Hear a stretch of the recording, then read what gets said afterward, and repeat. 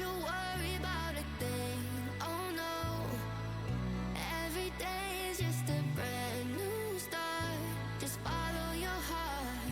So many dreams are waiting for you. Sing, hey, it's okay. Tomorrow's gonna be a new day. It's okay. So live your life, live your way. Your way, your way. It's okay, it's okay. Oh, live your life, gotta live it your way.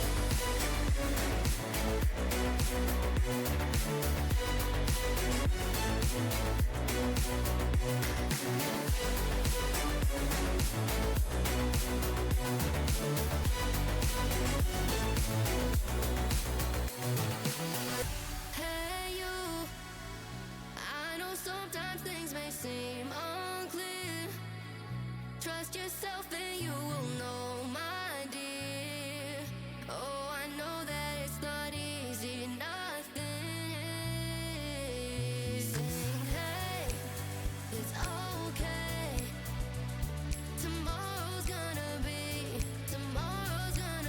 a new day. It's okay. So live your life, live your way. Your way, your way. It's okay, it's okay. Oh, live your life, gotta live it your way.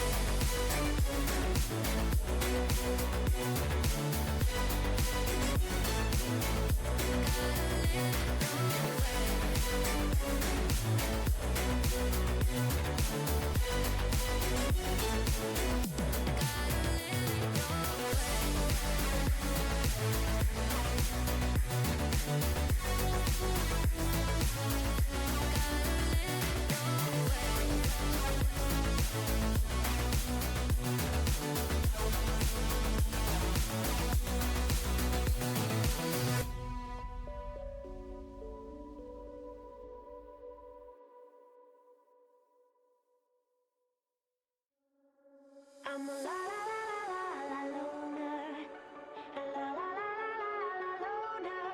Every time I try to fit in, it ends up in misery, yeah. Socializing doesn't fit me, but I can get away so easy.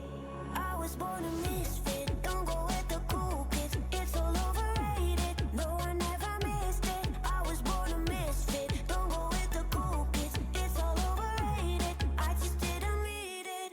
I'm a la la la la la loner, a la la la la la loner, a la la la la loner. I'm an outlaw in this world.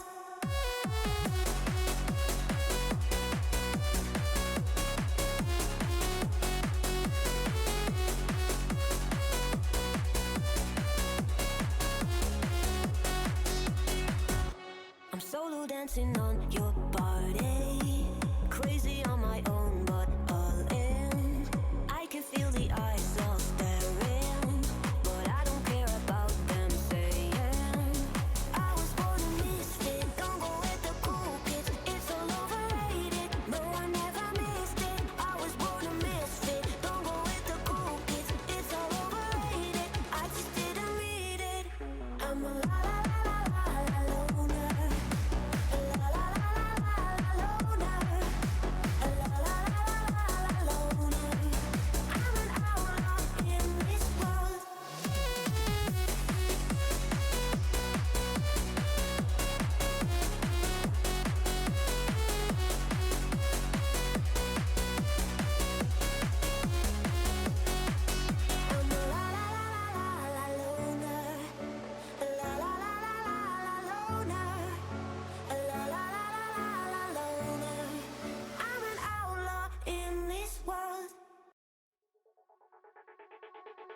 Go through the fire, break the fire, chasing something true, caught in a bind. Maybe undo, maybe undo.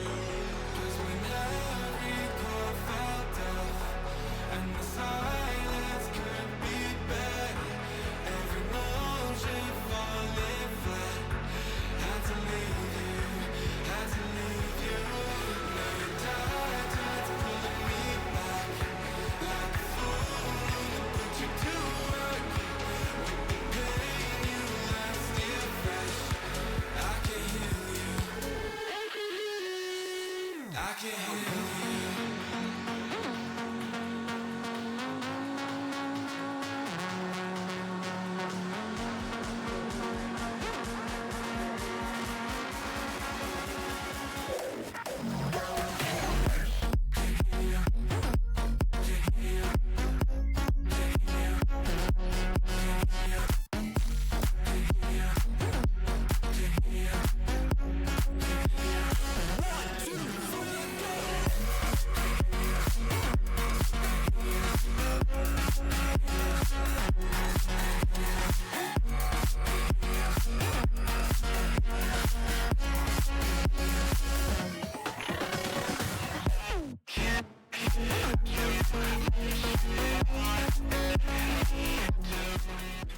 Good evening, folks. Welcome back to Phantom League Season 5 Swiss Stage. We're now in round number 2. This is where things are starting to warm up a little bit. We're starting to see the emergence of some very great teams here. We're at the end of our second week now. We have seen plenty of great teams, plenty of great matches, and of course, plenty of fun action.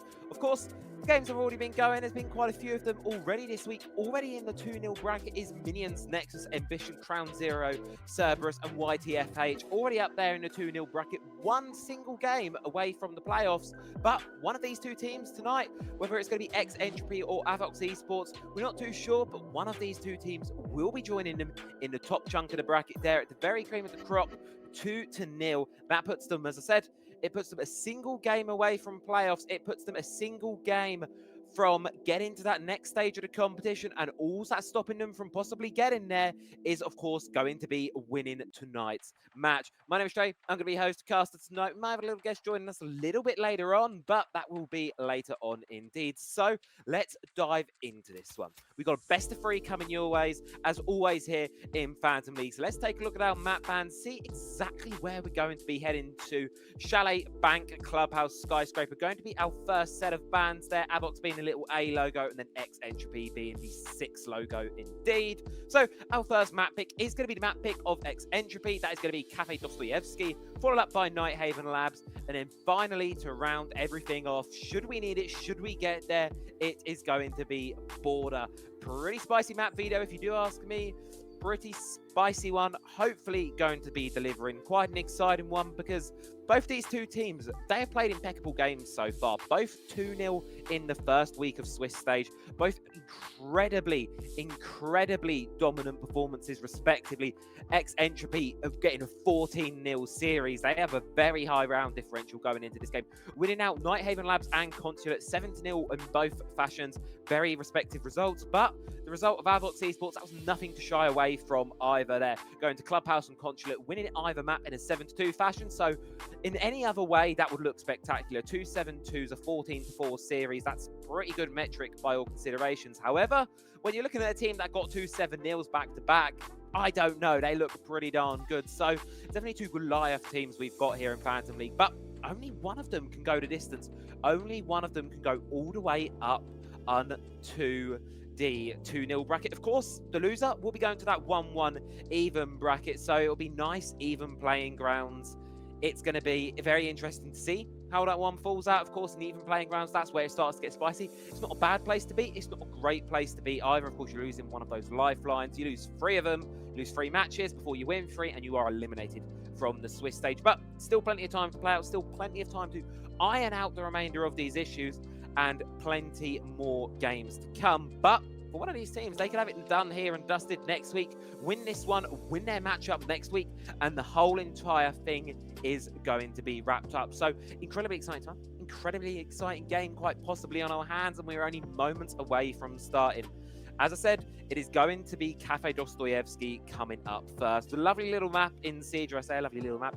It's got a chonker of a map, but you know, it's always a great one, and it's a nice place to start the series. And considering I've been casting Combine qualifiers all weekend, where we've been seeing a lot of clubhouses, a lot of chalets, a lot of the very bog standard maps, I'm so glad we're starting off these series with quite an interesting one there in the form of Cafe. Nighthaven Labs, it's a little bit more basic, but it's still always a fun watch. And of course, Border, it's going to be an exciting way to round out the evening, especially as the heat ramps up, because if you can't hear the fan in the background down there, it is boiling today. Absolutely boiling across all of Europe. All of these players, I'm sure, will have their fans, their ACs, whatever they've got blasting in their faces, because they are going to be needing it. It's going to get hot, and this series, hopefully, will be heating up just as well when we finally do get it underway, of course. And as I say, Border, incredible place to end it. It's a brawl house, it's a shoot fest, one of my favourite maps, and better way to end a series than just with a straight shootout where the best guns may win. But a little while to get there, of course. We've got a couple maps to go through first. I said Cafe's coming up first. As always with Phantom League, it is going to be unlimited overtime around the clock. So should we get to 6-6, should we get to that overtime threshold, well, we might be going just that little bit further onwards, and we might be going all the distance through. And as we've said, we've had a bajillion rounds of infinite overtime back by now. We've had so many great games, and hopefully this is going to be one more of those. Of course, we are just waiting on a couple last players to join the lobby. We do have some lovely little bugs and stuff preventing, a couple little tech issues preventing the last few players getting into the lobby, if you're wondering why I am stalling out. So we will get there. We will not be too far away right now. Of course, we're just waiting on last couple of players to get into the lobby. So while I wait for that, while that all goes underway and goes on through, I'm just going to toss it towards a little bit of a break. But don't go anywhere. Plenty of action coming your way. Plenty of games coming your way. Cafe Dostoevsky, map one of the evening. Well, that one, it's not going to be too far away, so don't go anywhere. We'll be back in just a few.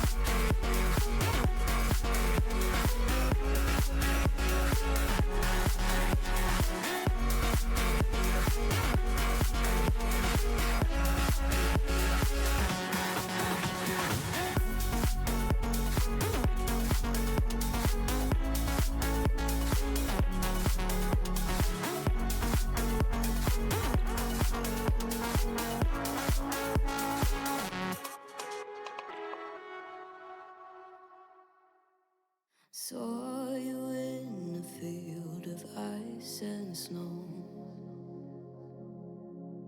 holding out your hand for me to go.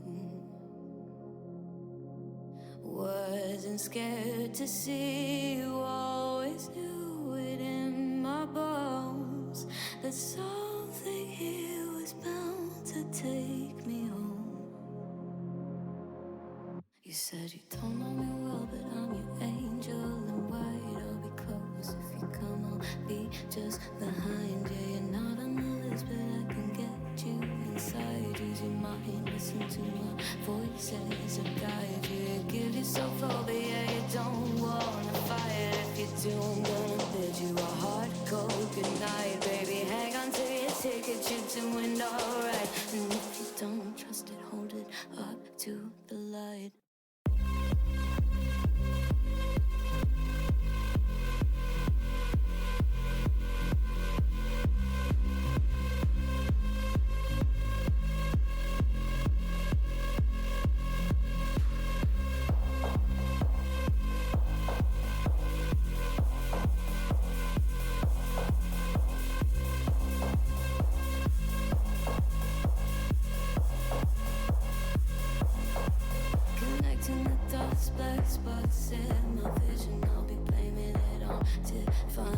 intuition, I'll be praying for a divine intervention or anything else that gets my attention. And I'm falling for you, you're a fine invention, the sort of poison to me, but I keep forgetting. And now I'm halfway in and I'm half alive. You take my face and you hold it up to the light. Everything here was bound to take me home.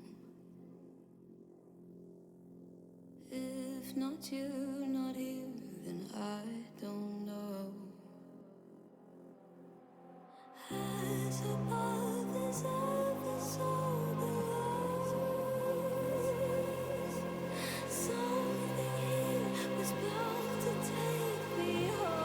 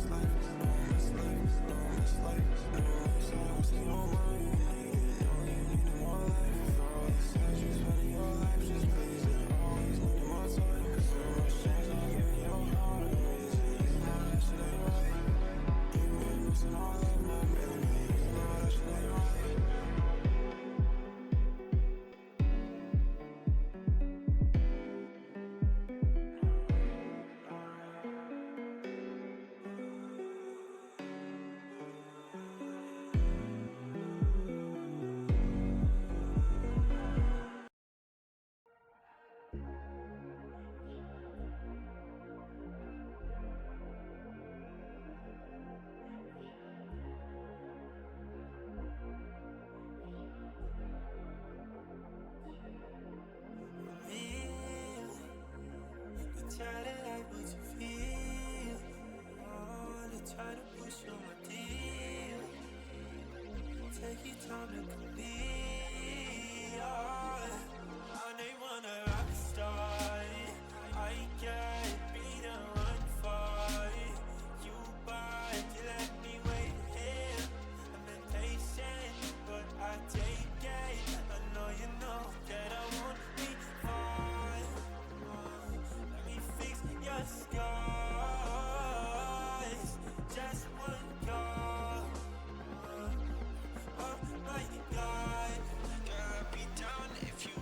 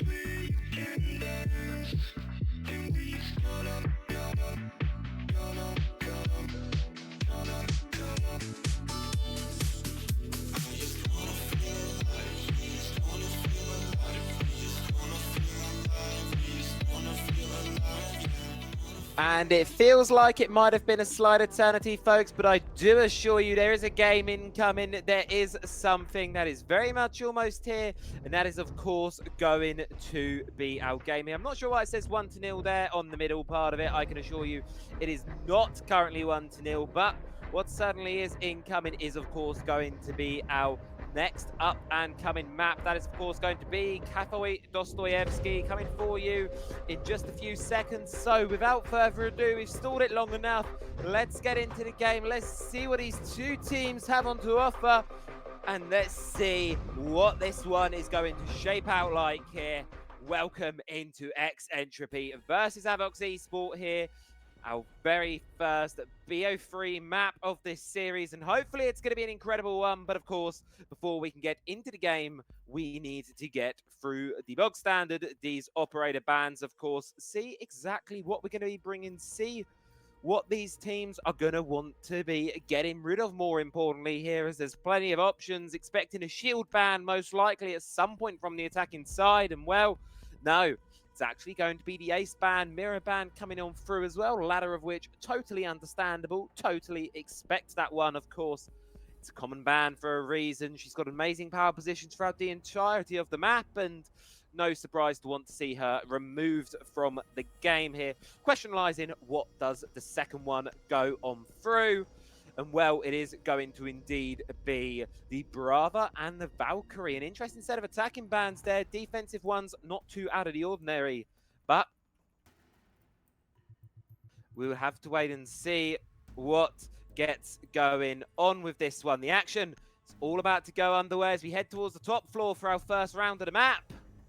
Let's see what these two sides can indeed get cooking with one another. Start up here, top floor cafe, and well, immediately with that Brava being taken off the board, it's no surprise to see the side of Entropy hopping straight on to operators such as the Maestro, as well, Fenrir, Mute, all of these characters that will indeed be supported by, or rather, supported by the fact that there is no Brava on the board, going to be making her presence, lack of her presence felt here by the defense. It's a good little bit of a target ban, and getting rid of the ace as well should make these walls more difficult to open up for the attack of Avox. But they're bringing kit of their own, still going to be reliant on these drone utility clearing operators. As you can see, Eden there already moved on towards the Flores, and plenty of other options as well, with a Twitch being bought there by Maxim, as well as Navu on the sledge. There's plenty of options for getting rid of these evil eye cameras, plenty of ways around it, but the question does lie for the side of Avox on how exactly they do and who gets to deal the final blow. But at least for an opening blow here, QLF looking to get aggressive here. Early spawn peek outside the building, but it is being watched, and eventually they're going to walk away there. No one wanted to play that game, so for now, we're going to remain 5 versus 5. Everyone on the evens, no one going for anything just as of yet. Instead, it's just going to be Rise down below. On a little bit of a roam on the castle. The rest of the defense relegated towards that first floor. You can always see here Navu getting towards castle barricades, out towards Scar, opened on up, or yeah, behind the Christmas tree. Still had the positions on through. With the drones, they start to flood on through, see exactly what information Avox can get, what they can do, and pace, well, Minute into the round now. Need to start getting a move on here as the players of Entropy, they're insanely comfortable. Interestingly enough, Azami left on the board.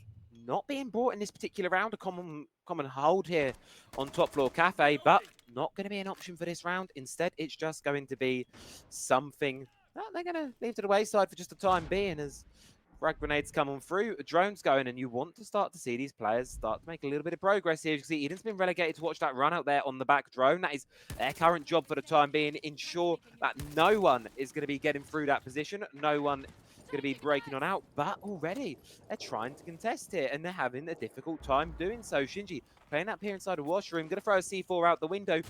Oh, narrowly misses Charlie there. And Sophia this round, well, they'll remain alive a little while longer, but I'm concerned on the time right now. 1 minute and 20 seconds left to go. All 5 players of the attack outside the building, and just as I say that, here comes Toppin. Navu spearheading the assault through now, pushing up through shop. Has an idea that might be a player playing close to the chassis, throws the frag grenade, anticipating hop, but no, they just drop down, drop away. Feeding the intel through there. It's going to be Ishak on the evil eye. And look at this. Avox down below to try and cause some havoc, but no. Misses the shots, gives away the position, and that's going to result in the game being held away for now. So for now, the attack remain trying to grudge this stalemate, but they're running out of time to do so. 50 seconds left to go. They are knocking on the door of the objective finally, but the players, the defenders of Entropy, they're not willing to give anything up. They're more than happy to remain here, more than happy to try to hold it as well. With Rise and Avox down below, this push across for Avox is going to be difficult when they do get there.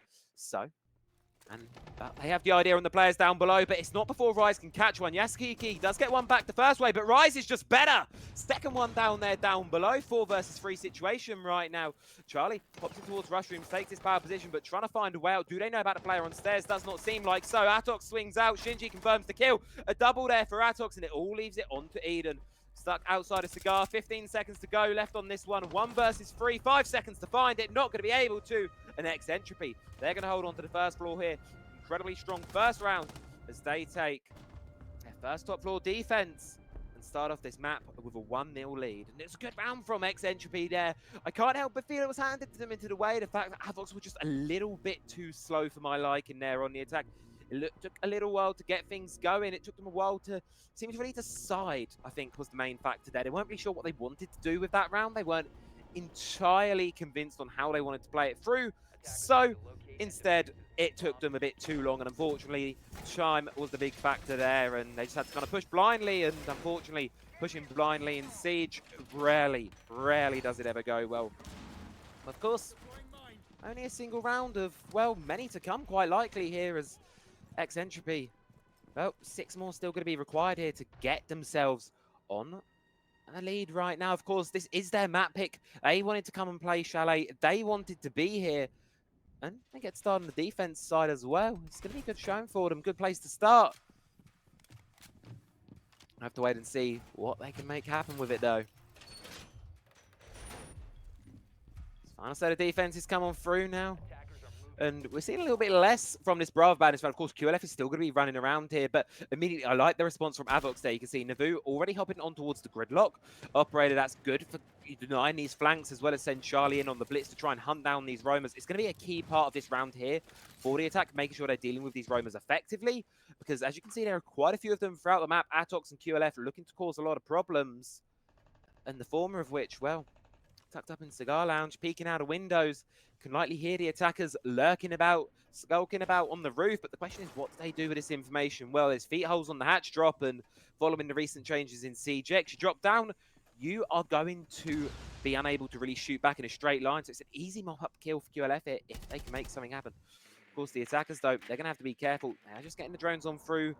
And you can see a collapse on this top floor is going to be imminent here as Charlie makes the hop on through. Dropped on through into bar. Now going to be charging on through, trying to find where this Scopos is playing. The question is, how long do they want to hold? Well, Impact Grenade going to bait out a drop. A bit are going to go. But speaking of drops, Avox has been taken out of this one. And now it's all for Scopos, this QLF here, to try and get away with their life, to try and escape this one. But Logic Bomb inbound, Sound Q going to be given away there. And you can already hear the players of Avox. They're collapsing on there, trying to find it. QLF unable to shoot back on the Vault down. Navu finds it. Much better start to the round here from Avox. It's quick, it's decisive, and it's got them a 2-man lead with half the round still to play for. These boogie drones as well can now start to get to work, start to open up the floor here and really start to make things happen. As you can see it, the attack already starting to feel a bit of confidence here. Charlie making their way down the staircase. spotted by Balance with Yasuki, making a presence known through white. Maxim taking a little bit of damage on the vertical here. Ishak trying to fight it. With C4 available as well. Will the trick go off in time? No, impact trip there from Shinji, and the Electro Claw coming on through. We'll keep that wall closed for a little while longer, and perhaps even all the remainder of the round as, well, Hammer Exothermics do remain. And this vertical is all that Avox is going to have to play with right now. This one is slowly stalling out for them. They need to find a way around it, and that's going to be Charlie trying to send their way in towards the cloakroom. Yasuki not too far behind, but the players of Entropy, they're aware this one's coming. They've spread out a little bit to try and make these adjustments needed. Cameras have been hacked elsewhere, but Rise is now in a difficult position here. Tucked in the corner of a small bakery. Ishak's going to find one back. Immediately giving a lifeline here in this round, as well as the Blitz being spotted out here. Ishak can feed the intel as Rise finds Yasuki, leaving the Blitz cornered on their lonesome. It'll be a very difficult spot for Charlie to try and worm their way out of now, caught in a little bit of a crush, but Ishak going to be taken down there, keeping the man advantage in the pocket of Avox, but not for too much longer. As immediately, well, it's 2 1v1s here. The Blitz needs to be tainted back. They notice one on the vertical, and look at this, it's the clock striking yet again here. Rise trying to do it all from inside the objective, but Shinji's got a nice little prone angle here, can just let them sprint across, gonna take down the Blitz, gonna find the second there with Rise, and Entropy will hold on, and yet again, just sloppy time management from the attack, I feel, as Avox really unable to put anything together there in the late round. It started off well for them there, it started off good, but really unable to make anything happen from the back of it there. Entropy able to recover the 3 versus 5, and it gives themselves a round that arguably should not have been won. They should not have taken that, and it now gives them that 2-round lead, and you've got to wonder for Avox, what does need to change in the game plan right now, because they're trying to dial up this aggression. And you can see that in the operator lineup for this round, bringing on the Blackbeard bait, and that's with double shields for a moment. They know they need to go fast, they know what the issues are, but do they have the right tools to address them? Or rather, they've got the tools, but do they know how to use them? That is going to be the question, because so far, Entropy, incredibly impressive. Got to give a lot of it up to Rise right now, 4-0 so far. This Matt, incredibly good start there from the upper player. Now on the Bandit. Nice little left that spot down there. On Atox, take that one for your rank games. But round number 3 now underway. The question does lie on whether things can change for Avox here. Or is it going to be a flawless site rotation for Entropy? Spawn Peaks dial it back this time a little bit, I feel, from Entropy. Don't go crazy giving anything away just as of yet. Just play it slow, play it safe. Let the attackers come to you. After all, it's the thing that Avox have been struggling the most with, that time management here. Just try and burn them, slow them down. That's the game plan here from Entropy. Just waste as much time in this top floor as possible. Deny the vertical for as long as you can, and eventually the round will just slip into your hands. That's the goal. That's where the Fenrir, that's where the Melusi comes into things. Slow it down. Goyo as well. Of course, there is the Twitch there for Meaden to try and deal with it, but first shock drone at least going to be taken out as the pressure on this 3rd floor is starting to mount a little bit, but nothing too uncomfortable for the players yet. Ishak preparing the window there, causing a little bit of caution to have to be held there by Charlie down below. On the sledge, you could be watching in there on the staircase for the hop in, but taking a little bit of damage from elsewhere. Ishak swings out, does find it, and that's a difficult spot right there to be in for Charlie. An unfortunate one, but speaking of unfortunate, well, it's now going to be Navu with the full might of Entropy, it seems, weighing down upon them. C4's in, boxed into washrooms here by a little bit of the fire. No way out of this one, but also no way in for Entropy buying the attack. Just a little bit of time, but time is still of a precious factor. Nothing dented at all on this 3rd floor yet, all too much. And, well, there's still plenty around to play for. Rise now, looking to get aggressive on towards white. Not going to think better of it and hide by the fire extinguisher. The remaining players of Entropy on this top floor starting to feel the pressure, starting to feel it, but they're holding on for a little while longer. Blackbeard going to be leading the charge there, take a little bit of damage. Question is, do they make the drop? No, caught in the crossfire, but Maxim's good to find it. A free knife for Rise, but can't quite find any more than that. Eden takes it down. Atox down below to try and use the vertical against the attack inside now. Position's been read, position's been known. Question is, can they make anything happen with it? 3 versus 3, and look at this, Shinji's on the flank, trying to catch the players of Avox off guard. Are they aware? Do they know that someone's coming for them? Seemingly not, as Yasukiki gets taken down there, diffuser gets dropped, and now they've got an unknown amongst them, and look at this, QLF has come to support up as well, but Do they know? That's the question. 1 versus 2 going to be required. Can the side of QLF pull it off? Gets one, has to drop away, leaving just Maxime on their lonesome. 30 seconds left to go in a 1 versus 1. Closest Avox have been so far, but one more boogie drone, a couple of flashbangs, utility to make it work here for the attack inside, but that time is going to start to pressure against them, and as the vertical gets opened up, well, seems like the tables have turned as it's going to be used against them as Entropy find their 3rd round in a row. Looking mighty, mighty good right now as they complete the site rotation. 3 rounds in a row, and they can return to where they've looked the most comfortable so far. That, of course, being up on the cocktail. But before we get there, of course, it is going to be our middle of the half ban phase. One more ban, one more adjustment. Well, for the defense, I've got a feeling it's going to be a Twitch. It's going to be a Flores. Something to deal with the drones, to deal with the utility. For the side of the defense, what's going to be removed off of there? Well, Fenrir, he's been brought in most of the rounds, I believe all 3 of them rather. So, just a target ban there. But Entropy, they're going into this one with a game in mind right now. They're going into this one with a plan. They know what they want to do. Heavy on the utility, heavy on everything. Traps being brought along. QLF feeling comfortable right now. A sign of that, of course, hopping straight onto the dock. And what can Avox do? Because right now, it's looked troublesome, it's looked worrying. In that round previously, where their time management, and all credit to them, it was better. Their time management was certainly better than it looked previously. The issue there was they didn't bring the flank watch operators, they didn't bring the gridlock, and players of Entropy were all over the place, swinging up, swinging behind them, and they were just unable to compete.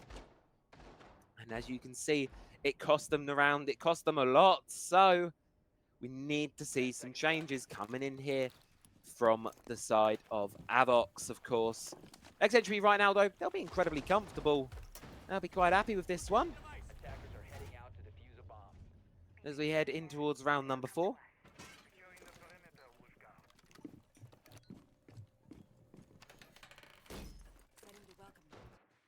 Incredibly comfortable right now. Hello, someone's outside the building for 2 seconds there. Rise.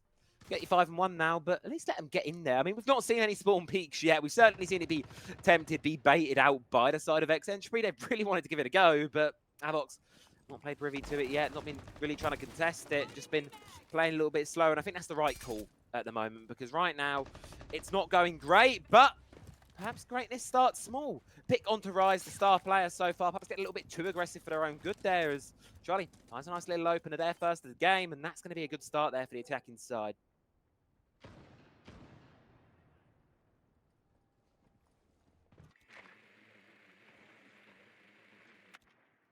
Drones feeding on him. Bulletproof camera now. Here come the shock drones to support it, to try and find what they can. It's mostly going to be bandit batteries and mute jammers for the shock drone this round. Maybe able to find a bulletproof as well, but before you send it in, you want to send in the regular drones. You want to send in those information gatherers just to try and identify where this utility is, because those shock drones, they're a precious resource, and one you don't want to burn like you do.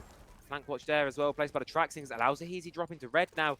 Much better pace in here from Avox this time around, as you can tell that early picks giving them that little boost of confidence needed, and confidence seems to be doing them a hell of a lot of good right now. Jisuki takes down QLF there, giving an extended man advantage to Avox right now. 3 versus 5, exactly what we saw in round number 2. The question is, can they hold on to it the whole way this time? As well, Ishak going to be blinded out here, but Shinji looking to play it close. Good positions right now from the defense. And speaking of bad positions, well, unfortunately, even to be caught in a frost match, should be able to recover themselves out of it, but will certainly be enjoying the health penalty. And the position of Shinji might just be compromised a little bit here. Caught out by the flashbang, has to be supported by the teammate. Question is, can they hold on? They've got the cross, they've got the support, but then that just leaves Atox on their lonesome, as you saw through the wall, got picked up. And now it's all down to Ishak. Ace clutch going to be required for this one. Caught looking the wrong way, but able to find it nonetheless. Can't quite find the second, though. Maxim storms in, and finally a sign of life from Atox. Finally around. And a much better one looking than that. And a good response to what we've seen from them. Go wrong previously. And then they finally get themselves into this series here. Finally get themselves into this match for the side of Entropy. It's back down to the basement, back down to kitchen on the bottom floor to try and see if they can make the same success happen that it did before down there. But Avox, you can tell they're reading into this one. They're slowly learning the game of the defense, and Question lies whether Entropy have a deep enough pool to really keep them on their toes, because the first round of this second quarter here, it certainly proved otherwise. Certainly proved a little bit different, but good start right now. Question lies on how it does continue. I like what I'm seeing right now. Entropy, they're keeping the lineup fresh, they're keeping it innovative, they're not really repeating the same tricks time and time again. Previously we saw Kitchen, we saw a Scopos. Now we're seeing a Rooney, we're seeing Legion. These different operator picks, these different adaptations, not only keeping Avox guessing, also meaning they're having to change, but they are changing. Bottom right, there's a lot of 6th pick changes there coming in from the offensive side. And they're going to be more than prepared to use them as they go into this penultimate round of half number 1 here.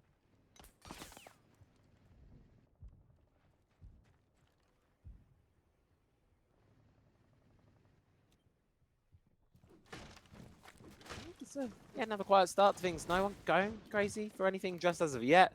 Of course, as always with Cafe, it's very likely to be that top floor clear down. Work your way, start up at the top, work your way down into things. But time is going to be the key here, because we've seen it before. When Avox double down on this roam clear, they struggle with the time a little bit. Flank watch as well.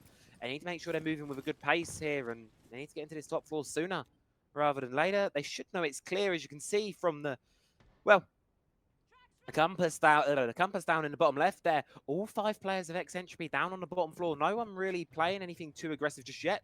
Only one of which really is QLF, but the Logic Bomb's going to signal quite an early retreat down to VIP here, just to silence the phone, put her on silent, tell DeKB to go away, call again another day. Avox been given free reign over the map. Vertical can start to get opened up now, start to make its work happen. As you see it on the buck. More than prepared to deal with that as the rest of the attack shapes up elsewhere. See exactly what they can try and get going with it.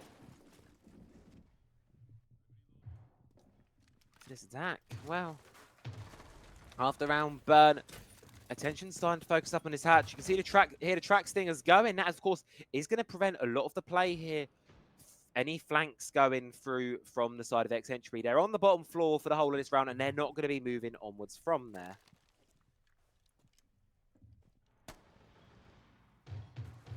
As the players of Avox, they start to have a bit of a relocate around now, wanting to contest through Bakery.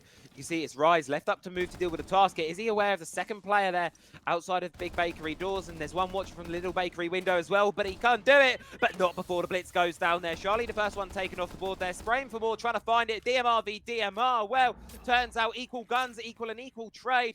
QLF going for the flank now, up on towards the second floor. Looking to throw a thorn in the plan of Avox right now, as Navu left to try and pick up the scraps here inside a Bakery. Try and see what they can get cooking. QLF spraying for one through the wall, almost takes down Yusuke. Can't quite confirm the kill though, but a sliver of HP remaining on the Grim here in a real tough spot right now. Eden cornered off there by the Guma, and these 2 players, no choice here but to try and hop out. And for Navu, well, you're in small Bakery, but the top floor, your team is falling around you, trying to pick up the pieces of this one. That is going to be insanely difficult to do so. 20 seconds left to go. Locked out of the objective. A 2 versus 4. Unaware of the player swinging from inside of Prep. Shinji gets one and Ishak closes out, gets the other. And Entropy, they're going to be back to their winning form not too long. Don't want to be brushing with the theory of a loss too early onwards. As they take their 4th, they guarantee themselves what I would argue is a good split now on Cafe. And they could look to take themselves a 5th here. To do so, going to be going back up to the only objective they've lost so far, but it is typically the strongest one, so never mind. We're going down to Reading Fireplace. What can Fireplace bring? What can Reading bring? This is the important question. Well, already I'm seeing yet again some changes coming in from the side of Entropy. Bring along the Pulse, trying to hide him in the corner. Ooh, what pistol skin was that? Out of curiosity, that was a really, really nice pistol skin Avox had there. Is that a normal pistol skin? Am I just going Lulu? I'm not entirely sure. Let's have a look at other things. See what else is going on.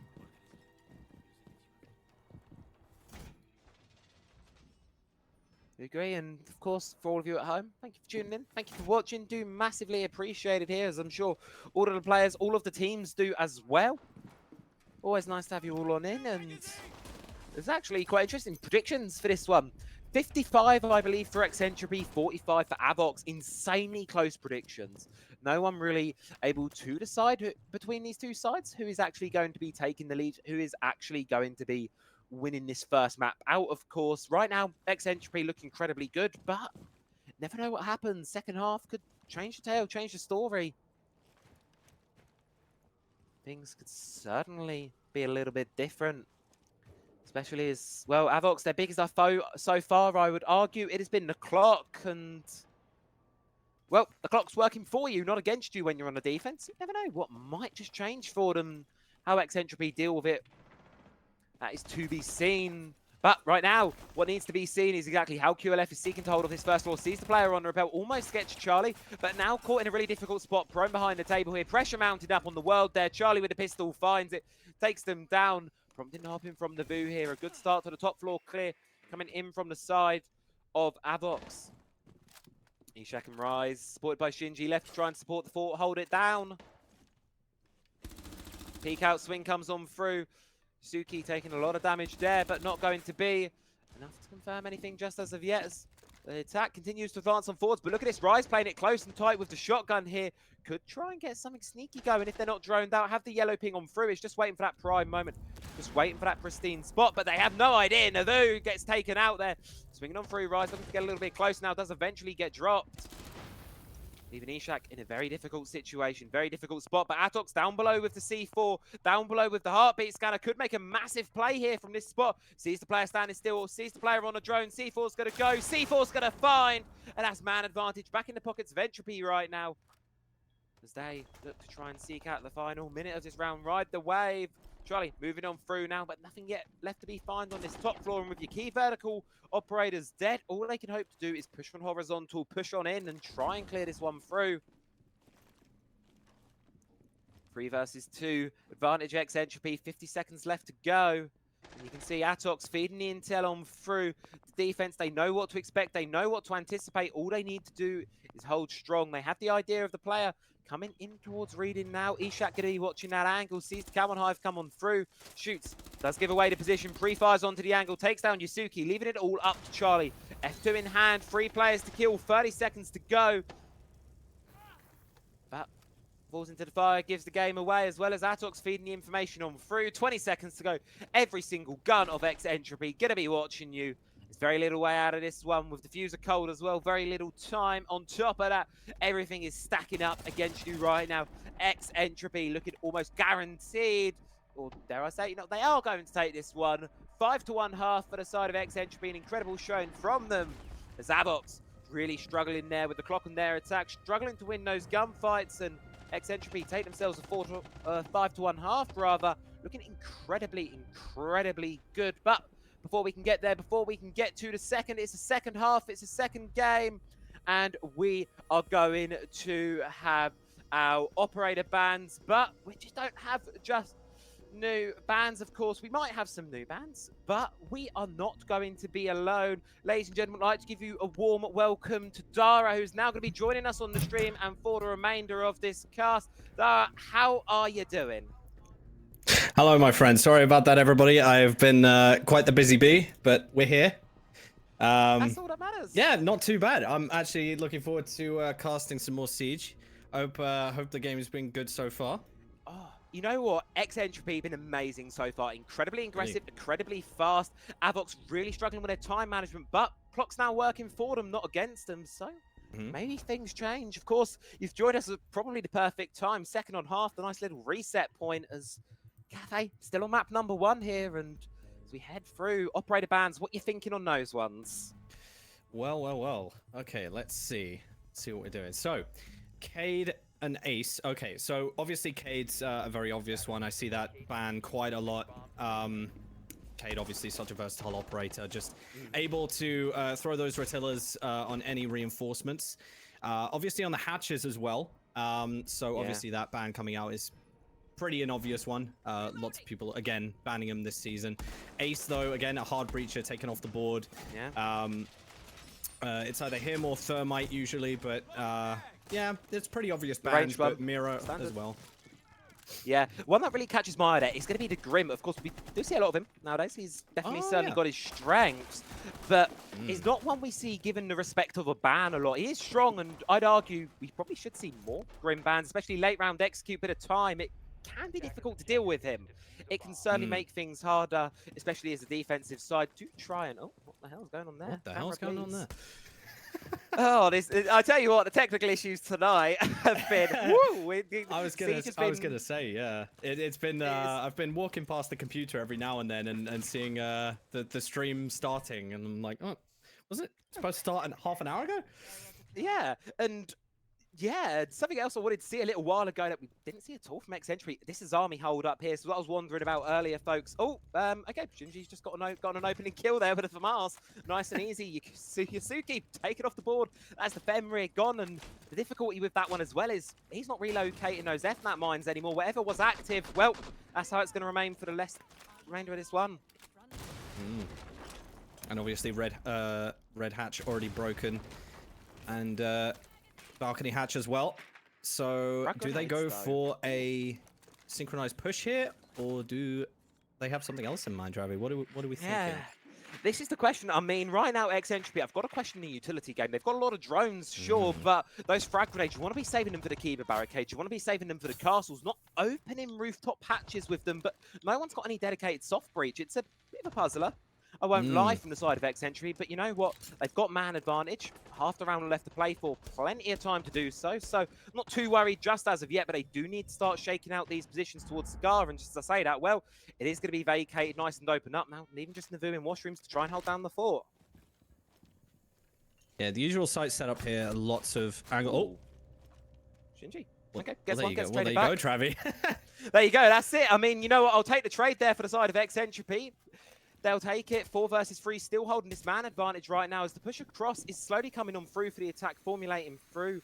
Charlie does get spotted out here by the drone. They're going to know what position is being played here. Washrooms itself compromised as well. It feels like you're either going to hold this position or you're going to run away from it. And it seems like we're going to be going with the former of the two. And you have to watch for the IQ on Cigar right now. And once it's jumped in, what's this Nomad going to do? Getting close, thinking about the swing. They have the red pings. They see the feet. Can they quite confirm the kill? No, Charlie somehow still alive in this situation, tucked away in the corner. I'm not sure how the hell they've worked away with this one, but eventually dropped. The trades keep coming on through. Man advantage still remaining in the pocket of Entropy for not for long as Maxime continues to fire up. 10 and 5. First one in the lobby on double digits. Stims coming on through from Eden as well. Look at that. Both players now full on HP. Getting insane use out of that dog. And it's a 2 versus 2. Make it a 1 versus 2 rise. The star for Entropy left to try and clutch up. Knows where one is. Do they know about the second? 10 seconds left to go. Diffuser's cold. It's kills or bust here, but with increasingly decreasing time, Avox will take their first defense and a strong start for them. But what I will say though is the push again far too slow. I believe there need to absolutely get. I believe it's Freezer. They need to get that Freezer taken. There's a lot of places from Freezer you can rotate to. Again, you have that wall opposite Cigar, and that wall there is paramount to defense. Because usually Cigar's a great place to go into because then you have access to Long Bar as well. Have that doorway into Long Bar. So again, I think it's pace here that that the teams need to work on. But let's see how it goes. It's incredibly weird for Entropy because it started off so well. They had a really strong man advantage at one point. You know, they were sitting quite well. Shinji just went and killed 2 very off the bat, and you'd think they would take a bit more with that, but as you say, it stalled out a little bit. They just got a little bit stuck, it felt, and I've got to give it to Avox. They were contesting, despite being at such a round disadvantage. They're not afraid to take the gunfights. They're not afraid to give things a go, and credit to them. The side of their defense is much better than any of their attacks looked. Absolutely, but is it the question of nerves? Is a bit of tentative? Are the players a little bit nervous? I mean, usually in Siege when I play, it's always, can I peek this angle? But that's where the drones come in. That's where your utility comes in and your intelligence and your call outs from your team. But we've got Blitz and a Jackal. Oh, your favorite. Oh, I do love me some Jackal. Yeah, and listen, I get it. I get the idea. You know, we saw the Deimos being teased onto there during the prep phase. Reason why it's been switched over towards the Jackal is because of this Vigil. But maybe the Jackal wasn't needed because the Vigil's gone already. Shinji there continuing the streak of opening picks. Charlie being taken off the board, going for a wander outside onto Terrace. Well, that one is going to be punished. And as I was saying, the Jackal obviously is not affected by the Vigil, unlike Deimos, but not needed anymore, I suppose, as third floor already known to be clear. So hopping continues, and much good start for the attack here yet again. I think it's one of your famous jinxes there, Travi. They're Yeah, talking about how good, Jackal is going to be useful, and then Vigil just gets a bunch of bullets to the face from Ram. There's still some use to the Jackal. Smoke grenades, shotgun, secondary, still some use. It's not like he's totally out of this round, but his primary job has been done for him by Shinji. Roma has been taken off the board. All four remaining players of Avox now down towards the bottom floor here, not going to be giving away anything. We can start to see the Jackal pings come on through as the vertical work does indeed happen on through. And much better pacing here from Entropy here. They've gotten an opening and they've ridden the wave all the way through. And look at that. They are now committing to this one already, getting things opened up.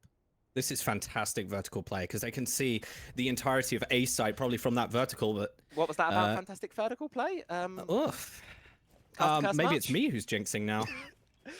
We just sit in it. I've just bought you on the stream, but just immediately 2 kills in a row. Quick little cast the curse immediately back forth on it. But Maxime continuing to really contest this, not afraid at all by it, and playing a dangerous game, playing with fire. Eventually does get taken out there by Avox. Trying to contest windy shots from both sides. Oh, narrowly escaping with life there. Retreat off into Bakery, coming in through from Eden. Yeah, again, I don't mean to jinx the players. I hope they don't come after me after this, but again, what I was going to say before the untimely death of one of the players there. The vertical play on this side is so important, especially on train, because you can see the majority of the site give out important callouts, but also that hatch as well can easily trigger a rush. Yeah, and that's it. They want to make the drop happen right now, but they can't do it with this utility. This warden not affected at all by anything, but it's a shield he's faced up against there, so going to spray through. Sees the second player. Can he quite hit the shots? No. Misses them all, allowing Entropy there to try and get the diffuser down. Eden caught out. It's all onto Yasuki now. Left 1 versus 3. Post-plant situation. I don't know about Europe. This one's looking unlikely. I think so. And we have another battle behind the bar. Oh! No. Can't quite get it. Can't quite find it. Unfortunate, but just the way the cookie crumbles there for the side of Avox and Entropy. Looking a lot better there on that second one. And not only is there that, as you'll see in just a second, when the game wants to update itself, we are moving on to map point there for Entropy. They're going to be moving up 6-2 now. 1 round of the next 4, and they will be taking themselves on through to the next. I just want to note how much I like the play from Hibana there. A lot of the movement there from Warden was just, dodging, weaving, but Hibana was just playing off of sound. And I really like that sort of calm and relaxed play that was just played there. Giving as little information to the Warden as possible. The Warden knows that you're there, but, you're not propping yourself up from the bar, giving the Warden an easy shot. It's just waiting for the peak. Yeah, and it's the confidence as well from Entropy, right? You drop down that freezer hatch. Normally when you do that, VIP has to be clear. It's very difficult to drop freezer, push clear into site when VIP is still being held by the defense. The confidence there from the side of Entropy, got to give them the credit for it, because right now it's not been looking too hot for Avox, and they've still got 1 more round before the one site they've been able to win so far unlocks. They're going to need to win it, and they're going to need to win it on this tertiary. Absolutely. But the question I will ask for you, Travi, is how the balances have changed. Has one team looked like they would win it throughout, or was one team come out of the blocks faster than the other? And is this just a case of one team has now warmed up and is now outplaying the other? Listen, I think the thing is, Entropy, they've looked better throughout this whole one. It says it in the scoreline, right? 6-2. They have looked incredibly good. It's the aggression. They know when to dial it up. They know when to dial it down. Did struggle on the first attack, as you saw a little bit with the time management, but that could just be first round nerfs. First round of the half isn't always indicative of how the whole thing is going to go, and now they're getting there. They're starting to find their tempo. That previous round looked good. It was that confidence we saw on their defenses sort of beaming him through. Looking to see more of that for the side of Avox. There's been glimpses there. They've been, obviously, that first round they won on the defense, but they need to do it again, and I don't know if it's going to be too little too late at this point. We shall have to see. But these Valk cams are fantastic. Playing off the vert here. Yeah. Just giving information to the team. And already one is in train. What a shot from Atox. Shutting down the Valkyrie. Oh my goodness. And that is the kind of confidence I'm used to seeing from Entropy at this point. They know these gunfights are coming, but they're more than happy to play into them. They know they're spotted out. They don't care, nor does Shinji, just mopping through Navu there. 3 versus 5 now. Difficult spot for the remaining players of Avox here as they lie in a very difficult situation to try and tie up a 2-man disadvantage here. And they've got a shield in their face. A quick peek there, but will get taken down by Charlie. I think it's far too aggressive here from Entropy. And it's costing them, look at that, another player down. Ishak's been dropped, and suddenly his top floor hold, what was such a troublesome start to it, is starting to actually pay off a little bit here as 2 remaining players, Maxime and Charlie, as you say, they're holding them well, and Entropy punished for their aggression. Absolutely. It's also satisfying to see them know exactly where a player is just from sound cues and game sense alone. But again, as we were saying, Entropy just not patient enough. They're rushing in without proper information, I believe. Just need to play it far more patient and slower. That's it. You've got so much time, you know, at that point you have to use it. You still got 30 seconds left to go, but now left sprinting, punching a castle barricade. It's a tough spot to be in right now if you're Entropy. What started off so well, maybe not going to end as of such, but 3 versus 3. They need to try and make the push in. No, Maxime there takes down QLF. 2 remaining players left to try and push him from pillar. 1 gets a kill, 1 gets dropped. No time for a revive. Have to try and get these eliminations coming on through. If the over-aggression comes in from Avox, why are you swinging that? Because he can try and get it, but no, Eden's got the shotgun, and Avox just barely, just ever so slightly hold on to Cafe for 1 round more, but still 3 more required to go, and if they're all as that close as that one just was, I don't know if my heart's going to survive. You and me both, bud. But yeah, it's interesting how one team can well, I say one team, how a round can change. There was almost a clutch there. The clutch was on. Yeah. And Smoke did really well to just hide in that corner with the shotgun. Obviously, shotguns in Siege, well, they are very, very strong in the right hands. But again, way too fast there from Entropy. Slow down. Wait for these cues.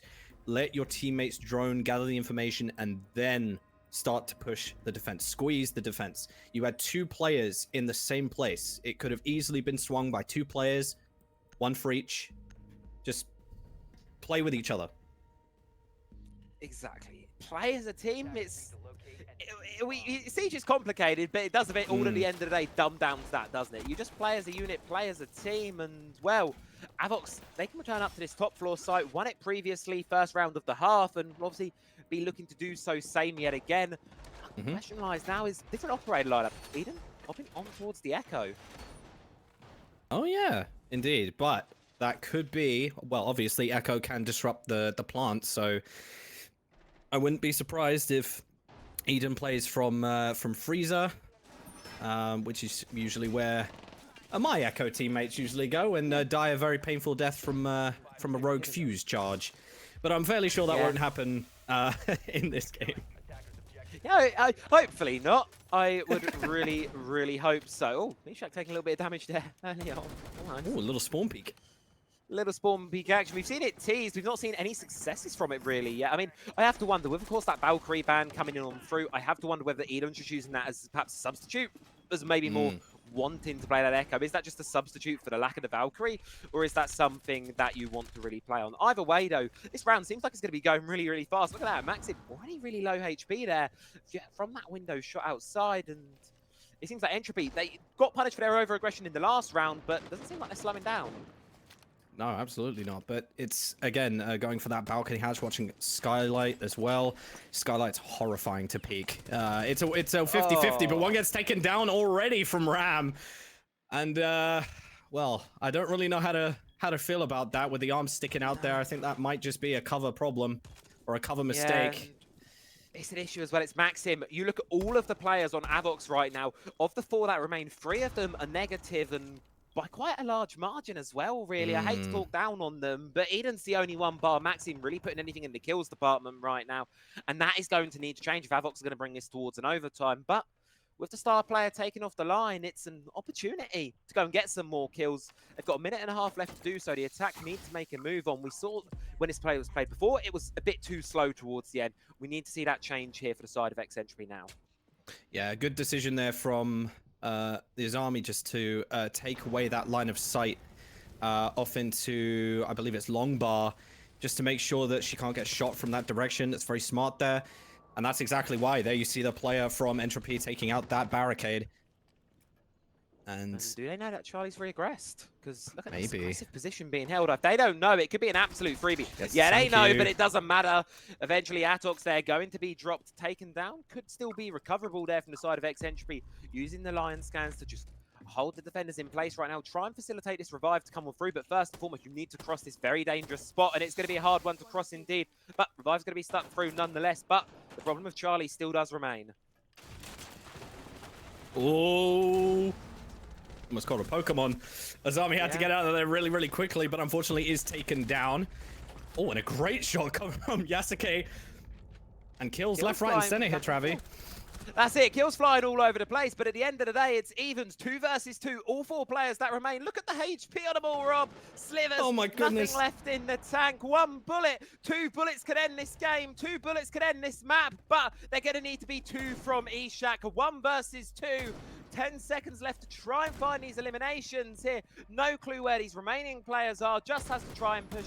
Just has to try and pray, but according to Cross, it's looking unlikely. It's looking unwinnable. Oh. And Avox will start to chain rounds now. Second one in a row. 2 more to get to overtime, but it's certainly looking doable now. Absolutely. I had flashbacks there when Pengu went up against Palu in the grand final when he was playing for, what was it again? It was Penta, wasn't it? Penta Esports? Penta, yeah. Back at that.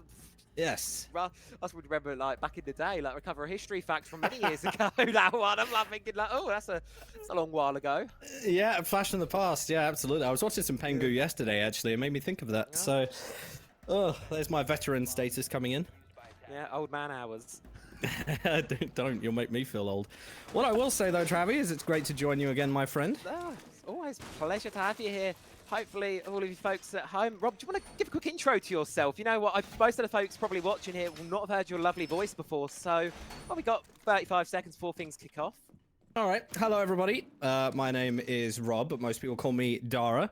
I am, well, a Siege player by trade. I wouldn't exactly call myself very good. But I did join Travi on the SSI, the invitational that we held.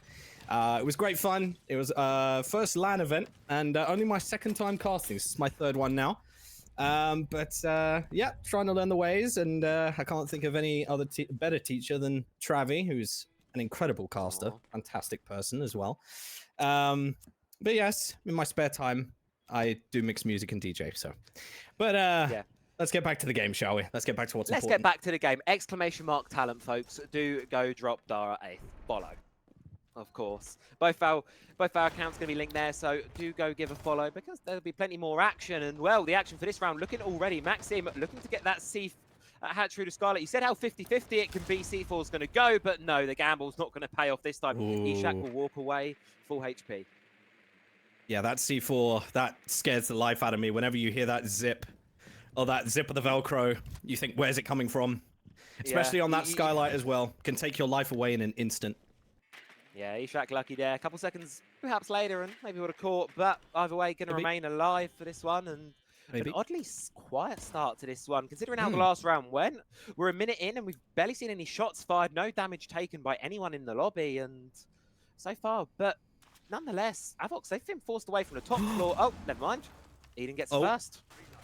I don't think they saw the Mozzie, though, on the drone. No. Ooh. But it's good, though. It's good, though. I see that they're starting to play slower, they're starting to drone some more, but kills are already going out. But Entropy have to stay calm here. But does he know that they're peeking main? That's the question. That's the question. So many angles to watch right now, but it's kind of Shinji left on their lonesome, really. With the boogie drones gone, you just kind of got to wait for the teammate to try and clear out everything else. And sure, the players of Avox, they have now dropped, but you need to try and equalize this man advantage first because you've got the vertical open, sure, but not a massive amount of it, all things considered, only a little bit there in mining. So it's going to be difficult to really get anything from that. A lot of safe space still for the defense down below. And, well, there is still a C4 cooking in the pocket of Eden. Of course, no Valkyrie, no Pulse. It's going to be hard to get that in the right position, but maybe able to find something with it nonetheless. Did Eden hear the rappel, though? I'm guessing that they probably did. Yeah. But at the moment, again, quite a slow round. Oh. Oh, they're seeing the head, sees the head, misses the Ooh. shots. No, can't quite find it. Eden, this position is certainly going to be heating up a little bit there. Anticipating the support from the teammate, but no, Entropy, they're looking the wrong direction. Atox just caught completely unaware. Charlie is dropped, but that should be an easy revive for Avox here to try and maintain. No, never mind. Players are dropping left, right, and center, but Entropy, they're in a 2 versus 2 now. Trying to confirm the kill there. Not sure if that's the right move as Shinji's now left 1 versus 3. Yet again, 15 seconds. Time biting the attack in the butt here, as they have to try and clutch this one on out. Diffuser has been recovered, but caught in a crossfire. Very difficult to try and get out of this one unless some magic can happen. Picks up one, can they find the other? He's prone in the corner. No, Yasuki holds on, and Avox taking us all the way through to the brink of regulation here. One more round, and we have an overtime. Oh my word, my heart cannot take this, Travi. That is getting sloppy here from the side of Entropy. There's so many points where these rounds have been close. I mean, I'd say what, out of the couple that Avox have won and in the last few, they've been close. But I really have to attribute it still to Maxime and Eden. Look at those kills. 26 between the two of them. Massive. Also, what I do want to note is how important it was for Eden to hold down the doorway into kitchen. That shotgun kill on the vert was incredibly important because they obviously it's down a player, but also they had no vertical control. Once that vertical control was gone, Eden was able to just play out of main, shut down the Blitz as well. Like, Blitz had to cover himself on 2 fronts, and well, Blitz only has a shield to cover 1 front, and there's not really much you can do from behind. But again, that's where I believe the push should have happened with. Play with the Blitz. He has a shield, so he can block that damage, obviously. But again, it's just not playing together. And I feel like if Entropy really need to just close out this round, they really need to focus on intelligence as well. So in terms of playing drones in the right place, not just pushing them in willy-nilly and getting them shot. They have to play off drones, information, and also playing off the Ying as well. Wait for the flash to come out, then push in as well, and gridlock as well to stop the rotations. Yeah. And that's it. It's a new one. You've not seen the Ying all game.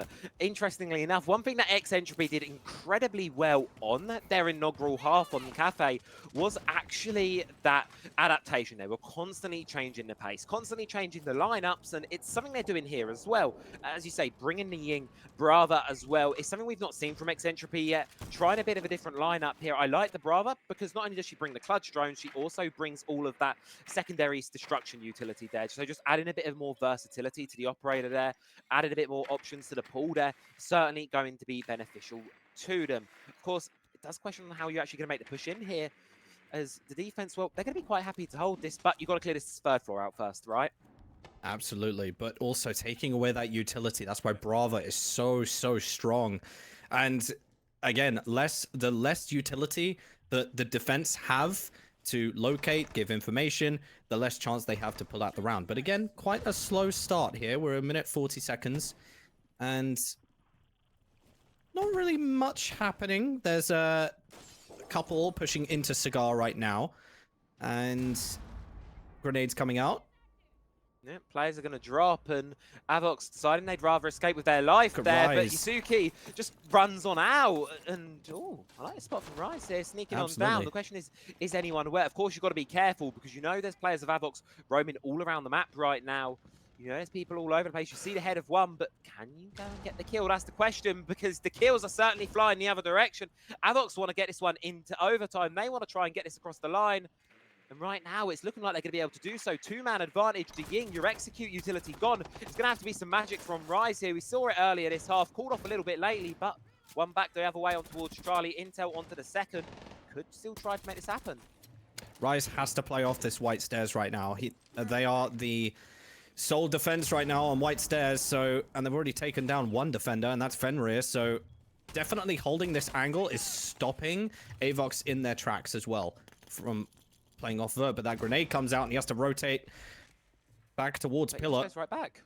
He just goes right back to Absolutely. the position like nothing was taken. No, not really able to capitalize off the position here. And you've got to say, because look at the players of Entropy right now. They're all over the place. They are trying to sandwich Absolutely. the player here. Shinji coming on behind, but the sound cue is going to give it away, and they're going to know what to expect. Do they know about the player on white? No, they have no idea that Isuki is there. Rise is going to get dropped. Atox is all that remains. 1 versus 4 here, and Avox have seemingly done the impossible. They've taken us in towards an overtime, and would you look at that?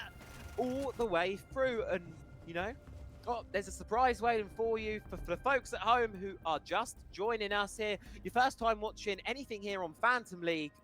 It's maybe overtime, but it ain't just any overtime.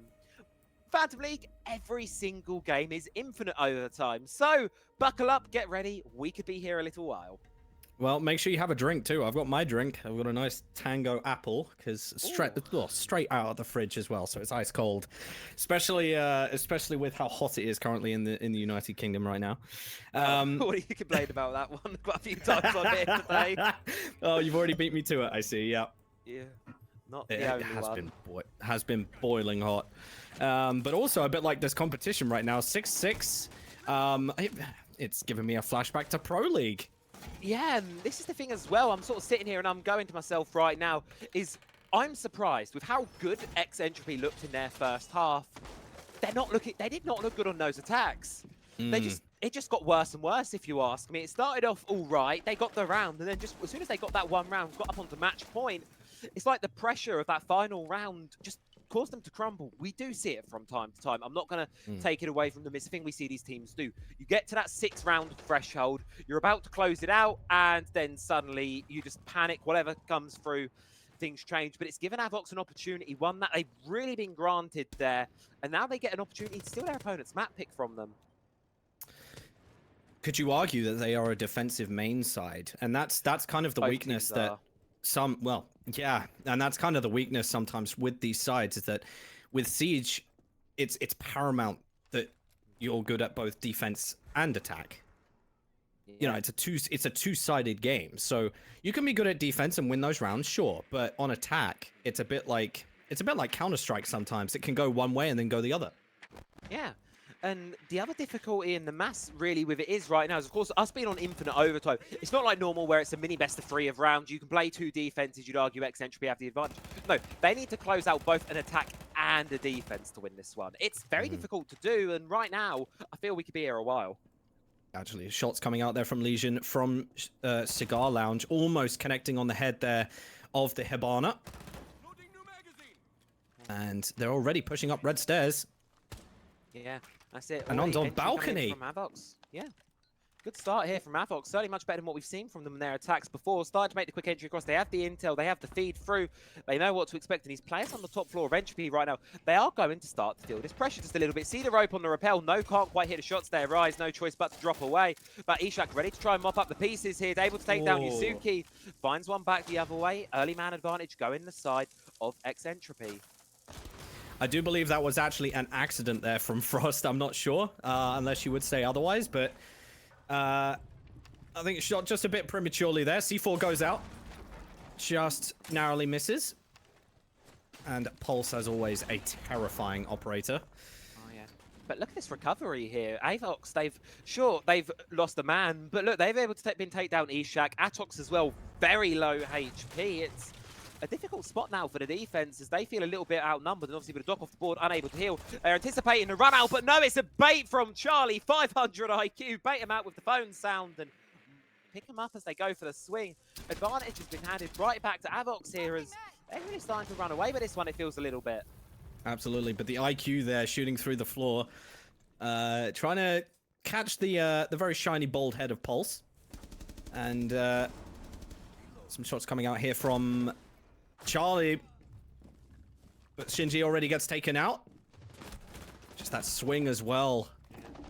QLF trying to pick up the pieces on their own on the top floor. Caught alone, and speaking of alone, Atox, all that's left standing, but not standing for long there, as suddenly it's 5 rounds in a row for Avox as they get themselves onto a map point, and all they've got to do is do the one thing that they have such a good success rate on right now, and that is going to be close out a single defensive round. They just need one round to do it. 83% win rate based on that first half. So if you argue by statistics, an 83% chance they close this map out here and now. And if you ask me, if they get there, it's just a little bit of robbery. And the bans do come back as well, so that takes IQ off the board and Valkyrie. So a lack of intelligence there as well. So that makes it harder for the players. But they do have a lot of tools to play with, as in like the Echo drone that's on top of the nice little cabinet there, and the usual setup coming out here from Avox. Avox. It's confusing, isn't it? We've got Avox, Yes, then we've got Avox. It's really confusing. And it doesn't very help that they're on confusing. opposite teams either. It really doesn't help. Yeah, I had to second guess myself there. Once I looked in the bottom right to make sure that I had the right operators, and yeah, it's been a long day, Travi. It's been a long day. It has been a long day, and well, this one might only be just starting. We've still got at least one more map of this to come, and if it's anything as close as Cafe has been, woo, we're in for a little bit of a treat with this one, quite possibly. And it's only heating up. I mean, I've really got to give it to Avox, right? You're what? You're 6-2 down. That is not a good place to be. No. At all. But 5 rounds in a row, you're now on the verge of closing it out yourself, and credit to them for the resilience, credit to them for holding their composure, and credit to them for just the game of Siege they've been playing, capitalizing on all of the mistakes of Entropy, and really been doing good with it. Absolutely, but they've been holding the right angles, playing together as a team, giving that communication, and you can see it every time. Once there is a frag, there's always a refrag. It's great gunplay and it's great teamwork. Oh, what's that skylight? You don't want to peek that for too long. No, but it's going to be swinging back. Kill either way. 4 versus 4 right now, but QLF does eventually find one on the backstab here on the Nook. Trying to catch these players for Avox here on the roam, on the about. Do they know? Oh, caught with a frag grenade in hand, but able to find the kill. Nonetheless onto Yasuki, leaving it all up to Charlie and Maxim right now to try and stop this one from going towards another set of overtime. Can Avox close this one out here and now? Frost playing on White Stairs right now, and Azami playing just on Cigar Door. Drones going out now. They know where the Azami is. I'm fairly sure they spotted the Azami, and one rappelling up into White Corridor. Excuse me, sorry. But the thing is right now that concerns me for the side of Avox is the time. There's so much for Entropy to work with right now. As long as they don't throw this half away, they should be good to hold on to this one. They've got 1 minute and 12 left to play for with these 2 remaining defenders in a really tough spot here. Charlie cornered completely away from the objective.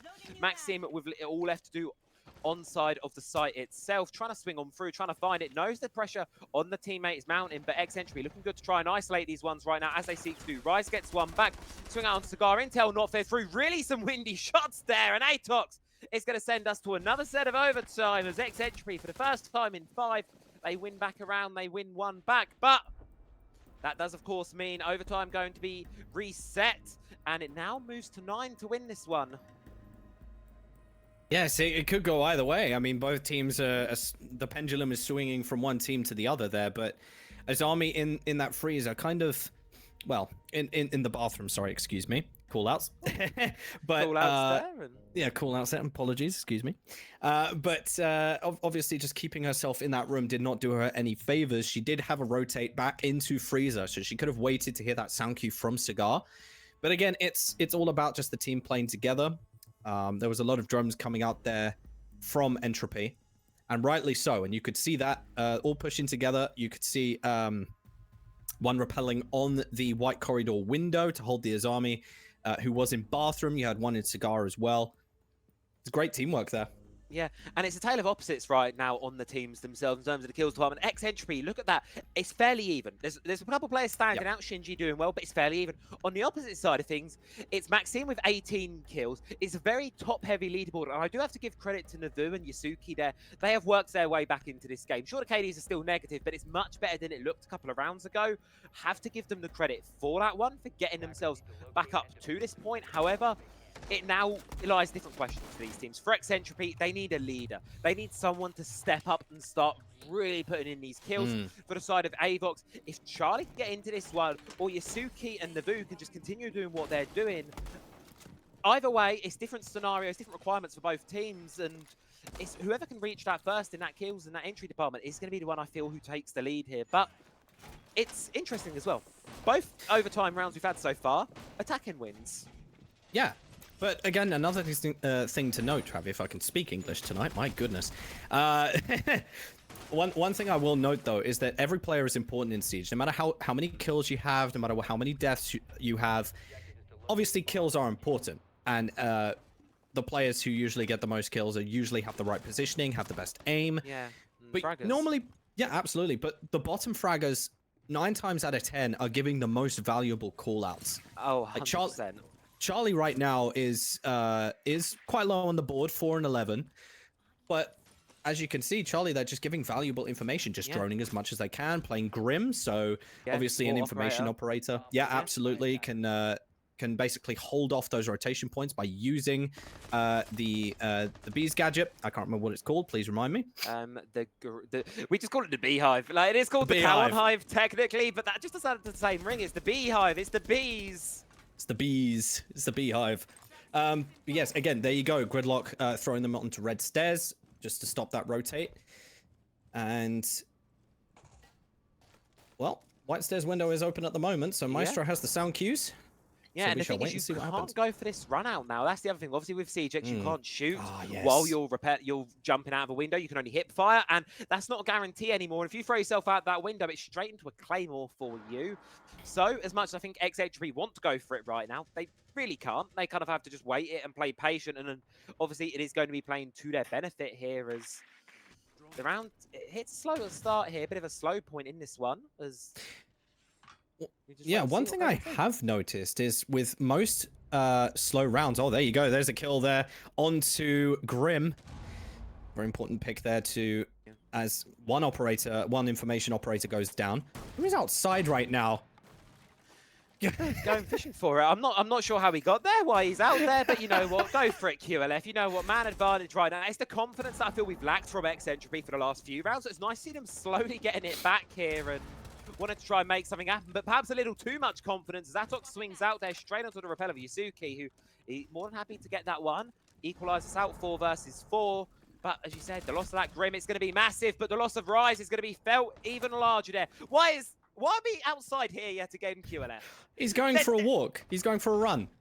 Yeah, but is he aware that Maxim's going to be right there to mop him up? Yeah, ooh. Well, had the idea, but can't win the gunfight.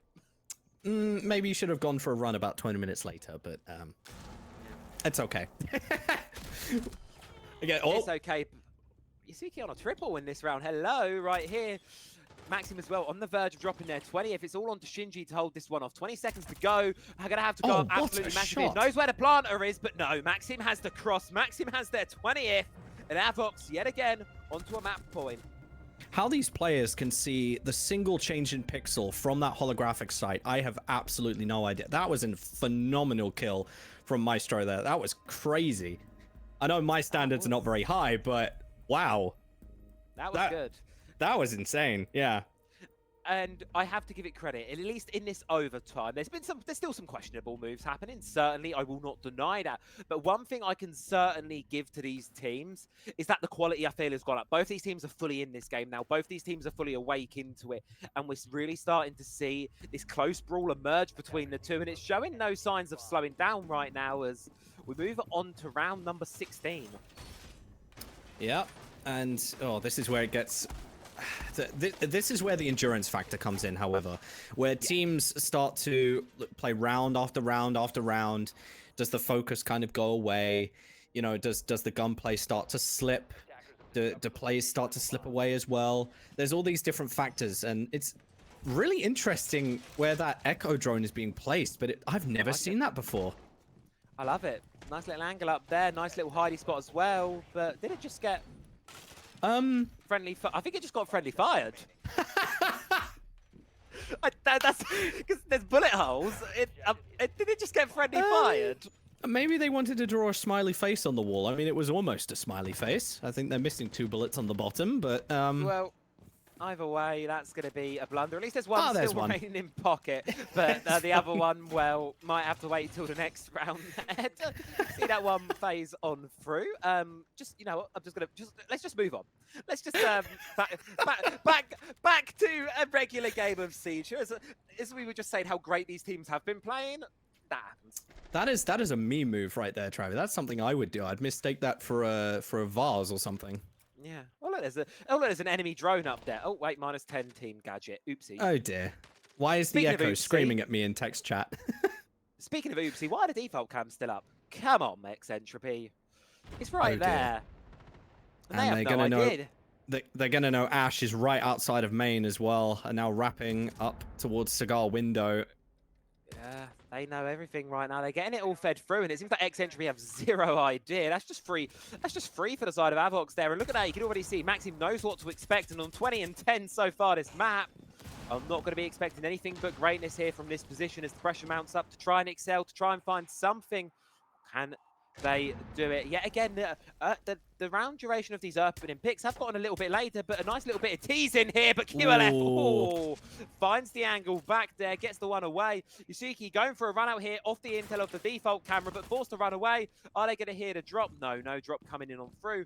The question is that default camera still up? Yes, it is still up. It is still up. At least why Shinji is catches it still them up? off. That is a good question, but it doesn't really seem to matter too much because, No. you know, Entropy, Shinji's there to catch the player up on the retreat backwards, and it puts Avox in a very difficult 3 versus 5 situation. Charlie, Navu, and Eden left to try and hold on to this one here. Minute to do so, so still a decent amount of time with that Echo on the board. If they can burn a lot of this minute with that C4 as well, it's possible here, but massive man advantage for Entropy right now. They just need to capitalize upon it. Absolutely, but play around that Blackbeard. Play around the Blackbeard. Oh, and 2 kills out here from Eden. Go on, Eden. 2 kills, just as you say it. And the Blackbeard, that is gone. The tip of the attack, the spearhead, all reduced now. And yet again, another man advantage from Entropy. That's just completely gone to the wayside. A 5 versus 3 turn, 3 versus 3. But Ishak's keeping a minute, but so is Eden there. Triple kill within the round, eventually shut down. All onto Navu to try and stave away yet another bout of overtime. 20 seconds left to go for C4 still in pocket. Great loadout to be clutching up on here as well. On the mute, Intel fed towards one player. Going to be looking to get aggressive, but the aggression is the punishment. Completely blinded out there. One into a frost mat. Oh no, can they hit the shots? Not quite. Atox finds it, and Entropy, they hold on still. And we are going for more and more overtime. Oh, the second I heard that snap of the frost mat, I'm thinking, wait a minute, can this happen? Yeah, that was a doable one. That was such a shame. It was. You think you hide back, you throw the C4 instead of going for the SMG 11 swing, and you probably find that. Yeah, absolutely. But I might honestly just stop talking, Travi. I think I jinxed again. I think I jinxed the Blackbeard there again. It's small curses for errors with these teams, isn't it? I'm telling you, it's so tight between these two right now. Look at that, another round down to a 1 versus 1. Absolutely. That keeps this game going a little while longer. Oh, this is only map 1. There's still possibly 2 more maps. Yeah, I'm loving this though, Travi. This is fantastic. I'm really enjoying this. This is delivering. You know what? Considering how the first half went, flashback all the way to it, I'm enjoying it. Like, considering how it was a 5-1 at one point, 6-2 at one point, it's definitely Avox playing a lot better than they did. They definitely warmed into it. And obviously, you've got to keep in mind as well, this isn't Avox's map pick. They didn't want to go here. Yes. This was actually the map pick of Entropy. Now, that's the thing. They should have been closing this one out a while ago if they want to feel confident going into labs. And, well, right now, I wouldn't call it confident. I'd have to call it scrambling to try and find anything that they can using these default cameras. They spot the blitz, but this time it will be taken out. Question is, will they be taking the blitz out with the spawn peak? We shall have to see. Oh. Shinji finds another one. Yeah. There goes the Ram. The earlier kills coming on this round as well. The Lion scan goes out, but of course... Oh. Rush attempt from... Is that Lion dead? Oh my goodness, that's Lion dead as well. Lion dead, Ram dead. I've got a feeling we might have been seeing a bit of a rush attempt here from Avox, but it's been severely punished, and they've not got a lot to work with now, and one of the tools that they do have is Eden here on the thinker with the sausage. Do you want to tell me about the backstory of that name? SASG 12. Oh. I just call it the sausage. Oh, you call it the... Oh, okay. I see. Yes, yeah. It's just the sausage. I But just either look way, away- not gun, we see a lot of. I look away for 1 second, and there's already two kills on the board, and again, one really important operator. One really important operator dead already, What? but the pistol from Eden shuts down QLF How? and Train. But also Oh, the sausage dear. in hand. Well, that was interesting, Travi.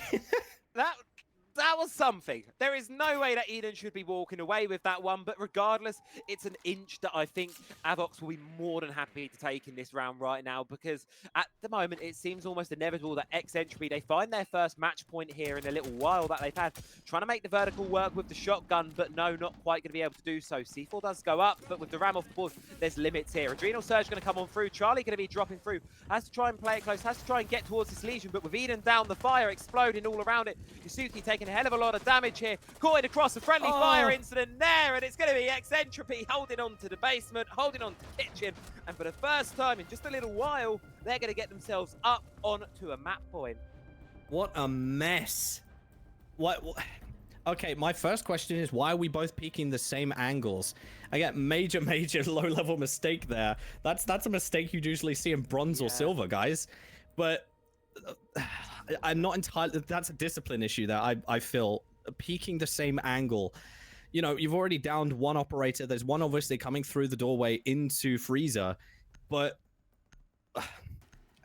again, Travi... I said it good a second ago, Rob. I think it's endurance. I think it's the length of this game. I'm starting to feel it weighing on these players a little bit. It's getting a little bit sloppy at points. We saw the peak of it, but now I think it's just a case of who can hold on the longest. Who can keep that bar just high enough to really close this one out. Entropy, finally, for the first time in an overtime, they do get 2 rounds in a row, but they're going to need to get that third one if they want to close this one out. Well, we're just going to keep on going here because this cafe, what seemed like a simple affair for them, has turned into a bit of a bloodbath, and we sit at this point yet again. Entropy, 1 round they need. It is a defense, it is a chance, but is it going to be enough? I feel like Avox are definitely going to be kicking themselves from that round as well. Yeah. Excuse me. And the thing is, well, I mean, you have to give it to them. They did lose 2 players early on. There wasn't a lot they could do beyond that point. However, it is certainly going to be a difficult situation right now. And I'm just sitting at this and just wondering what the hell happens next, because we look at this and we go, just what? Is my honest answer? Absolutely. I think my first thought process is, what are you doing? The second I saw that... Oh. Okay. a lot being put onto Maxim there. Somehow gets away with his life, but still wants to fight for it. You just saw 3 heads sticking out that window, and I've got to respect the confidence on him, because look at that, he's still peeking it. He still wants to try and find a kill off of it. I think that would terrify me, seeing 3 operators on the same window, but I would also question my sanity if I was going mad, seeing 3 operators on the same window. Do a double check. Is it the heat making you see things either way? Charlie crosses the same window, drops away. Luckily, no one watching it that time there as the attack starts to make their progress on towards this first floor now, opening on things up. The question then lies of where does this first kill come on through? We are minute into the round now. Still 10 players left standing. Maxim, the only one to take a little bit of damage, but considering the situation and how it looked, I would say he's just getting off lightly with that. Absolutely, but still peeking that window from underneath it, playing off the bottom vert there. But 1 kill already from Atox onto the Goyo. Good start for Entropy, certainly is indeed. But the question is, how can they make it go a little bit further? You've still got 1 player up towards this top floor. That is going to be Eden here, playing inside of washrooms. No, he's about to drop in towards red. Going to be going for it regardless, but caught in a track stingers, dropped by QLF there. And that's just handed a freebie over to Avox as Charlie gives them another one. It's a Navoo, all left with it to do. A 1 versus 5, ace clutch required. Can they do it? They see the sledge, but no, they can't quite find it. A flawless for Entropy, a way to end it out there and finally get their own map pick across the line. Sure, it took them a while. Sure, it took them a good minute, but you know what? It doesn't matter, because at the end of the day, they got the job done eventually, and they will be winning map number 1 of Cafe. Yeah, credit to Avox there for winning, what was it, 5 rounds in a row there. Yeah. 5 or 6 now. But credit to Avox where credit is due. Fantastic comeback there to give us a great overtime. But they have got to be kicking themselves. I believe where they lost that was obviously the double peak on the friendly fire. It was not needed. One person could have peeked the freezer window, and one person could have wrapped right to start the crossfire. But yeah, I feel like Avox will definitely be kicking themselves after this. Yeah, they certainly will be. Either way, though, I think Avox need to take a little bit of a breather. I think Entropy are going to need to take a little bit of a breather because that was certainly a long map. And as I said, Rob, that's only the first one. We've still got possibly 2 more to come. Nighthaven Labs will be coming your way in just a couple of minutes, folks. But for us on the desk, we're going to take a little bit of a break. So don't go anywhere because we'll be back in just a couple of minutes for map number 2 of the evening.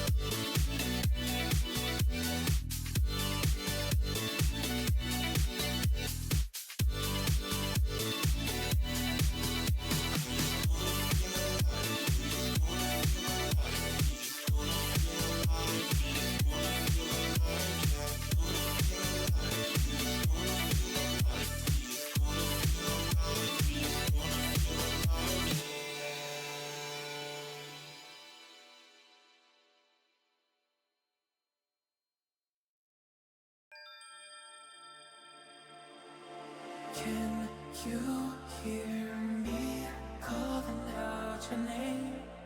Let me run to you and escape this place. Stop time, rewind, bring me back to you. How would it be in my heart if you only knew?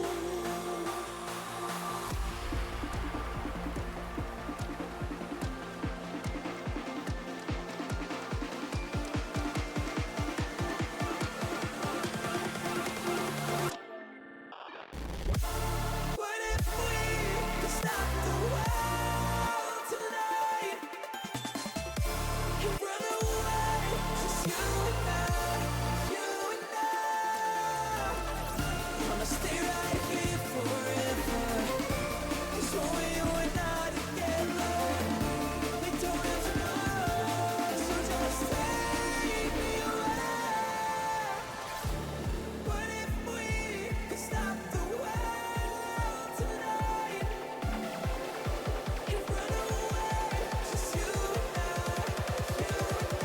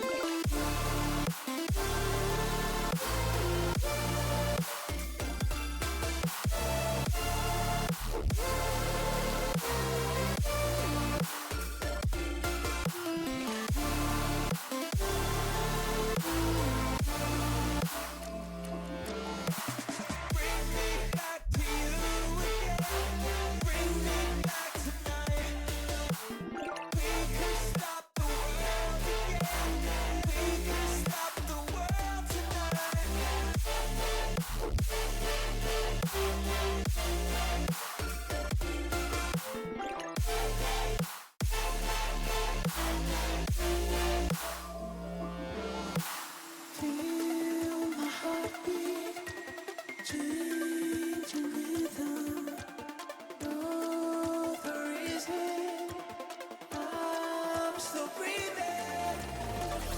Wanna stay right here forever. 'Cause when we were not together, we don't have tomorrow. So just take me away. What if we could stop the world tonight?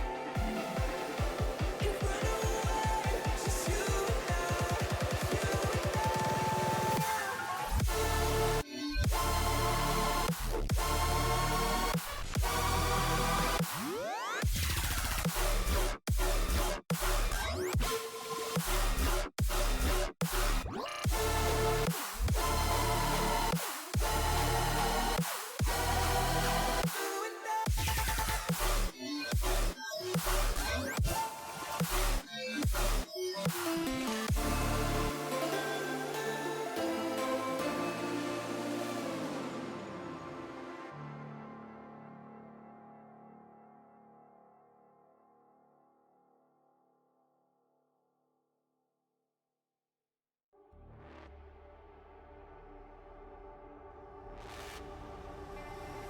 line is right. And welcome back on in, folks, to what has been a bit of an exciting game. It started off looking like it might be a little bit of a one-sided affair, but then we get in towards the second map here, and now we are looking like we have a banger on our hands here. My name's Travi. Joining me here on the right is going to be Dara. And how are you feeling after that first game? Honestly, I really enjoyed that. Obviously, I joined was late, awesome. but that was so much fun to watch. But yeah, I've got a feel for Avox there. That I Oh, yeah. still feel in the back of my mind that double peak there was definitely what caused them to lose that game. I feel like after that their heads kind of went, and that's why they lost that Yeah. round. But honestly, a great game of Siege. I really enjoyed that. I can't wait to see what this next map has in store, and it's probably one of the funnest to watch. That's it. Great segue indeed. Nighthaven Labs here going to be our second map of choice for this evening. The one map pick of Avox here. And well, we're going to not be keeping you folks running away from this one too long because we are almost ready. That has not refreshed itself. Let's try this again, shall we? Let's refresh the browser sources, refresh the pages. There we go. That looks about right. And now we are heading in towards Nighthaven Labs, our second map of the evening here. Entropy, they're 1-0 up at the moment, but the question is, can they hold on to that lead? And well, to see so, we're going to have to head into the game. Nighthaven Labs is not one of my favorite maps. I remember telling you this at the SSI. Yeah. But yeah, it's still. I will say though, it does look phenomenal on CJX. Oh yeah, it's not even been reworked yet. That's next season coming, and I cannot wait for it. It is a great looker map, lovely location, and going to be an incredibly exciting one indeed. The question, of course, is then who comes on top? Obviously, Entropy incredibly took them, what I would argue, a little bit too long there to get the first map over the line. It probably should have been a little bit quicker than it was, but they got the job done regardless, I'd say. And now we look towards this second map here. What can they do with it? Already the bans for Blitz and Mira coming up. Mira is an obvious choice. Mira is so strong on defense. Especially on Nighthaven, watching especially Stairs in the Basement. I'll have to recall what that site is called. But Ace and Cade, obviously the same bans from last map as well. Yeah, and I have to ask you, do you think the Blitz ban is a response to the amount of Blitz we saw from last time? Because we saw a lot of Blitz in the last map. I think definitely. It has to be a response, doesn't it? Yeah. But also, this has to play into the fact that nobody really wants to play against a Blitz, do they? No, unless you're a Warden. Not in the slightest. Unless you're a Warden, obviously. But, you know. Oh, my goodness. Devil, Yes. Speaking of Devil, he's right there. And yeah, we think of that last map, we think of everything that went along with it, and I've just got to wonder for myself, like, what the hell was that? I mean, as you saw it, you see in the top right there, folks, if you're just joining us, 10-8 for Entropy, 18 rounds required, 18 rounds to play for. Oh, it was a long one. It was a tall one, but we got the job done eventually. And now Entropy head on to their opponent's map pick. Avox, they wanted to play here, they wanted to start here. The question lies is, can they win here? Because they almost did on map number 1, but starting on the attack, they're less favourable of the two sides here. They've got their work cut out for them. Absolutely, but this site is probably one of my favourite to play on this map. Granted, it's probably the only one I know. But it's a nightmare to defend though as well, because obviously you've got the that big wide door that leads literally just outside the site as well. I believe, where is that, Charlie? It's Big wide door. You've got IT, I believe. You're yes, thinking of, IT. thinking of Yes, IT. thank you. Yes, IT Yep. in here. Yeah. And interestingly enough, we're not seeing a bandit playing it. We said we're seeing him play out here Oh! towards connector. C4 goes, not quite able to find anything. Almost does, but no, not quite.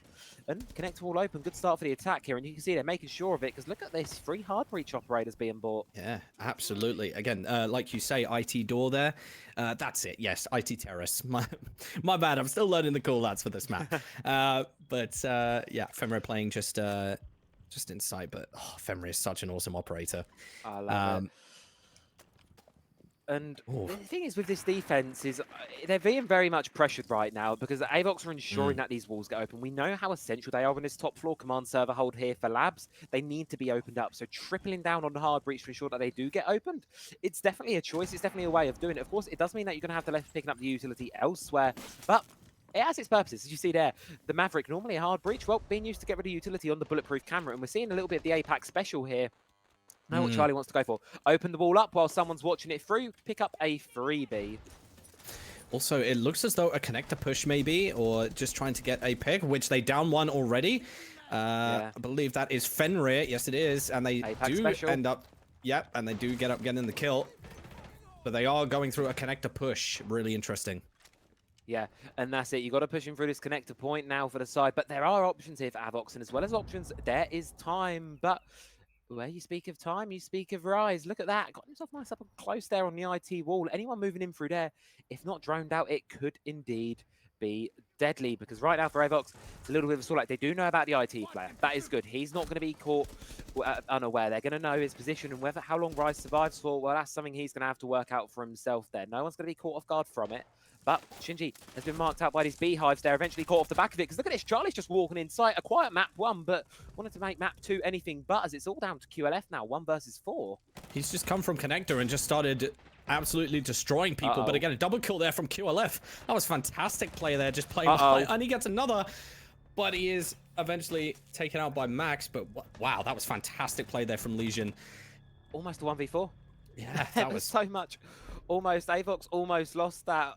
Almost got the 1 versus 4 there, but not quite enough. That one, oh, that's got a sting for the side of Entropy. But at least they know that they can do it. You know, they know that one was close. So now all they've got to do is just try and do it again. They're going to head back up to command server and give this one another shot. I don't think there's anything worse than being in a 1v4, getting 3 kills, and then dying to that last person. Reminds me of the last map. Yeah, absolutely. It's an awful feeling because you kind of feel like, whoa, what could have been? But I don't think Legion could have done anything there. He was playing that. Well, absolutely. Like, he was playing that perfectly in the best way that he could, but it was just too many angles, too much. But what was interesting was how easily, I believe it was Grim pushed into electrical. Oh yeah, it was just walked in. Just walked into electrical like no tomorrow. Yeah. Like came in for Sunday lunch. But yeah, just they opened up IT Terrace and then wrapped a connector, which is actually fantastic play there. Yeah, a really great play. And one thing I like is the adaptation here from Entropy. They noticed that Avox were really doubling on the hard breach, so they know these walls are going to get open eventually. And the goal here with this new lineup of operators is not to stop that. The goal is to simply waste the time, and that is where this two barrel comes in here. As you can see, Rise playing it up on IT position here, going to be slowing down any breach attempts here. Bandit trick elsewhere on the connector wall. The goal is to try and slow things down. The question is, can it be successful this time? Bandit trick going to be baited in on out here. It's a bit of a goal back and forth who's going to be winning it off, but Yusuke knows that the position's there. The question is, can Eden move on in and mop up the kill? Because they know the pressure's coming. But again, Thermite has been thwarted though by that Mute and Bandit sort of tag team. He is trying to go for that connector terrace right now, but he is faking that Bandit. Oh no, he doesn't fake it. He does get tricked. Yeah, so there's and not Thermite. only on top of that there, the support of the Azami, it gives a bit of safety back towards this space now, and it makes it very, very difficult for Entropy to try and for XHB to lose it out. Avox in a difficult situation right now. Eventually are going to have to fall back, but you've already burnt an exothermic, and sure, there's a lot of breach capacity over on the side of Avox there. But regardless of what is left, is not a whole lot of it, and it's going to be costly for them, despite still being 10 people standing. But notice how they've learned from last round. They're now holding electrical. That's a fantastic C4 coming out there from from Entropy and Sinji. What an incredible C4, just waiting for that audio cue. But again, notice, Travi, they've learned from last round. Holding electrical, holding connector. This is exactly what they need to do to halt the attack from Avox. But Whitlock going into electrical and just gets her head taken off by Sinji in electrical. And that Bandit's doing an incredible job just holding that angle. That's it. And look at this. The player inside of Raft is going to be blinded out there. Almost catches him off QLF there, but Maxime is able to escape with their life for the time being. Next up on the line is Yasuki. Gets one, but yet again, the trade back game from Entropy is so strong. 4 versus 2. Leaves it all up to Maxim here. Now in a 1 versus 3. Caught in a crossfire. Diffuser's cold in no man's land right now. Incredibly difficult situation to try and recover from. And as you highlighted, it's the adaptations from Entropy. It's what made them so formidable in this first 6 rounds of Cafe. And it seems like they're looking to repeat history here on Nighthaven Labs. But also, it's that frustration of not taking out that Bandit and Electrical. Notice how Bandit has taken out 3 players from Avox, literally just from one area alone. Oh. There we go. And that's it. Look at the kills right now. QLF, Shinji really picking up the pieces. 8 kills between them 2 rounds in. Impressive stat line to be marking on. And finally, Avox will get themselves there. That second round they wanted. Well, absolutely. Not second round they wanted. They're Entropy will get their first round. Oh my god, my brain is going. It's okay. I think we're all tired tonight, Travi. Don't worry. The weight of that first map, I think, is still going on it. Is you know, I'll give them credit. These console players, they have passion, but this also means they like to get back into the game very quickly, much longer than I'm used to having for a break. Or much quicker. What's really awesome though is what's fascinating to me is sometimes they don't even look like console players the way that they're moving sometimes. They're incredible. Yeah, it's incredible what they're able to do with a controller. I mean, even if you take Stompin, for example, I know Stompin's the king, but the thing is, like, Stompin went from controller and now he's on PC and he's playing for G2. You know, in such a short space of time, he was able to learn that. But these guys are showing what they're capable of with controllers, and it's incredible what they're able to do, even with high sensitivity. Yeah, I always love watching it. It is always a lot of fun here to watch because you also get, you get your fair share of highlight moments. I love it. Can't say anything other than that. It is great. But one thing I really want to give it to right now is Entropy and the fact that they just keep on changing. Look at this lineup, completely new from what we've seen from them before. But also, your favorite gun has come out, the Boss G. Ooh, love a bit of Boss G action here, and something else as well. Difference on the console version. I don't know if you're aware, the SMG-12 of Avox has demonstrated a lot less recoil on console, a lot more manageable, and a lot of players really do like it. Yeah, well, it is a very strong gun in the right hands, and well, it's an absolute laser beam in the right hands. But again, they're just at the battle for IT at the moment. Vigil just sitting in IT and. Opening up IT Terrace, but a bit of a slower round now. And they've got to clear out Atox, right? This is the thing. You can't get any further into this map on the side of Avox if you can't clear out Atox, if you can't clear out QLF. Both who are causing a menace. One designed to deny intel, the other designed to try and find it. And as you can see, Avox, they're not really sure of what to do with this one. They have found one of the players, a couple of windy shots coming in on towards the drone, anticipating the swing, almost find it. But then that just gives the cue to Atox to retreat. And look at this, QLF coming in behind to try and pick up some of the pieces. I feel like this is going to be a learning round as well. I feel like Entropy is going to be learning a lot from Avox, but Avox is also going to be a kill coming out there from Eden onto Rise, and there goes the Bandit. So, but as I was saying, Avox is going to learn a lot from this round. I feel like if they know that there are going to be roaming operators next round, what a throw! My would imagine if you're out goodness, wow. Oh, sorry, I'll just finish. But yes, they'll know to bring a counter operator for that. So a Jackal, maybe a Lion. It's all a mind game, but also every round teaches you something. But my god, what a throw that was from a C4 What a position throw. From QLF. They have no idea. Oh yes, they saw it. Axim finds it. Oh, that was dangerous there, but here comes Avox here, and this is that synergy I mentioned here for Entropy. Look at this, they're playing together.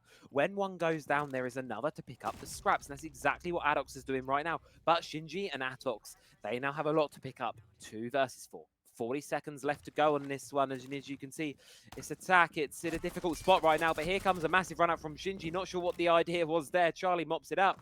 And now, BO3 left in a situation to try and clutch up, being punished through defeat. Holes Eden's going to find it, and Avox will get their second round here. 2 rounds up on the attack now. I felt like that was far too aggressive there from Entropy. I'm not entirely sure what that Valkyrie was thinking running out there. I honestly would have just grouped up with the Vigil, played sight, holding 2 angles, waiting for sound cues. Even if you're the underdogs in a round, you have to, well, this is an obvious answer, but you have to play the game. Yeah, absolutely. You have to just be patient and wait. You're in a winning position. Absolutely. But I do just want to talk about the innovation from these players. That C4 coming out from the Valkyrie was insane. And that almost actually rewarded with a kill. But that intelligence, that game sense as well, it's just remarkable. These players know exactly what they're doing, and it's so fun to watch. That's it, and this is the thing with, Labs, is it's sort of come much more into the favour. Remember when Labs first joined the competitive map pool, and everyone was like, ew? No, at first Labs was like much like Lair is now, where there's a lot of haters. And as the years have come by, as the years have gone on, it's slowly getting there. People have learned, and people have found these little spots, these little crevices where they can get these C4s, these little hidey holes for the Valkyrie cameras. And sure, while Valkyrie might have been banned for this one, there's still plenty of spots. And for Entropy, I like that they're doubling down on this. I know I've been highlighting how much their flexibility has changed, but they're just doubling down on this roam. They're just doubling down on this sort of Vigil Solace roaming combination here to try and stall out the attack, and they're giving it a second go because I think it's a good solid strategy, and if you put your cards in the right position, it can certainly work. But will Avox know that, and will they try and counter it? They've already gone for a Ram and an IQ, but they do have Grim, so they do have that cover off for the wrap and for the flank as well. So they do have that in their pocket, but we'll have to wait and see, because there are already roamers right next to the door, just where IQ is. So they have to be very careful here.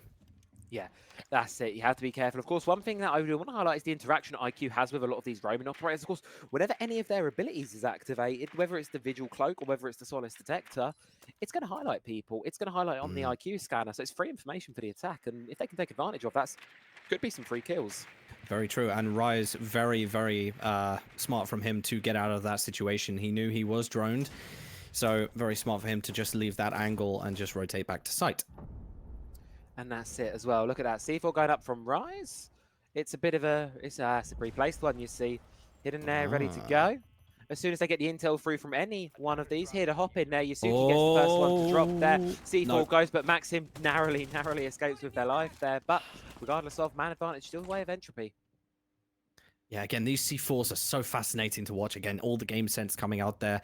It was probably information, but so close. It's so, every single C4 that we've seen has been narrowly missed, and it's so cool to see. Yeah, now the question is, doesn't the no, there's a player right there. Apparently not, but going to win the gunfight anyway. Ishak caught off guard, sleep at the wheel just a little bit there. Equalizes the man count here, 4 versus 4.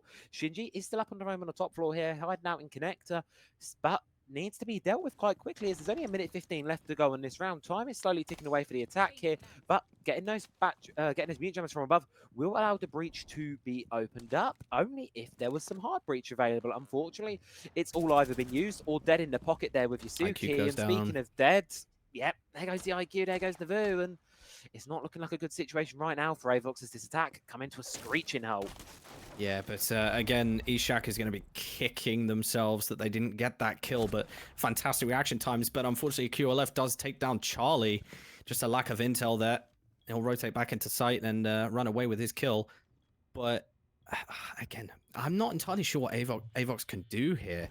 I feel like it's just the case of playing together, which they unfortunately do not do. And Shinji and QLF finish them both off.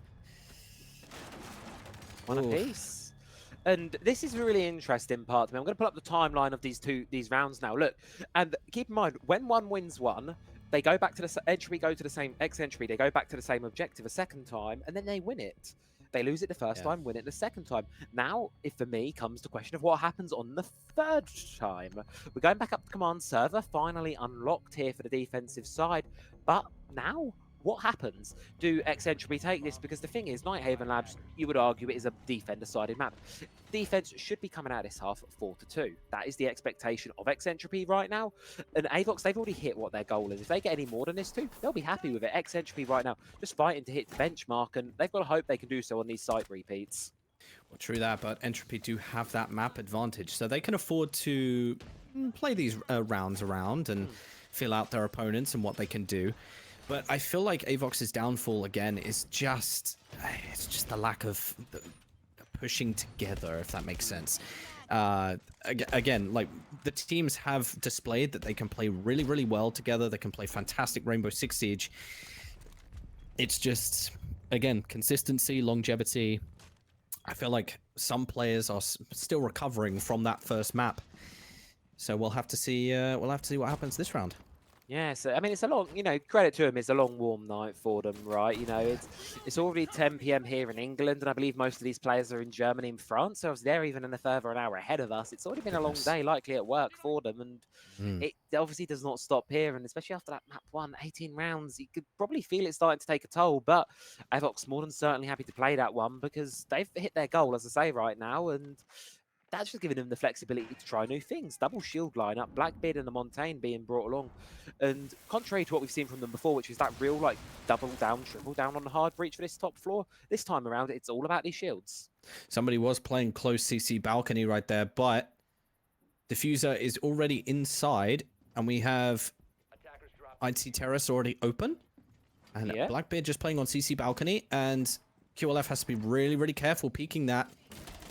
He's baiting it, he's thinking about it, but he's going to get pressured by that Montaigne, eventually forced to fall back. Does have to C4, but doesn't want to expend it just as of yet, because you've got to be cautious of what's coming out towards this warehouse spawn. As you can see here, right now, this attack, it feels like it's putting all the pressure on the world on right now, but it's actually Ishak coming up huge there. Massive double for them inside of this one. They're doing 2 players there and reducing the Avox down to just a 4 versus 2. For making a 4 versus 1, as Eden's the only one left standing, not in a position to revive the teammate, especially now they've been taken out of the lobby, and that one went quickly, but quickly nonetheless. It's Entropy in a 4 versus 1 right now, making a 3 versus 1 as Eden does get one back. We've seen a 4 versus 1 almost thrown away by the other side. Can Avox claim it?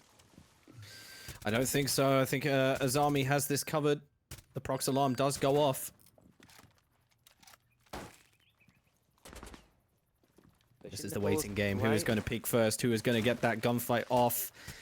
Has to be Eden. He's got time against him. All the Ooh. players, all of the world against him. And Entropy, well, it seems like the repeat lessons learned seem to be making all the difference for them as they start to change together around.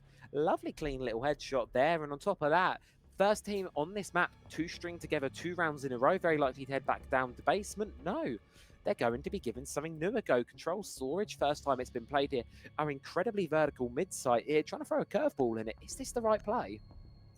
Maybe, but again, like you say, vertical sight. We've seen what these teams can do with vert control, but we can also see where it goes wrong. So they'll have to think very carefully about how they control the vert play, what they have to do to cover off flanks, obviously, because they will be roamers.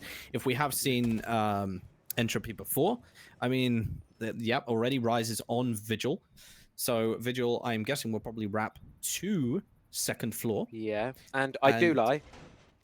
I will confess. It was this slight or cafeteria. Basement is not unlocked yet. I do lie. I will confess. So it's okay. It's okay. I'll forgive you. If between control and cafeteria, you go in control 9 times out of 10. Yeah. But again, they are fully ready for that vert control, so they're just reinforcing off servers. And I'm guessing Bandit will probably play around electrical or IT, maybe. No, you're gonna...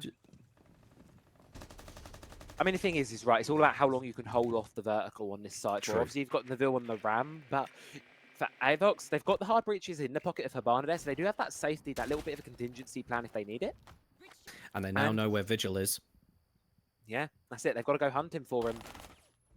Ooh. Nice deep roam. Yep.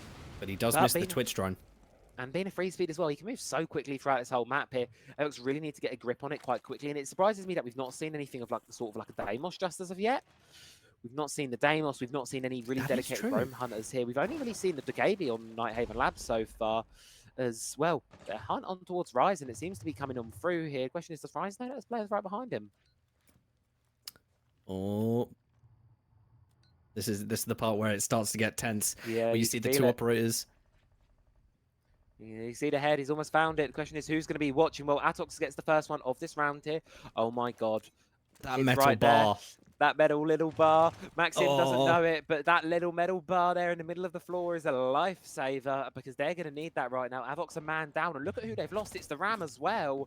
All of those vertical plans are gone. All they've got right now is a couple breaching charges in pocket on the Hibana, but she's fighting for her life right now, and if she goes down as well, this round may as well be dead in the water. Yeah, I feel if their plan was to play off the vert, I feel like it's definitely gone downhill as the Thermite Yuzuki does get the kill onto Brow, if I'm pronouncing that name correctly. I usually can't. But Eden takes it down QLF. Bit of a misplay there from Mute, probably a lack of information there. Yeah, unaware. There's a player on the staircase, unfortunately. Pays the price for it, and Ishak pays the price there. Taken down by Yasuki, making a triple for Yasuki. As Shinji is all that remains inside of this one. Takes down the person on the triple kill, but the plant is going down now. Got to try and clutch this one out, and in the post-plant situation for Shinji, looking increasingly difficult right now. Equalized half, looking almost inevitable unless some magic can happen. Has the information on towards the IQ, but gives the shots, gives the games away. Frag Grenade forces them out of position. Is able to find a pre-fight on towards it, but an incredibly difficult post-plant now awaits them. Low HP as well. It's looking unlikely. It's looking difficult as Charlie and Maxim, they can just hold this from far away, play the far positions. And for Shinji, it seems like the world, the odds, everything stacked against you right now. And only 20 seconds left to try and bring it back from the brink of defeat and get this even half denied, which right now Avox was so desperately needing this matchup. Again, it's like you say, just play back, hold angles. 15 seconds left, but Maxim does take him down, but again, like you say, fantastically well played, just holding angles, not pushing, not playing for the kill. It's exactly what they need to do, and obviously spots the C4 and gives it a little air knife in the end. Gives it a nice little tap, and I've got to give credit to Avox there. Sure, it's a 3-3 half, but considering the expectations for Nighthaven Labs, incredibly good showing there for them on their attack. And now they get to move on to the favourable side, onto the defense, and considering this is their map pick, this is where I really want to see Avox shine and do something they've not been able to do just yet, which is, I feel, take a reign of dominance over this matchup. Cade and Ace, bans we saw from the first half, going to permeate on through here to the second one. Ace been banned, I believe, every half so far this series. Yep. Really don't like him at the moment, do they, these guys? No, and rightly so. I mean, he's incredibly versatile, but I mean, you can just throw his Selma breach and breach walls from afar as well. You could also do that with Hibana, but Ace is just, I mean, his gun is also incredibly powerful. It's the same shared gun that Fuse has as well. He's just an all-around good operator, but again, the same bands coming out there of Mira and Blitz. Yeah, so they're not taking any prisoners. They're not taking any prisoners at all. No, same bands from the first half. I mean, it's going to be almost feels like I'm playing with the old band system in some ways at the other with the first couple of rounds. Like, guys, you can ban different operators. You don't have to, you know, ban the same ones, play the same ones. And Avox certainly got the message out, not playing the same ones. For the first time in this series, the rework Clash on the board. Love it. Yes, I'm very excited to see how they play the rework Clash. Hopefully we don't have the same thing that we saw in the SSI where the Clash put down the shield, sat in the corner and got grenaded out into oblivion. Yeah, but I don't think we're going to see that again, I hope. Let's hope not. But I will ask you, Travi, actually, because I actually struggle very much with attack. I do prefer defense. It's one of my preferred sides. Yeah. But if this was you, how would you play attack on this side? Listen, on this top floor for me, it's all about the walls. You need to get IT open, you need to get the external connector wall open, and then you need to get this internal one here. Once you've got that done and adjusted, my preferred take is I actually quite like a bit of a sense pocket strat on this site. Send the sense in, get it across here in server, take the half control of the objective. You don't need to fight over the other site so much. Get plant down behind pillar, secured around for net. That's my go-to for it, but there's a reason I'm casting and not playing. There's 1,000 better ways to do it, and we're going to find that out. But Maxim has a beautiful C4 lined up here. Question is, can he find it at the right moment to take down Rise? I'd still have you on my team, Travi. Don't worry about that. But Maverick, obviously, incredible operator for taking down those traps, and very well played here from Rise. Just droning to see where the bandit is, see if he's close breach, see if he is bandit tricking, and a little bit of a slower start again here on the round, but very wise from Warden here, playing electrical, trying to stop that easy push into electrical that happened on the first round, and a C4 goes out. It's this stalemate, this hopping to electrical. It's does he beautiful, know? Avox comes in, gets them both. Again, it's that sound cue again. It's the flashbang that blocked the Warden from being able to hear, and that's when they jumped in and was able to get the pick on Warden. That was very well played there. Incredibly so. Good end to the stalemate there for Entropy, and it gives them the territory, it allows them to make that hop in. Maxim can try and contest in towards electrical, but with no C4 in pocket, going to be very difficult to stop the advance from going any further at this point. And in a 3 versus 5 situation, Yusuke trying to sprint here across. Rafa's going to get back in towards the objective to support the team, but it's going to be a difficult recovery from here. Double kill for Avox in the round. Yusuke eventually drops all on Charlie now in the 1 versus 4. Can't get anything going at all. And Entropy start off their attack on a winning note.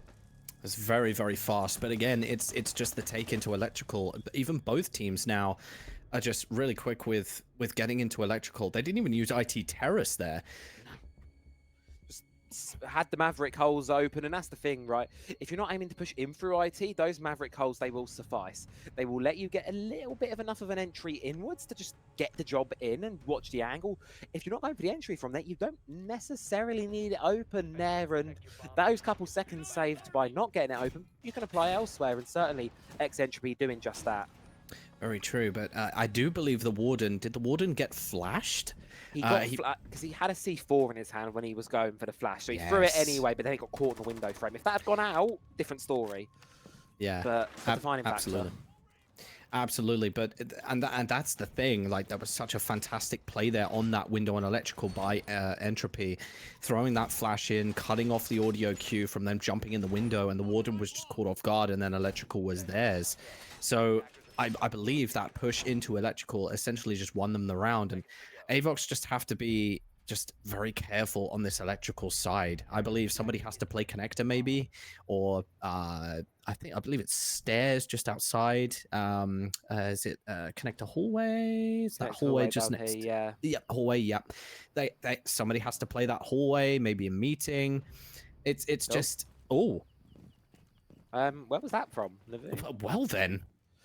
Yeah, okay, well then, I think that is a perfect response to that one.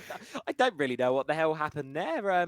Whatever is going to happen here, though, Shinji's going to have a very difficult time getting this wall nice and opened up here towards the side. With the gridlock off the board, all of that flank watch, that is totally gone right now, and that gives Avox a lot more flexibility throughout the remainder of this round to just play their game, do what they want, and that freedom could buy them precious seconds. Yeah, he's got that. Yeah, he's got that. Fantastic play on that breach there from Bandit. That was fantastic play there from Mute. Oh, it's so awesome to see the Mute and Bandit trick together. True synergy. Love it. And this is the thing, Thatcher's open. There's so many possibilities, so many ways you can do it. Send a player in below, use the vertical against them, but neither team's really gone for it. And instead, it's forcing Rise to make the entry own towards IT. Shinji wants to save this second exothermic for something else, but not going to be able to get too close here. It allows Rise to get an opener. Navu gets taken down there, and it's 4 versus 4. Round has equalized out now. And you can see he in here, looking to place electrical position here with the C4 in pocket yet again. But no flashbangs on the receiving end this time. C4 does go. Doesn't quite find the mark, but look at the stack up here from Entropy. It's very one-dimensional right now. Yes, but that's fantastic awareness there from Grim. I believe Ishak did actually hear that C4 rip just in time, and very, very well done to run away from that. But yeah, I believe it is an IT terrorist push here, and it's interesting. It will be interesting to see what Avox does about this. They have had this push before. I believe they did win that round, did they not? They did not. Second attacking round so far. So, yeah, they have not won anything so far in this attack. And that's going to be the thing. Shinji in a difficult spot, taken down by Charlie there. Really unfortunate one there for the Thermite, because this is the thing for Entropy. It's just looking one-dimensional right now. They're all funneling through the same doorway. They need to change, but their response isn't to spread out, isn't to try and adapt. It's just funneling through a different doorway, completely blind there. Ishak trying to pick up anything. Can't find a single darn thing with the FNAT mine in their face. And yet again, we're seeing what we were, the impasse we were a couple of seconds ago. We're now with 30 seconds to go, and the attack, it's looking a little bit one-sided. Avox does split elsewhere, but then here comes the rest of the team. Well, there's 2 in warehouse and 1 in CC stairs. They have to start pushing together. And Eden takes 1 down, so that's going to make it even harder. But they do swing on Fenrir, but the other one goes down. And it's just... Shutdown. It's just so fast, isn't it, Travi? Yes, and it's a total shutdown there from Avox there, really. And you've got to give that down to, you've got to give that read over to just the fact that there was no read into that one from Entropy at all. They had no commitment. They didn't really have an idea in that late round, and I think that's the big problem for them there. It was very tentative. Yeah, they weren't sure what they were doing. They were all kind of just funneling one doorway at a time, just trying to see if they can find a weakness. But because it's so slow to get the whole team through a doorway, it just doesn't work out for them, and it costs them the round there in the end. And unfortunate to see, but regardless of, for Avox, good recovery and at least getting their first defense across the line. Absolutely, but again, it was great play from the Mute and the Bandit to slow that attack, and I believe that's actually what won them the round as well, was holding that off, and the amount of time they wasted trying to that Thermite trying to get through that door was paramount to them winning the round. But that kill on Fenrir, that wraparound, they did drone Fenrir. They did know where the defenders were in some cases, but it's just the push wasn't together, and it felt way too nervous, way too tentative. I feel like, again, it's the long distance, but it's also I feel like it's a confidence issue on this map. Maybe it's the map. Maybe, you know, it could be any of those issues, Travis.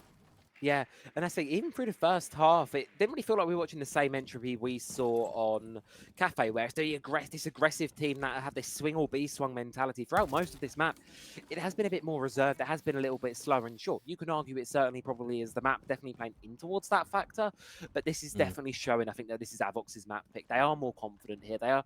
You can definitely tell they're working a little bit better amongst themselves as a team, trading out these picks, and Entropy really struggling to get things going and having to bring these reassurances.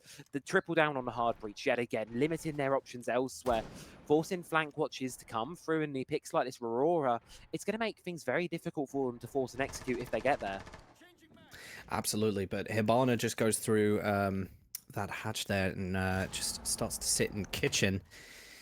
It's much, yeah, I do 100% agree with you. I believe this is Avox's map. They're being far more methodical, far more slowly. And it's just, they're wasting time as well for the attack, which is the most important part about defense. And, well, some vertical player coming out here as well, but we shall have to see. Does he spot that Fenrir mine? Can they do it? I mean, it's still a good position here. And look at this, half the round gone, and we're still chasing roamers around. Not to mention there's a player on the top floor still unaccounted for on the side of Avox. Incredibly slow from Entropy right now. And the Vu looking to swing out to try and find something. Does get punished for the over-aggression there. Then that's just a cue for Eden to try and swing into action here. Look at this on the flank. And does anyone on the idea of Entropy have the idea that there's this player lurking up above? Because if they don't, it could be disaster. It's an unnecessary swing there as well. Just wait for that sound cue. Very unnecessary swing. And Echak takes down another. You have to be careful. Again, you've got to move quickly if you're Eden. Look at your team. They're falling around you. They're in gunfights, but they're losing them because there's just so few of them left standing. Charlie's the only one on objective right now. Eden is nowhere to be seen supporting a teammate. Got to argue maybe a little too late here, unless they can make some magic happen here with the vertical. Can see them, sees the head. Can they quite find it?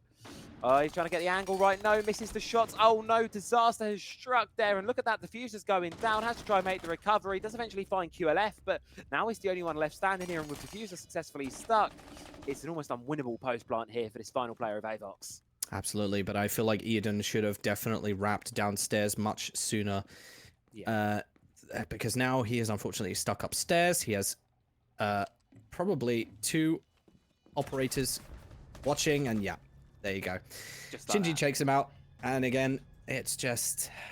I feel like definitely Eden should have wrapped back to site a lot earlier than that. There's strength in numbers. That's it. And that's the thing we've been highlighting from Avox. It's that team play. It's that tradability. But when they're on totally different areas of the map, there just is no way you can do that with each other. There is no way you can really get that done. So for the side of Avox there, yeah, I think it's play a little bit more reined in. Don't let it get to your head too much. And, well... perhaps use these operator bans coming up. We've seen how much Entropy have lied into the hard breach, so I'm not surprised to see a hard breach ban here. No, well, actually, yeah, it's going to be the Maverick taken off the board. I like that one because if you ask me, of the ones that have been bought, he is the most effective of them. Don't get me wrong, I did like the play there from the Vigil. Oh, just yeah. I like the to idea play of the the roam. vert. Yeah, I do respect the idea. I know exactly what they were doing, but it was too little too late. I feel like if they did hit those shots on the vert and maybe took out a player or two, then definitely it could have been winnable. But I feel like definitely if that frag would have happened, maybe it would have been winnable. But Yeah. either way, I think definitely wrap back to the site, play with your teammates would have been a better choice there. Timing is key. That's the thing. I think it's all this thing, this little thing about timing here. And well, for the side of Entropy, funnily enough, the roam wasn't really a problem for them in that last round. Sure, it did slow them down, but they just brute forced it eventually. But they want to make sure it's gone now. Starting to get that confidence, that little bit of a spark back, I feel, in this operator lineup, doubling down on the roam clear instead of the hard breach this time, going for a Deimos Jackal combo here. Anyone who is roaming the map this time is going to have a world of pain, especially now that they're not on Jackal, no Vigil, and no Mute on the board either. There is no hiding from the hunt. And it's funny you talk about timing, since we've seemed to have enabled the caster's curse the majority of the time that we've been casting this. Oh, yeah. But absolutely, it is interesting though. Like with the timing in Siege as well, you see a player look away right at the wrong moment, and then somebody swings, and that player gets taken out. It's the most frustrating thing ever. I've had it happen to me multiple times, but it can also be the timing of a joint swing, like a double swing. Two players swinging the one player to take them out.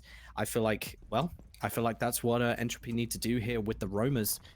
And a Deimos, we finally have a Deimos and a Jackal. Sorry, I just realized. Yeah. And they're doing a good job of it. Look at the speed right now coming in from the side of Entropy. They will be punished for it. They do lose the Ram, which is a massive, massive loss there. Ishak being taken off the board.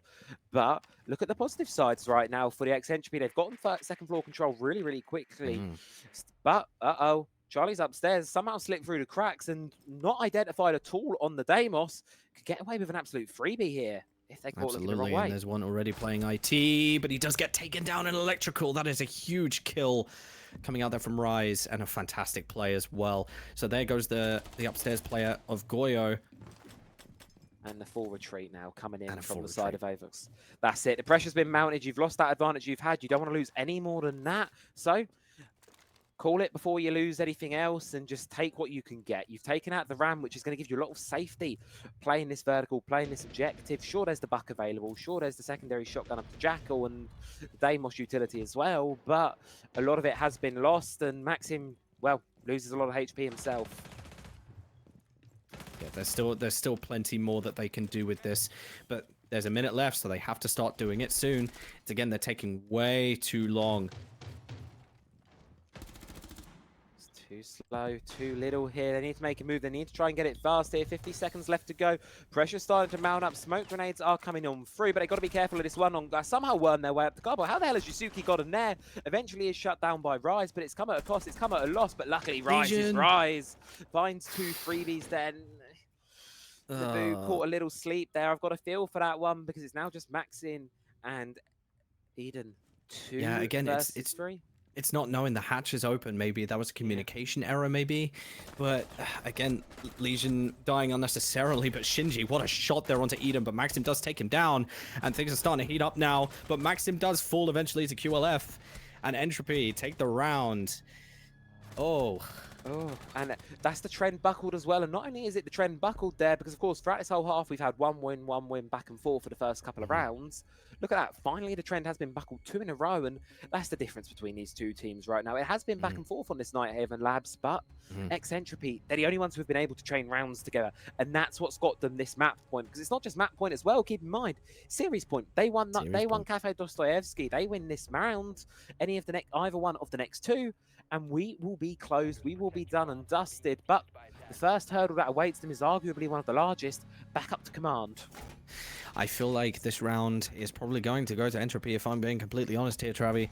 Avox have started to slip off the accelerator a little bit. They're starting to start peeking angles that they don't need to, starting playing clumsy. But Shinji is on absolute fire right now, 11 and 6.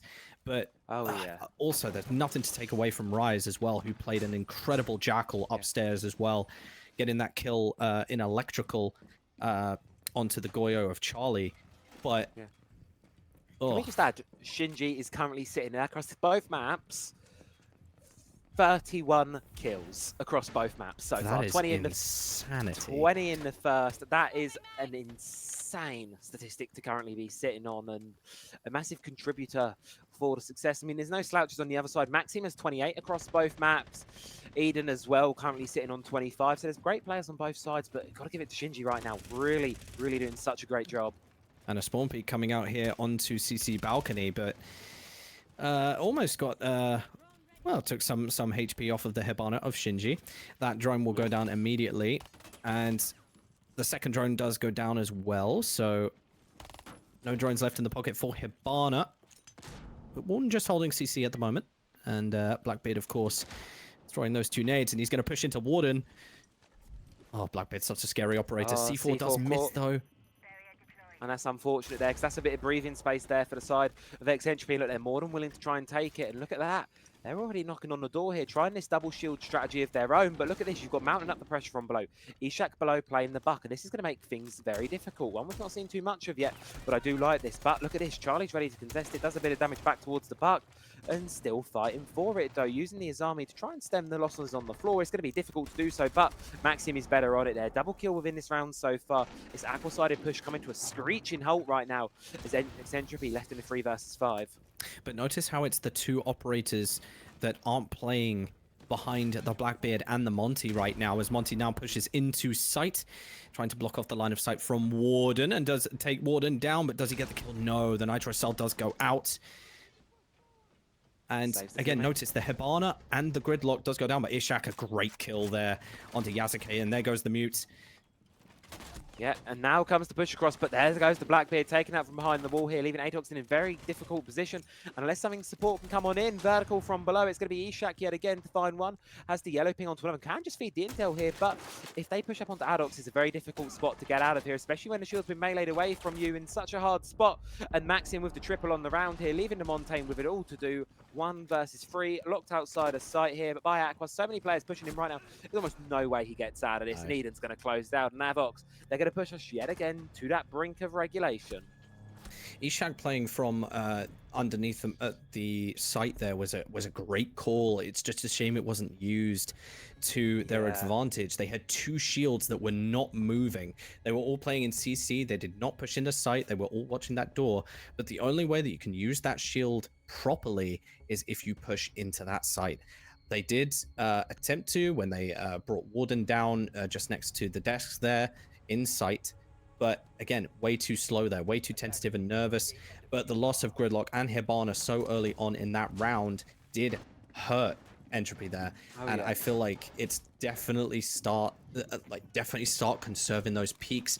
Also, they didn't have any drones. They used those 2 drones at the start of the round, and Hibana lost both drones. Yeah. So really again, it's the lack of information. You could argue that Monty and Blackbeard can give that really valuable information. But you can't do it when he has the team instead. Well, he can't do that with a bullet in his head either. So that is true. It's just playing patient, play behind the shield you have. But notice the picks coming out from Entropy here. We've got Buck, Thermite. They have switched to Sledge, a Brava, and a Dockerby. Different. But then it's a different objective. That's the thing. Absolutely. Control storage. It's only been played once before this round, and that was an attacking win. This was typically a tertiary bomb site. Interestingly enough, obviously, basement is still unlocked for Avox, but they don't want to go to it because they lost it twice. It's a gamble I don't think they're willing to take. They want to try their luck on this, what is typically the tertiary, now that command top floor is locked away for them. The question is, can they make this one work? Because it's do or die here, right? You win this, you go to an infinite overtime again, you can take the game and bring us to border, or the game ends here and now. That is what is on the line right now for Avox. It's a gamble. It's going to be a tough one regardless for them. And however they do it, well, there's a lot of pressure on them right now, isn't there? Indeed. It is make or break. And again, excuse me, sorry. Playing off of IT Terrace and obviously just bouncing off that wall. But Shinji is currently... playing first floor, I believe, as Yasuke gets that kill onto QLF. And there goes the Buck again. Just an early pick, that Entropy, they just can't keep affording to lose those. You lose that buck, you lose a lot of that vertical potential. Sure, you've still got the sledge, but look at where he is. Rise is playing what I've used to sort of see him from a nook almost, sneaking up cargo stairs here, right behind the objective, and there aren't too many players nearby because a lot of the emphasis is on the top floor right now, and that's what X Entropy need to try and clear out. But they're having such a hard time doing so, and with one of the teammates that does remain all below on the objective, they just have to go direct. Rise and Eshak going to try and push on him, but the latter of which gets taken down first. Rise left with a lot to do now in a difficult spot here. Does get one backwards, but he's going to have to get 4 more if they want to close this one out here. Maxim on the double up on the top floor, and it's an almost impossible 1 versus 4, and dare I say it, I think we might be going to overtime again. Well, just notice again, they had drones in pocket. And I said this during SSI, droning is one of the most paramount parts. Oh my goodness me, what a kill onto Maxim. I don't know if that was luck, but my goodness, what a shot. But again, droning is one of the most important parts of Rainbow Six Siege. And Sledge does... sorry, excuse me, I stumbled over my words there. Valkyrie does get the kill onto Sledge on the vert. But again, just not playing as a team. Very disjointed attack there from Entropy. Oh my goodness. Yeah. I think the excitement's starting to get to me, Travi. I'm starting to stumble over my words now. Well, we're back where we were on map number 1, weren't we? Yet another situation where it should be overtime. And well, these teams are now back in that overtime position here. And just a reminder, as you saw in the top right, infinite overtime yet again. We could be here a little while. 18 rounds is the record to beat. And there is a possibility this one could go all the way through, go on the distance, but it really, at the minute, I'm concerned right now for Avox right now, right? Because I feel like they should have done a little bit better there on that defensive half, especially down towards the basement, because once they get this top floor locked away, then I start to worry. Absolutely, but again, it's the needless peaks, decision making that comes out. But it was the Valkyrie was perfectly positioned there for the Sledge, so you have to kind of give the props there for that cover on connector. But again, it's way too disjointed from both teams. You could argue, actually, losing rounds, like taking gunfights that they don't need to needlessly. Lack of droning as well. Last round there was a bit of a lack of droning there from Entropy. Yeah. And now we head into what could be the final couple of rounds of this one, what could be the start of something much, much longer. You don't really know. But either way, I think for the side of X Entropy, they want this one done here. And now they do not want to go to Border because Border is such a brawler of a map. And the way both teams have amazing players that can perform in the kills department, I'm concerned for it. But I like this adaptation here. Look at how quickly Rise has gotten in. Maxim's going to be droned out, knows the game is up, knows the jig is on. And that's going to give a nice, easy opening here on towards Connector. Because look at that, wall opened up and meeting. Bandit cannot bandit trick. No, but he does take down that drone and moves back to Electrical with the C4 in hand. All he has to do is wait for that sound cue for somebody to be vaulting in. And both Warden and Bandit playing Electrical here. I think they've learned from a couple of rounds ago. We'll have to see how this goes. Yeah, double stacking there inside of it, trying to hold on. The idea is, if Eden playing up a little bit ahead, is Maxim is not going to be flashed out on the drone. C4 goes, but oh no, caught on the top there. And not going to be finding any impact, but Eden certainly can find the impact there. Takes down Avox, leaving Eshak in a very difficult spot. And another C4 being flurried on out.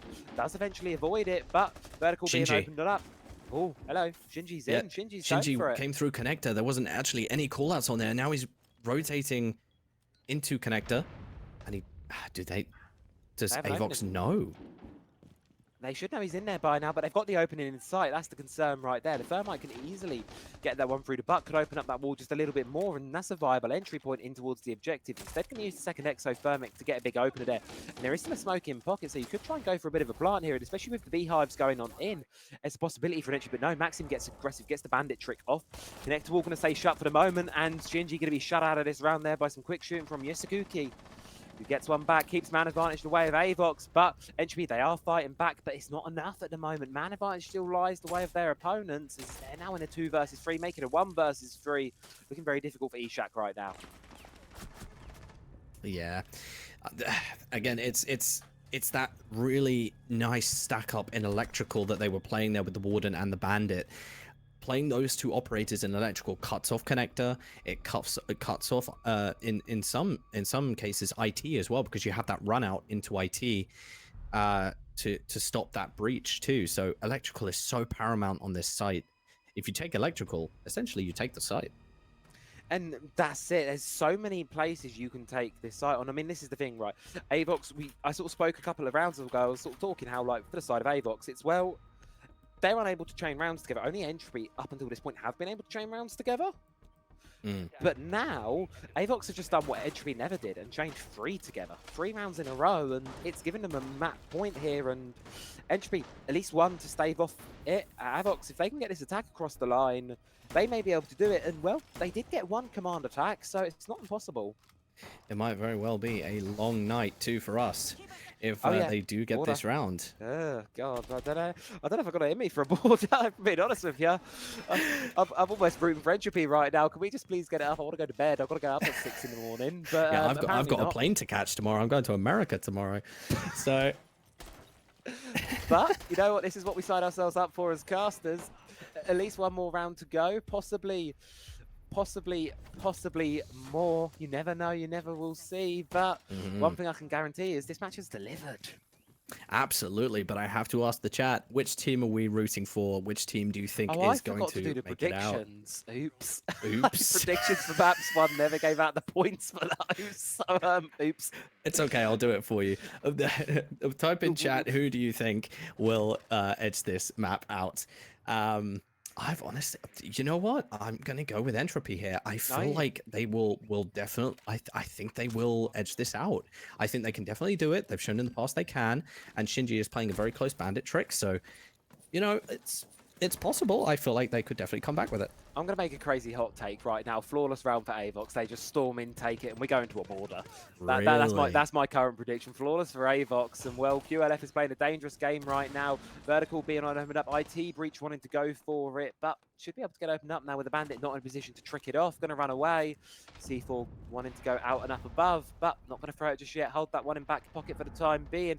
Question is, when do you pull it? You see the beehives going on in. C4 does go, but misses the mark. Eden's prepared for it. 5 versus 5 still. And Claymore outside of Electrical to watch that run out. And much better play here coming out from Avox actually to take Electrical. Just grooming off the doorway, adding Claymores. This is exactly what they need to do to take Electrical. But Entropy are holding fast right now. Yeah, Entropy doing an insanely good job not to give anything up. C4 does go, but misses the mark yet again. Eden's going to be inside of Electrical, completely safe, and can just continue to bounce those beehives in towards the objective here, applying the pressure. And, well, Maxim does go down there. Avox, they're fighting back, they're holding on, they get the first. Can they quite find the second? QLF taking a hell of a lot of damage, but still is going to be standing. Ishak takes a bit of similar punishment, but yet again, still standing. And that's the issue right now for Avox. They've not got the opener, they've not got the way in, and they've got nothing going at all as they're reduced just down to 2. Charlie and Navu with it all to do, former of which only just got inside the building, and Navu just behind support. And there goes your flawless round. But again, it's that case of holding that Electrical. Like I've said a couple of rounds ago, the chat's probably getting sick of it. But as Army just playing a very dangerous game, and the Ash does go down with the Fuser, and Shinji was playing close Electrical window. And I mean, I was right on saying it would be a flawless round, just got the team slightly just the wrong team. Just the wrong team. A flawless round, just the complete and opposite direction. But either way, Entropy tie us up 7-7. Another bout of overtime is going to be required. And I think this is the interesting one for me now, Rob. Reason being is that both teams have one command server on their defense. They cannot go back up there. And this is the thing for Avox. They struggled on the secondary site. They struggled on basement, so they've got the call. Do they go down to basement, or do they go to the site that they won control? Seems like that's going to be the play here, and I think that is the right one in this moment. I think so, absolutely. Come out the gates and put pressure on the other team by winning the round on your favorite site. That's usually the way to start out with, because, again, you put pressure on the other team. They have to bounce back. They have to win that next round. It's, to be honest, a majority of Siege is mind games. And well, we'll have to wait and see. I'm just enjoying this way too much, Travi. Oh, I know. This one is just one of these. I'm sitting here and I'm going like, oh, like shout out to our wonderful, one of the lovely admins here at Phantom League, Kiri, who said this game is definitely worth a cast. This game is definitely worth a watch. Good call on that one, because this game is bloody well delivering.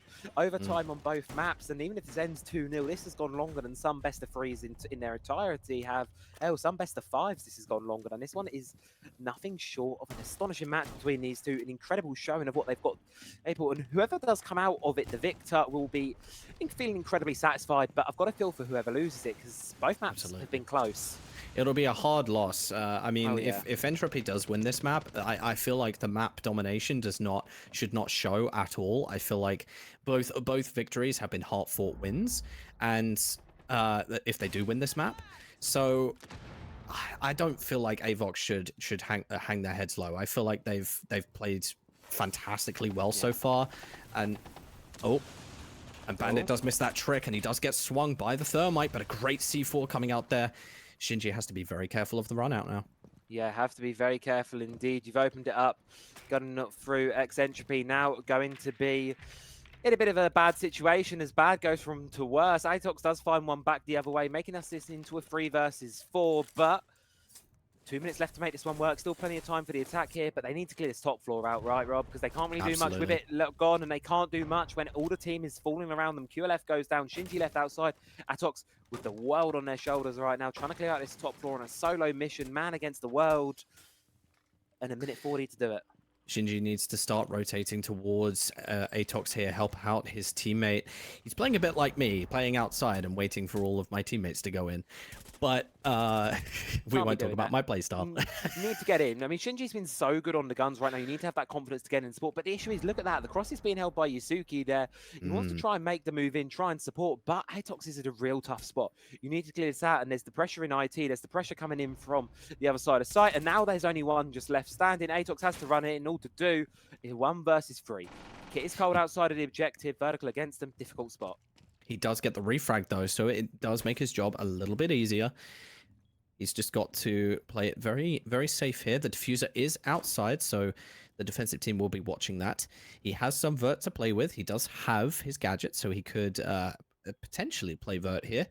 But with 45 seconds on the clock and with the numbers game very much against him, I feel like this might be a win here for Avox, but you never know.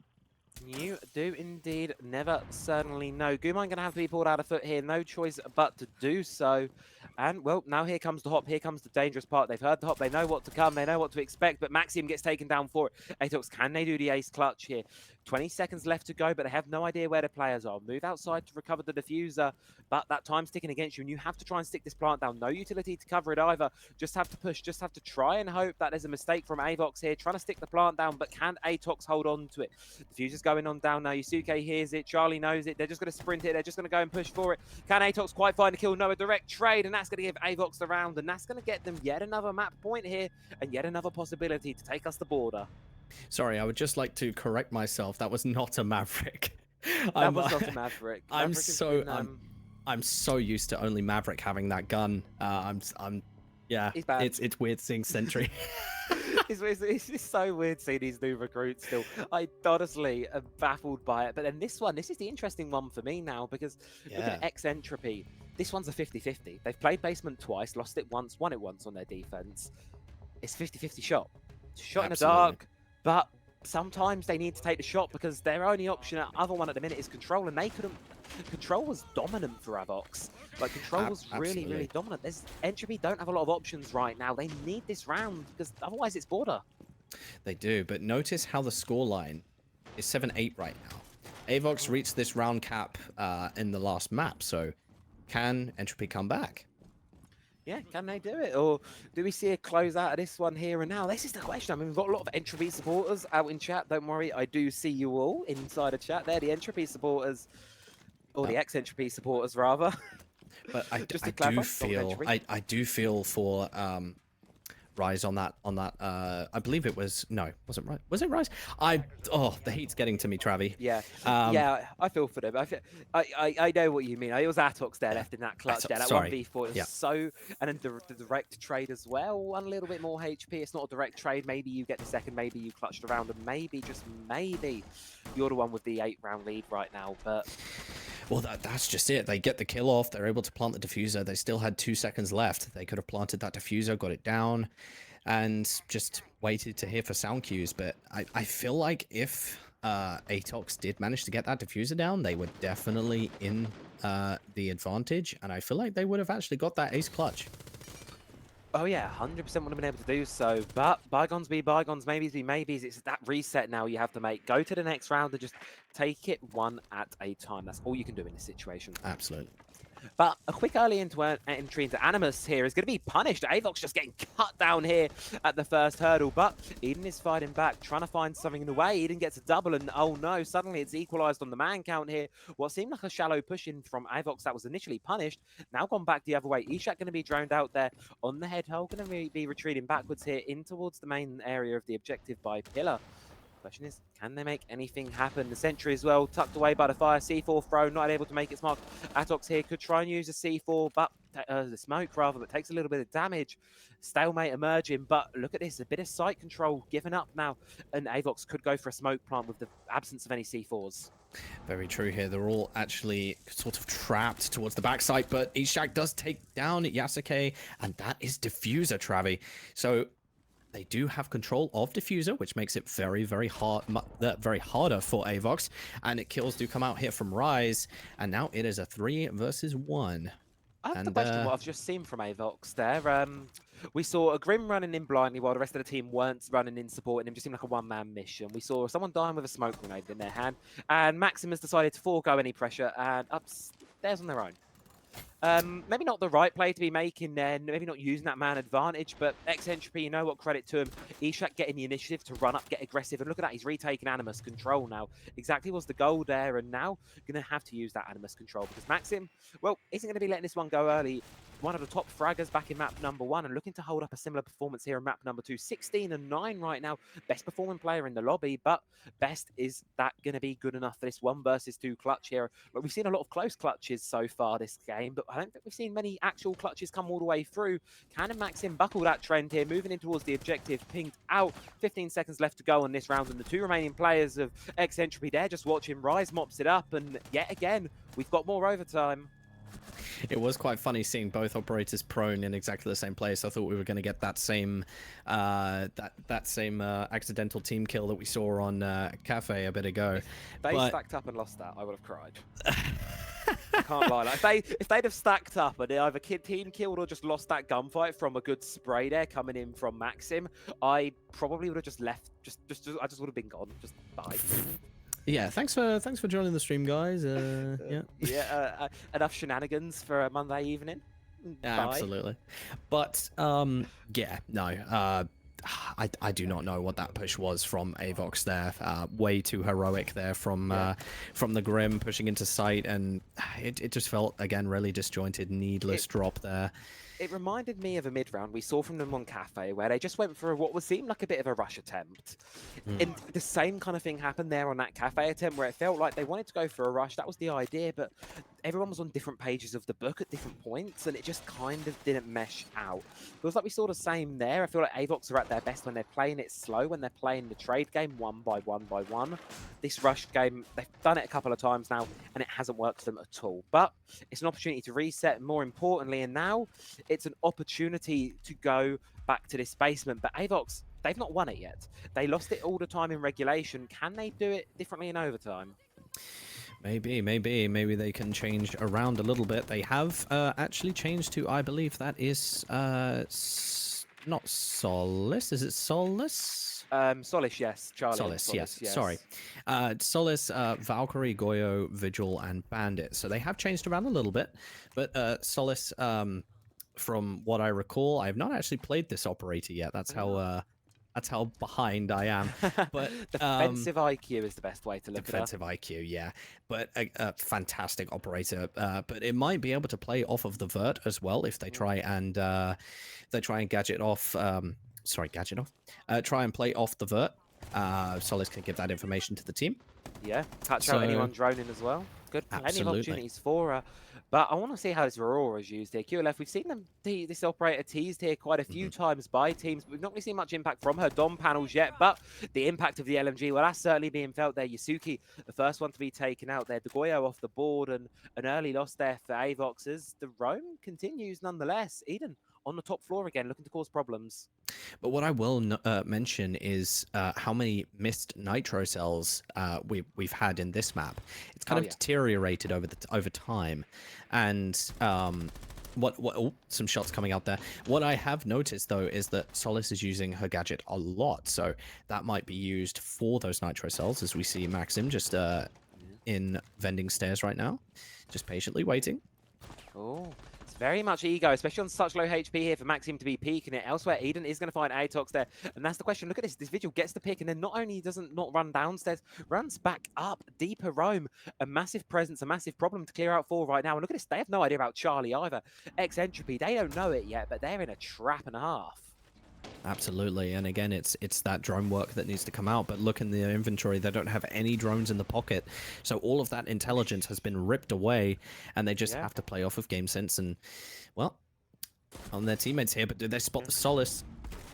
Yeah, they do find it, because look at that, the impact coming in from the Aurora. The vertical being denied off there by that Dom panel. Eventually, the drop does come back towards the objective there. Charlie might think better of it. No, Charlie's going to deepen out the roam here. Entropy, they really, really want to have a real tough battle for them, but the flashbangs are just going to come through, but they don't know about the player prone. They don't know about the Valkyrie just sitting here. Maxim, an absolute freebie awaited. Never mind. It's Ishak for the cover. Good on it. Pulls out a shotgun. Can't quite find it. One kill back the other way. Do they know about the player on the flank? No, they do not. It's all on to Rise now, but you've got the vertical, you've got the perfect spot to hold this one. All you need to do is just that. Hold on to it, but no, you cannot. No, you will not do.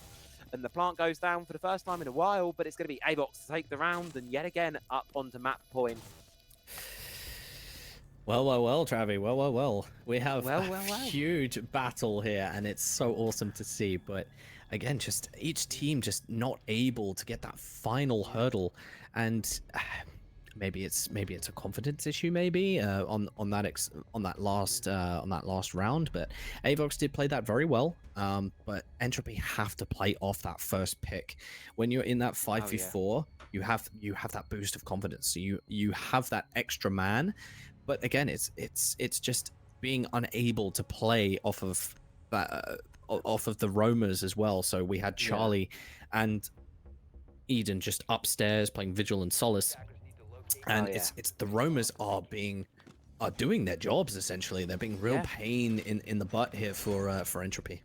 Yeah, prime peak, prime good position to be in right now, and it's one of these situations where it's just going to be insanely tough for these players. And sitting here and I'm wondering for them right now is Entropy. They are down around, but they can go to this control, and they've not won it yet.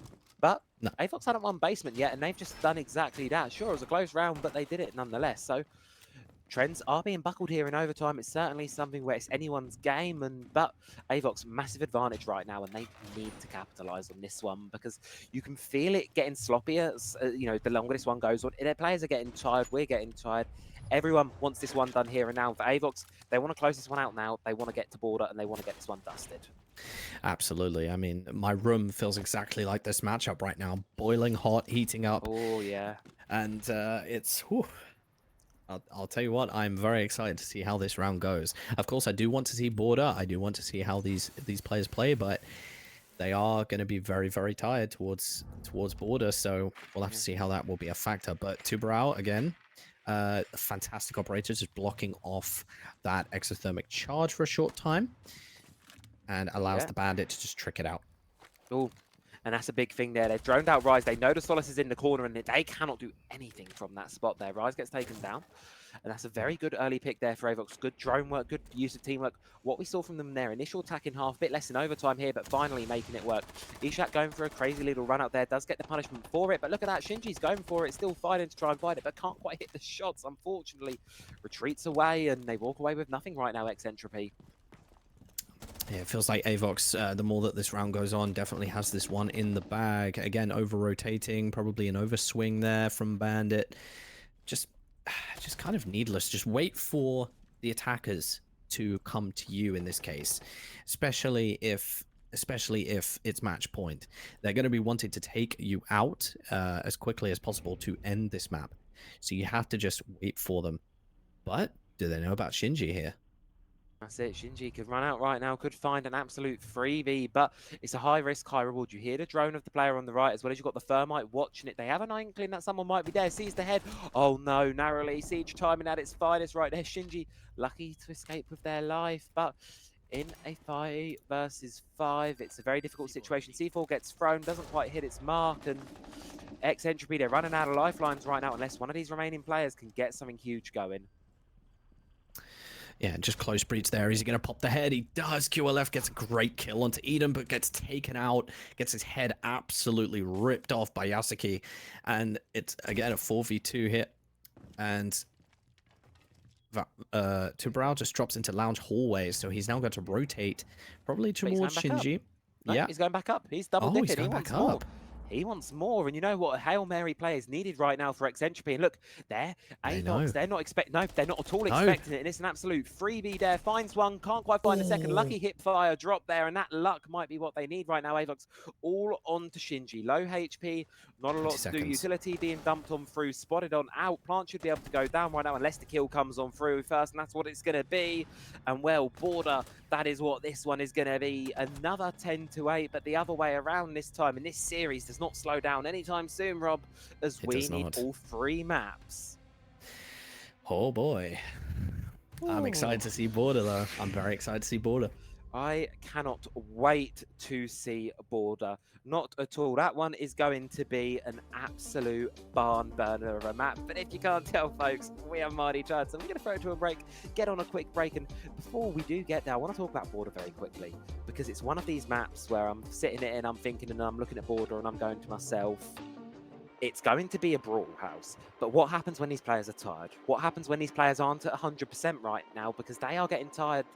We are getting tired. It's going to be, I'm just going to say, it's going to be an absolute clustercluck of a map. So get ready, because it's going to be a banger. We're just going to be back in just a couple of minutes, so don't go anywhere. We'll see you in a few.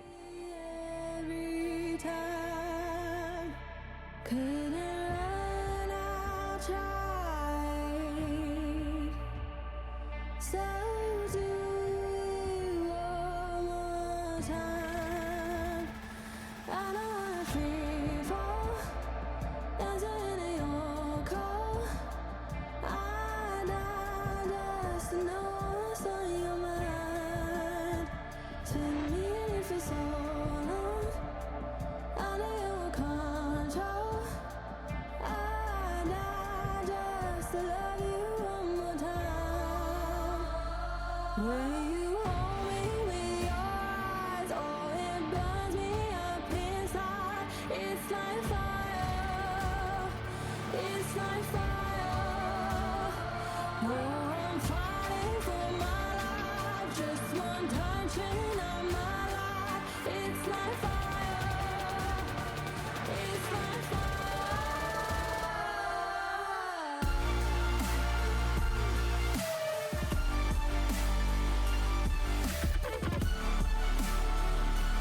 It's like fire.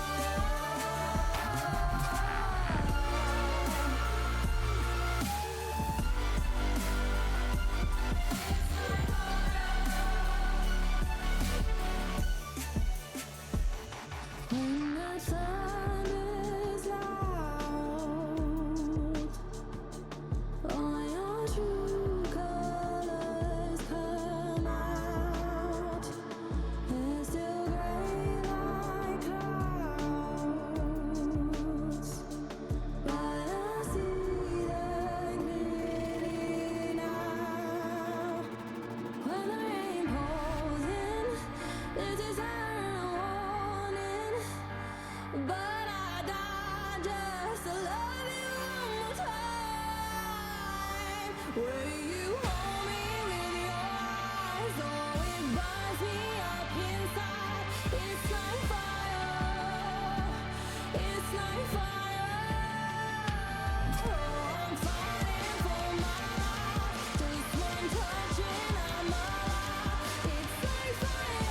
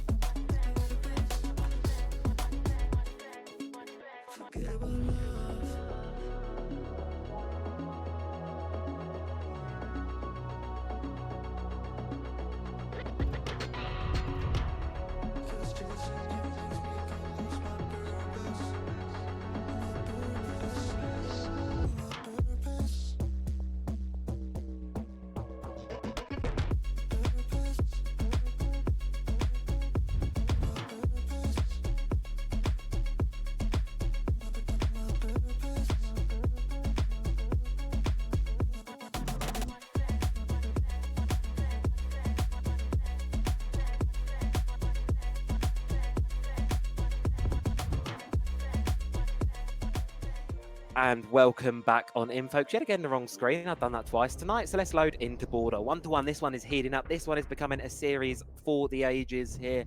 Our final map of the evening. Border between these two sides. One of them is going to be winning it. One of them is going to be losing it. But there is only one way to find out who amongst that is going to be. My name is Cherry. Joining me on the mic is Dara. Hello. And let's be real. This game has been, as I just said, I think one for the ages. Absolutely, absolutely. I do want to add a quick disclaimer. It is quite late for us, so we will be keeping our voices low as to not wake up family members. But yes, in terms of this game, it's been an absolutely incredible matchup between these two teams, and I can't wait to see another map of this. But Flores and Clash. Oh, some really funky bands. I mean, you know what? I think Border, for me, when I looked at this map veto at the start of it, this one stood out to me as a map pick.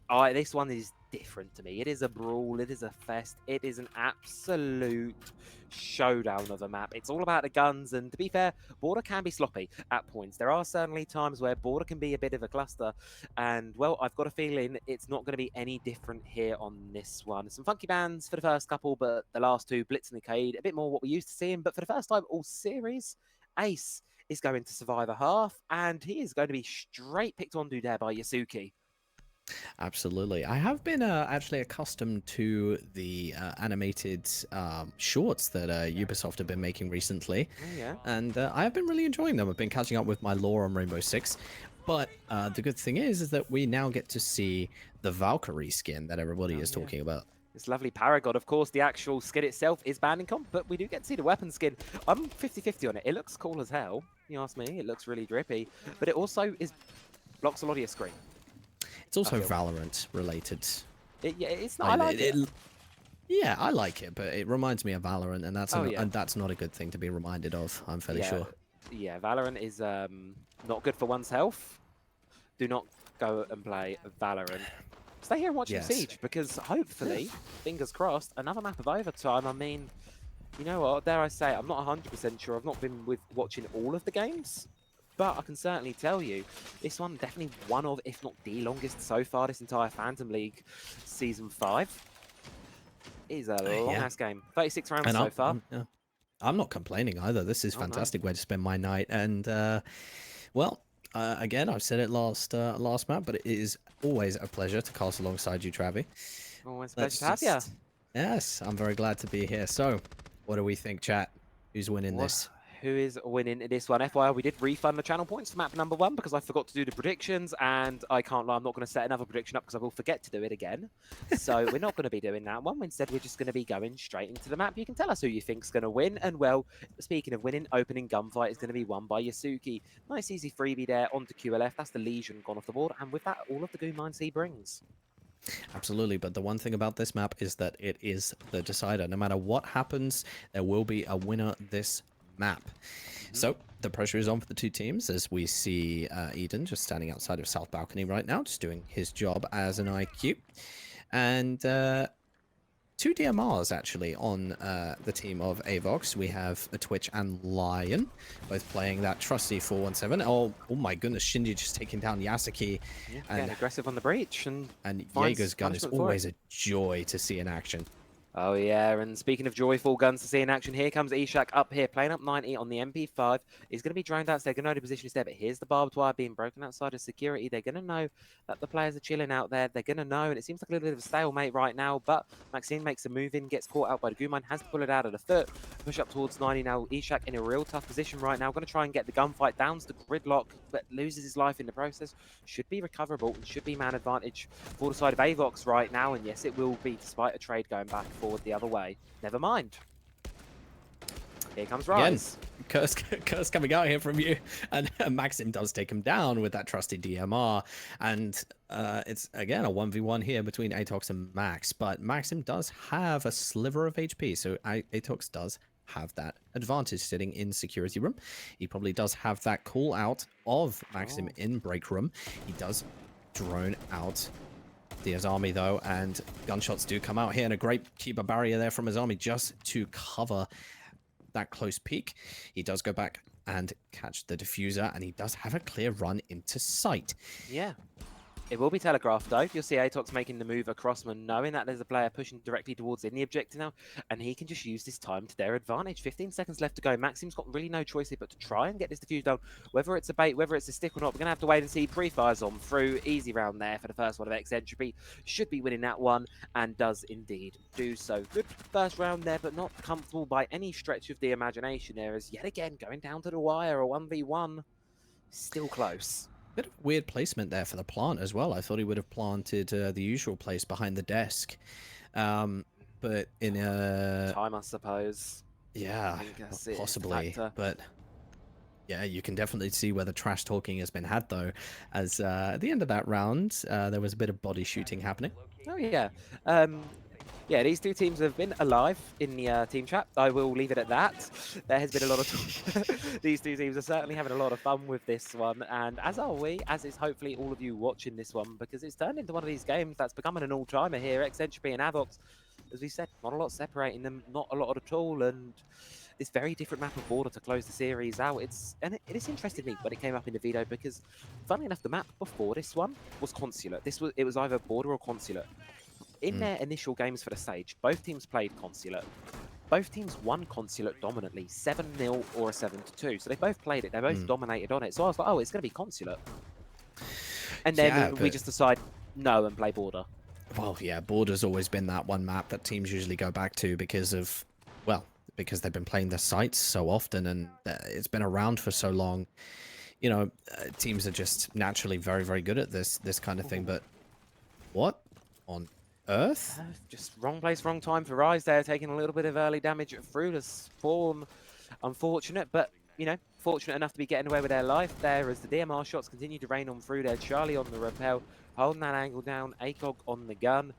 The beautiful long angle being held there. No one is crossing that and already dissecting up this objective here. Good start to Avox's round here on the attack, but they now need to look about how they're going to try and take some territory here, how they're going to try and take some ground as Ishak firing out through the door there, trying to see if he can spot anything, but prepared on the bandit trick, of course, as utility is the name of the game.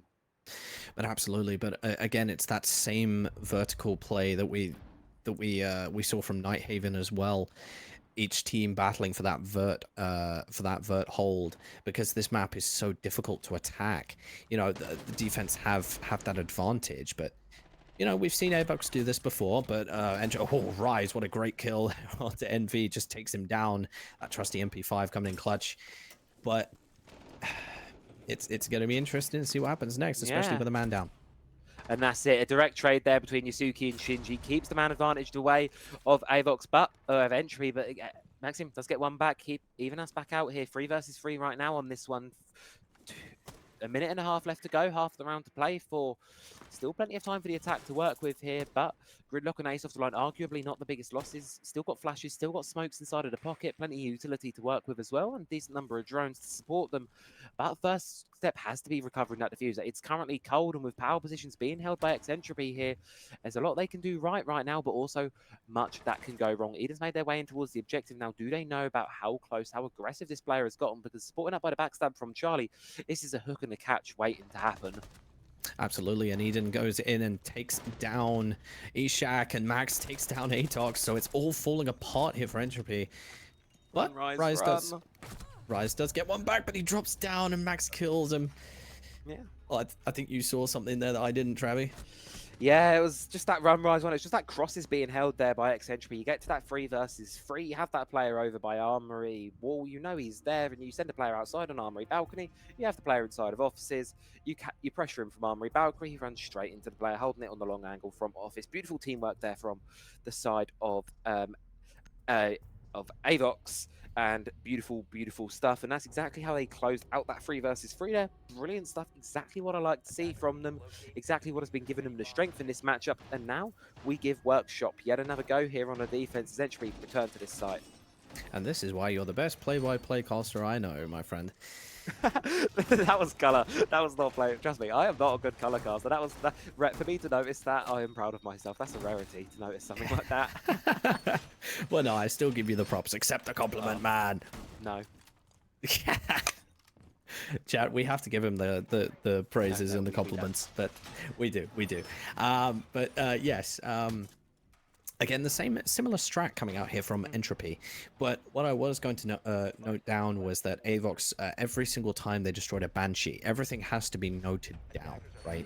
So every time they destroy a Banshee or a camera, that's again a source of information dropped. So Avox did a good job to take that away from Entropy throughout that round, but again, it's a very back and forth match. We've seen this kind of energy from both of them, but again, it's the longevity game. They've had that break, they've had a time to sit down and regather thoughts, but now it's time for action. We'll have to see what happens.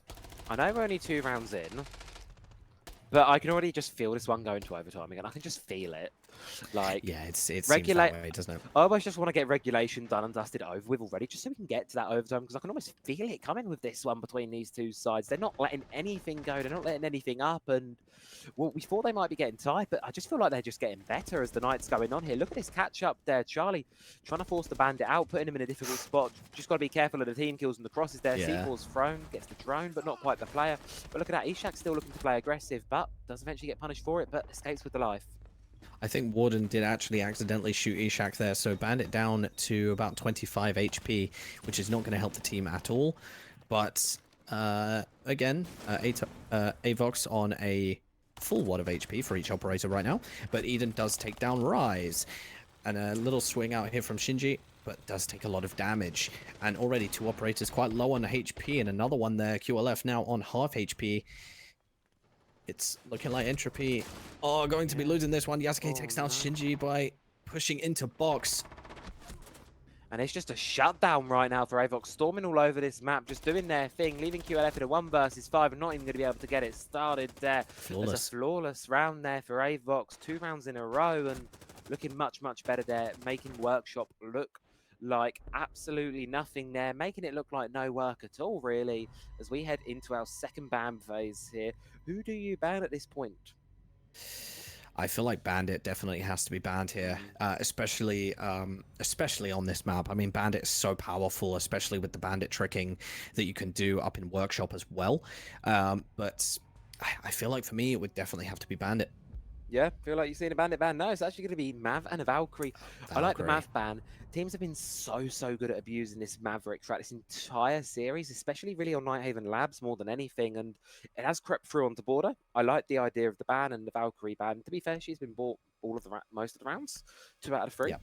So no surprise to see her wanting to be getting rid of there, just because I think the intel that they are providing, it's really working to the advantage of Entropy, and while it's not got them rounds, it's certainly helped them out a lot.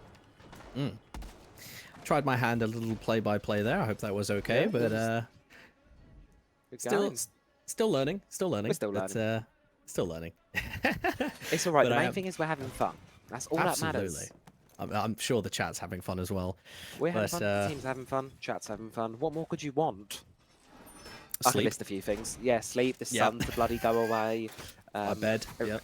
Bed. Yeah, nice cold like drink would be really really nice right about Oh now. yes. Yep. Not have to get up for work in the morning. But you know what? I think I'll settle for a good game of Siege. I think I'll settle. Yeah, I think I'll settle for that right now. I feel like I'm gonna regret it when I'm on the plane tomorrow, but we'll, we'll Yeah, I was see. about to say work tomorrow's not going to be a fun one, but you know what? That's okay. That's tomorrow problem.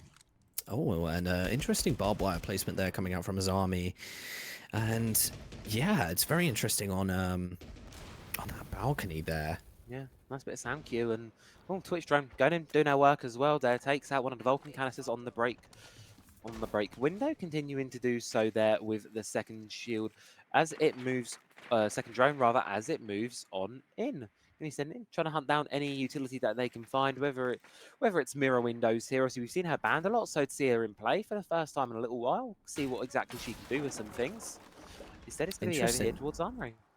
Yeah, and they left that wall soft, but it does leave it open to. Sorry, excuse me. It does leave it open to an ash charge.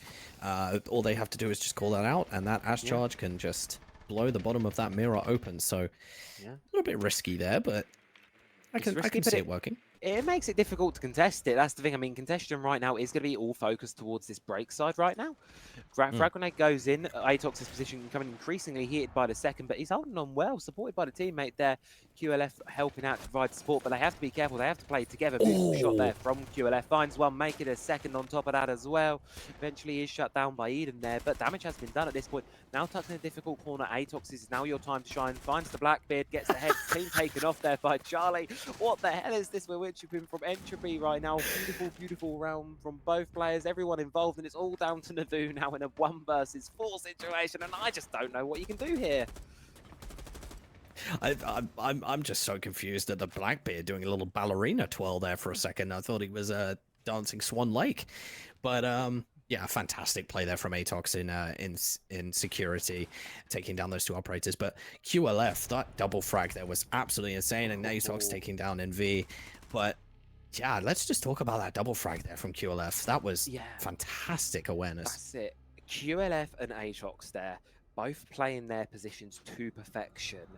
The true definition of we understood the assignment. They understood what they had to do in that round. Keep the security break side of the map under lock and key. They did exactly that despite the unrelenting force of Avox. They just held their positions, got the kills, isolated them into 4 1 versus 1s, just like that, and single-handedly, I would say there, got X Entropy around. A testament to the quality of them. But now, for the side of X Entropy comes the difficulty, which of course is a site other than top floor. They've not been able to crack their attempts on workshop, so we give bathroom a go. Yep, and bathroom is one of my least favorite sites, I think, on this map. Probably because of I think just that window on the site as well. You can just put a shield just in front of that window on the site, and they can give off so much information to see if people are peeking from bathroom, if there's a rotation hole, which 9 times out of 10 is. So, and an interesting mirror placement here in Fountain. Yeah, Fountain hold.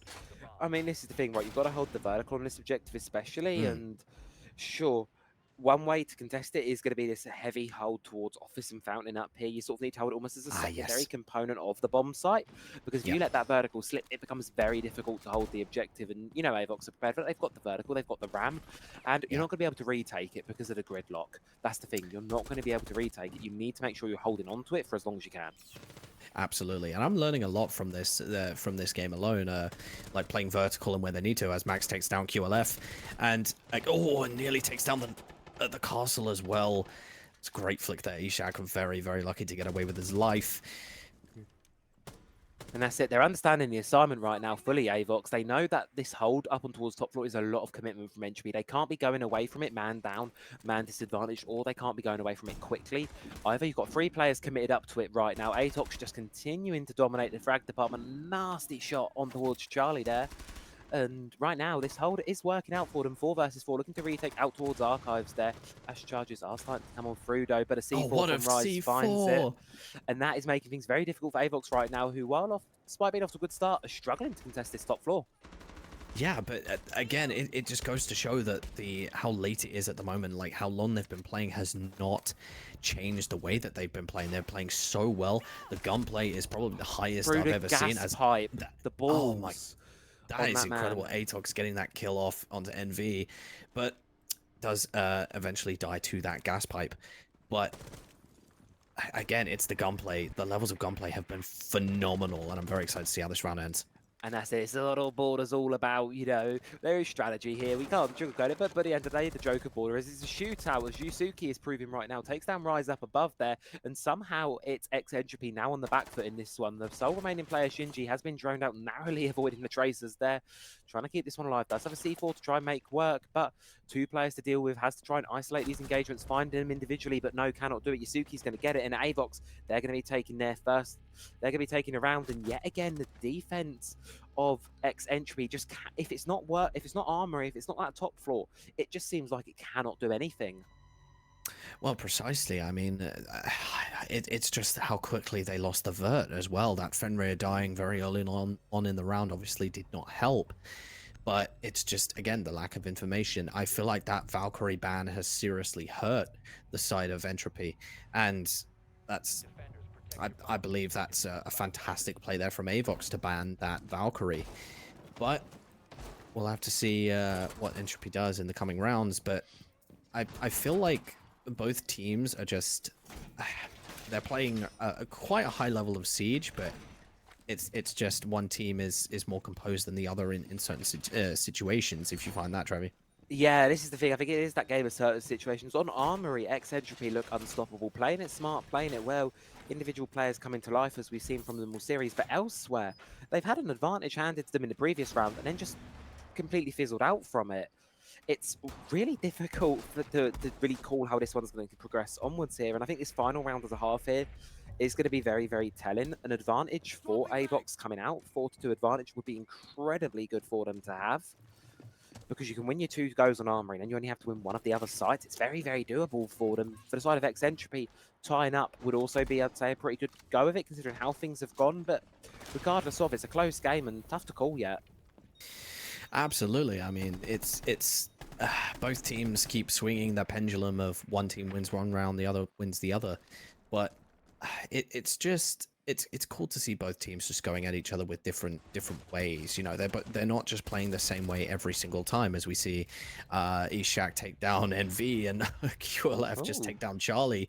So 2 frags coming in very quick at the start of the round, and again, that's just all down to the change of operators. Notice how they have a Mozzie now and a Pulse. Intel. So that Pulse might have changed the outlook of the round, and Rise gets another one, so we might be looking at a flawless round here from Entropy. Yeah, and that's it. Entropy looks so good right now. And this is the thing, and the thing that I'm struggling with, they looked impeccable on the Armory, and now they're looking impeccable here, finally on Workshop. It's taken them a while to get here, but I think the 3-3 half will be good for them, providing they can close this one out. Just Eden and Matt Kitson left to take off the table right now. Eden taking a little bit of damage here outside of on the balcony. Very difficult situation, just being teased, being edged by Shinji, but nothing going away just as of yet. Completely caught unaware. There goes Maxim and Eden with it all to do. And just as you said, Dara, flawless round for Entropy. And what a way to end the half. Absolutely. It just all fell apart there for Avox. And again, it's the pendulum switch. And it's funny to see how one round can be completely one-sided and then it change immediately after that. Yeah. It's like we don't really have an answer for that.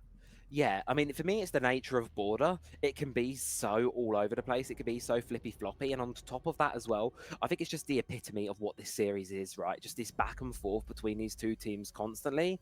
And this map is normally like it, and it's certainly delivering it with these 2 sides. Blackbeard, Azami, going to be our operator bans here for this one. Expected yet again, based on what has been played. Although really, there's such a wide pool here. Whatever you ban, there's going to be more in the pocket of the team, and I don't really think you can predict too much what the best ban will be in this situation. You kind of just have to hope and see what they end up playing around it.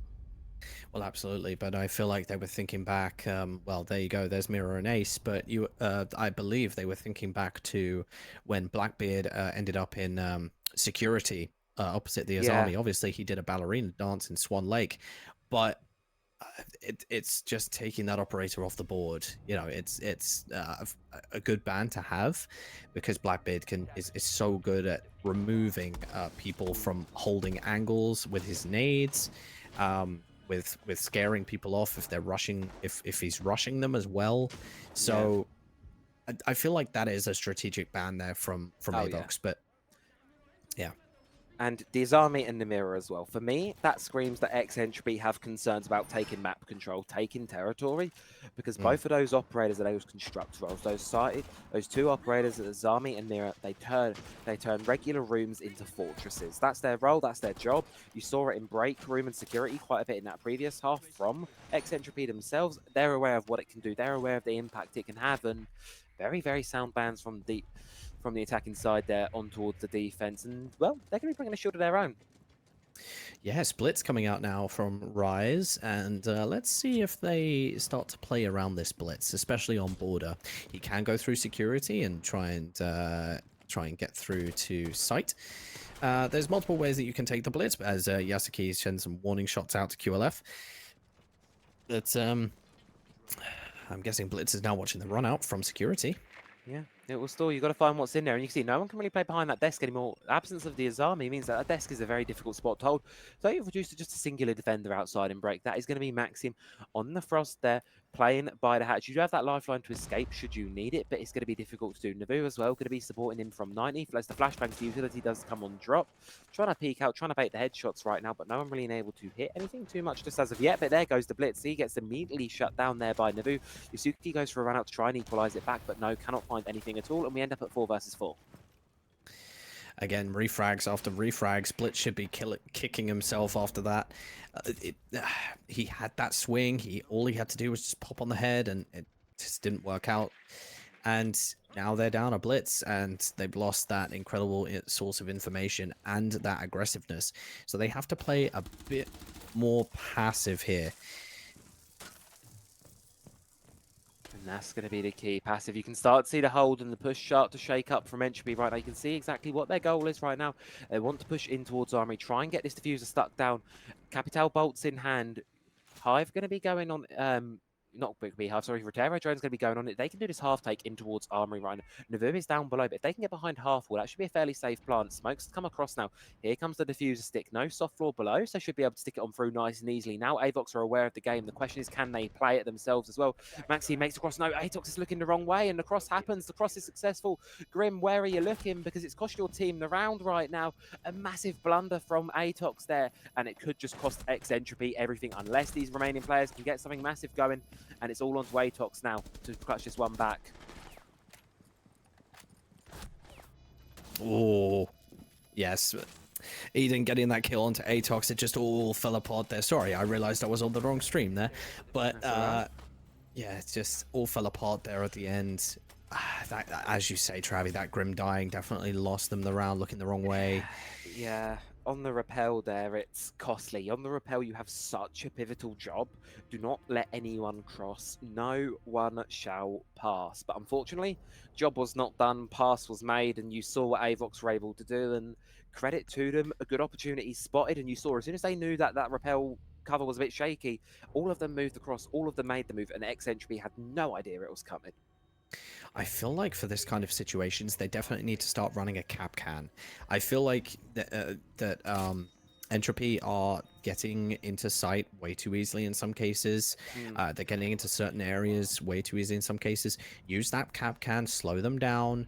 Use those sound cues that I'm talking about, and just play around that as well. I think definitely more trap operators are the way to go here, but again, they are using, I believe, entry denial, which is also a good way of doing it.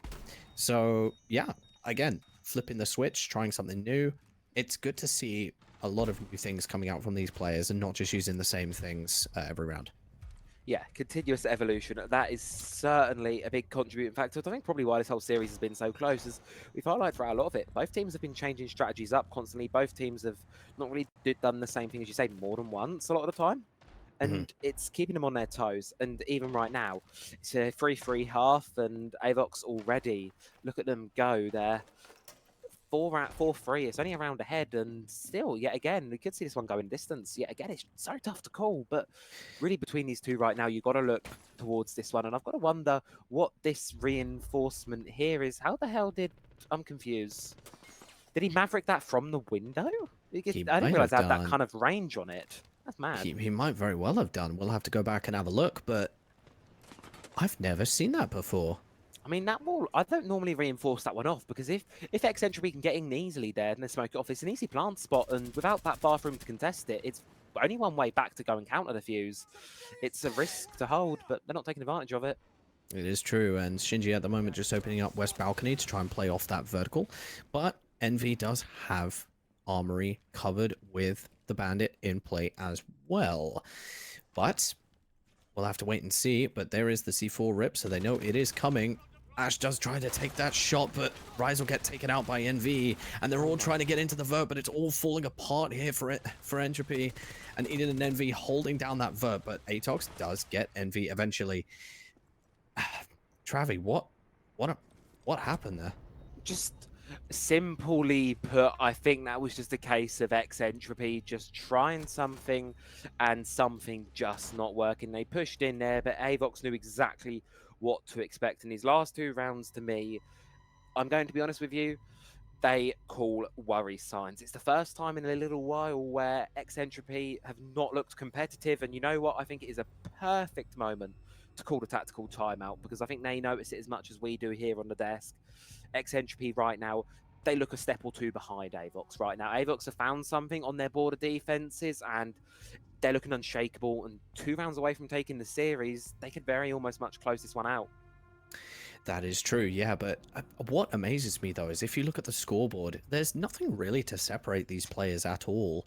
Even the bottom fraggers are even quite close to each other, and all players, there's not really a player that's dominating.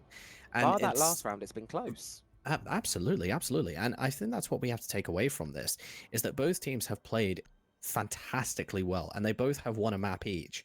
So this is a very, very close matchup. It's just Entropy have made a couple of rash decisions, some things that won't work. So it'll be interesting to see what they do here to kind of change their approach, because that approach to the vert was not...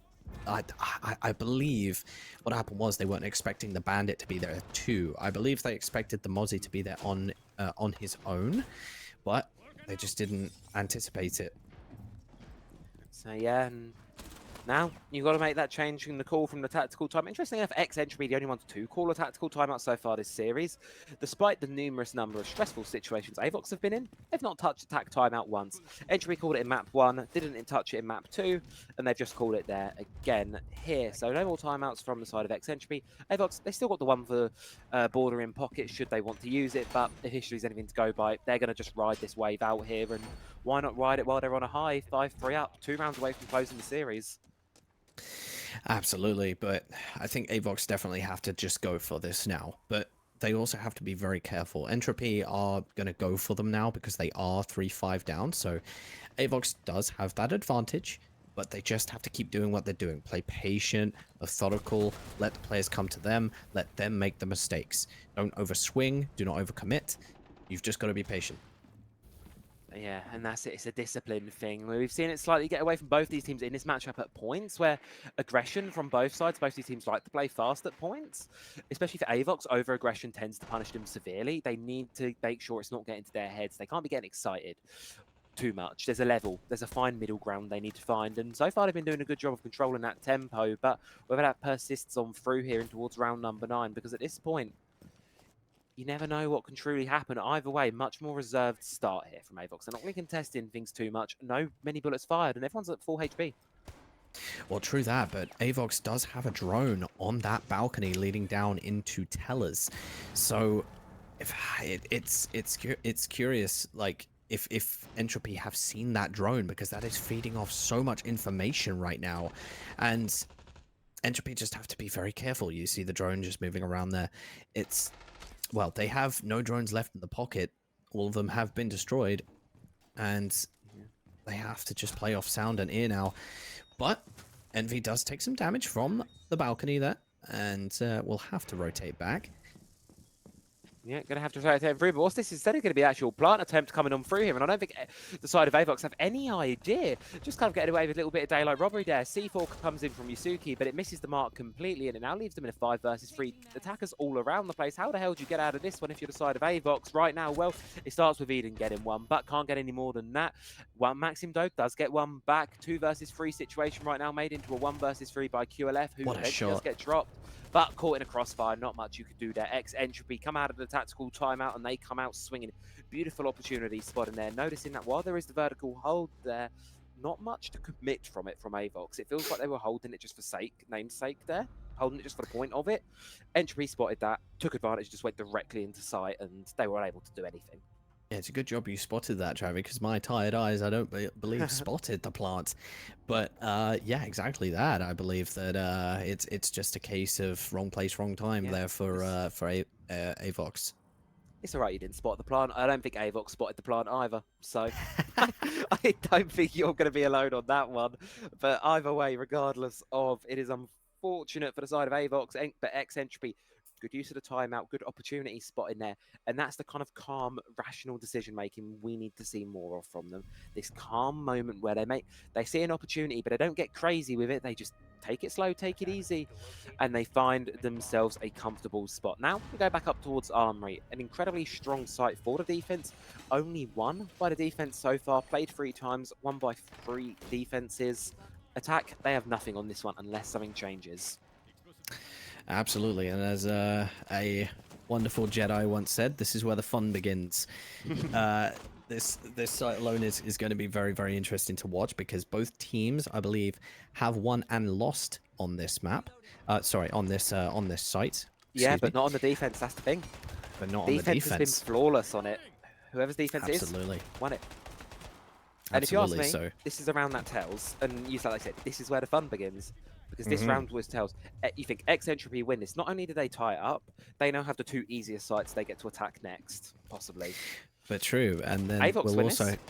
Ooh, maybe. Match series point. Yes, absolutely. But big round. We have to also say we get to find out who has a Planikin and who's going to start panicking. We are not going back to the Star Wars ref. We've done the Star Wars things before. We are not doing Star Wars again. Let me have my moment. Let me have my fun. Is this not entertaining enough? Are you not entertained? God. I'm full of movie references today. Anyways, back to Rainbow Six. Good idea.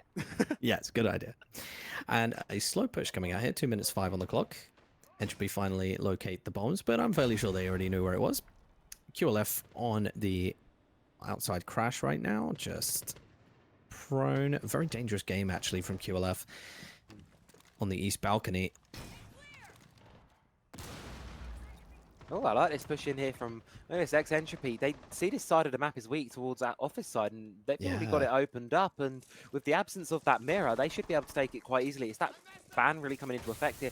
None of these operators used to hold the ground, giving Entropy an easy way in, but the way in might just be a trap after all, as Maxim and Eden with 1 apiece, and yet again another defensive lockout here on this top floor objective. Sure, Rise is going to get the defuse, the exothermic down. He's going to get an opening in towards the objective, but now comes the harder part. Now comes getting the diffuser down, and that one is looking very difficult to do in this situation as it now hits 2 versus 5. But Ishak fights back, gets one, trying to find more, runs out of ammo, has to switch back to the assault rifle, but only 20 rounds apiece. Needs to support a teammate, needs Rise to get in there here and now, but he's all the way back over and he's left away, misses the shots, telegraphs his position.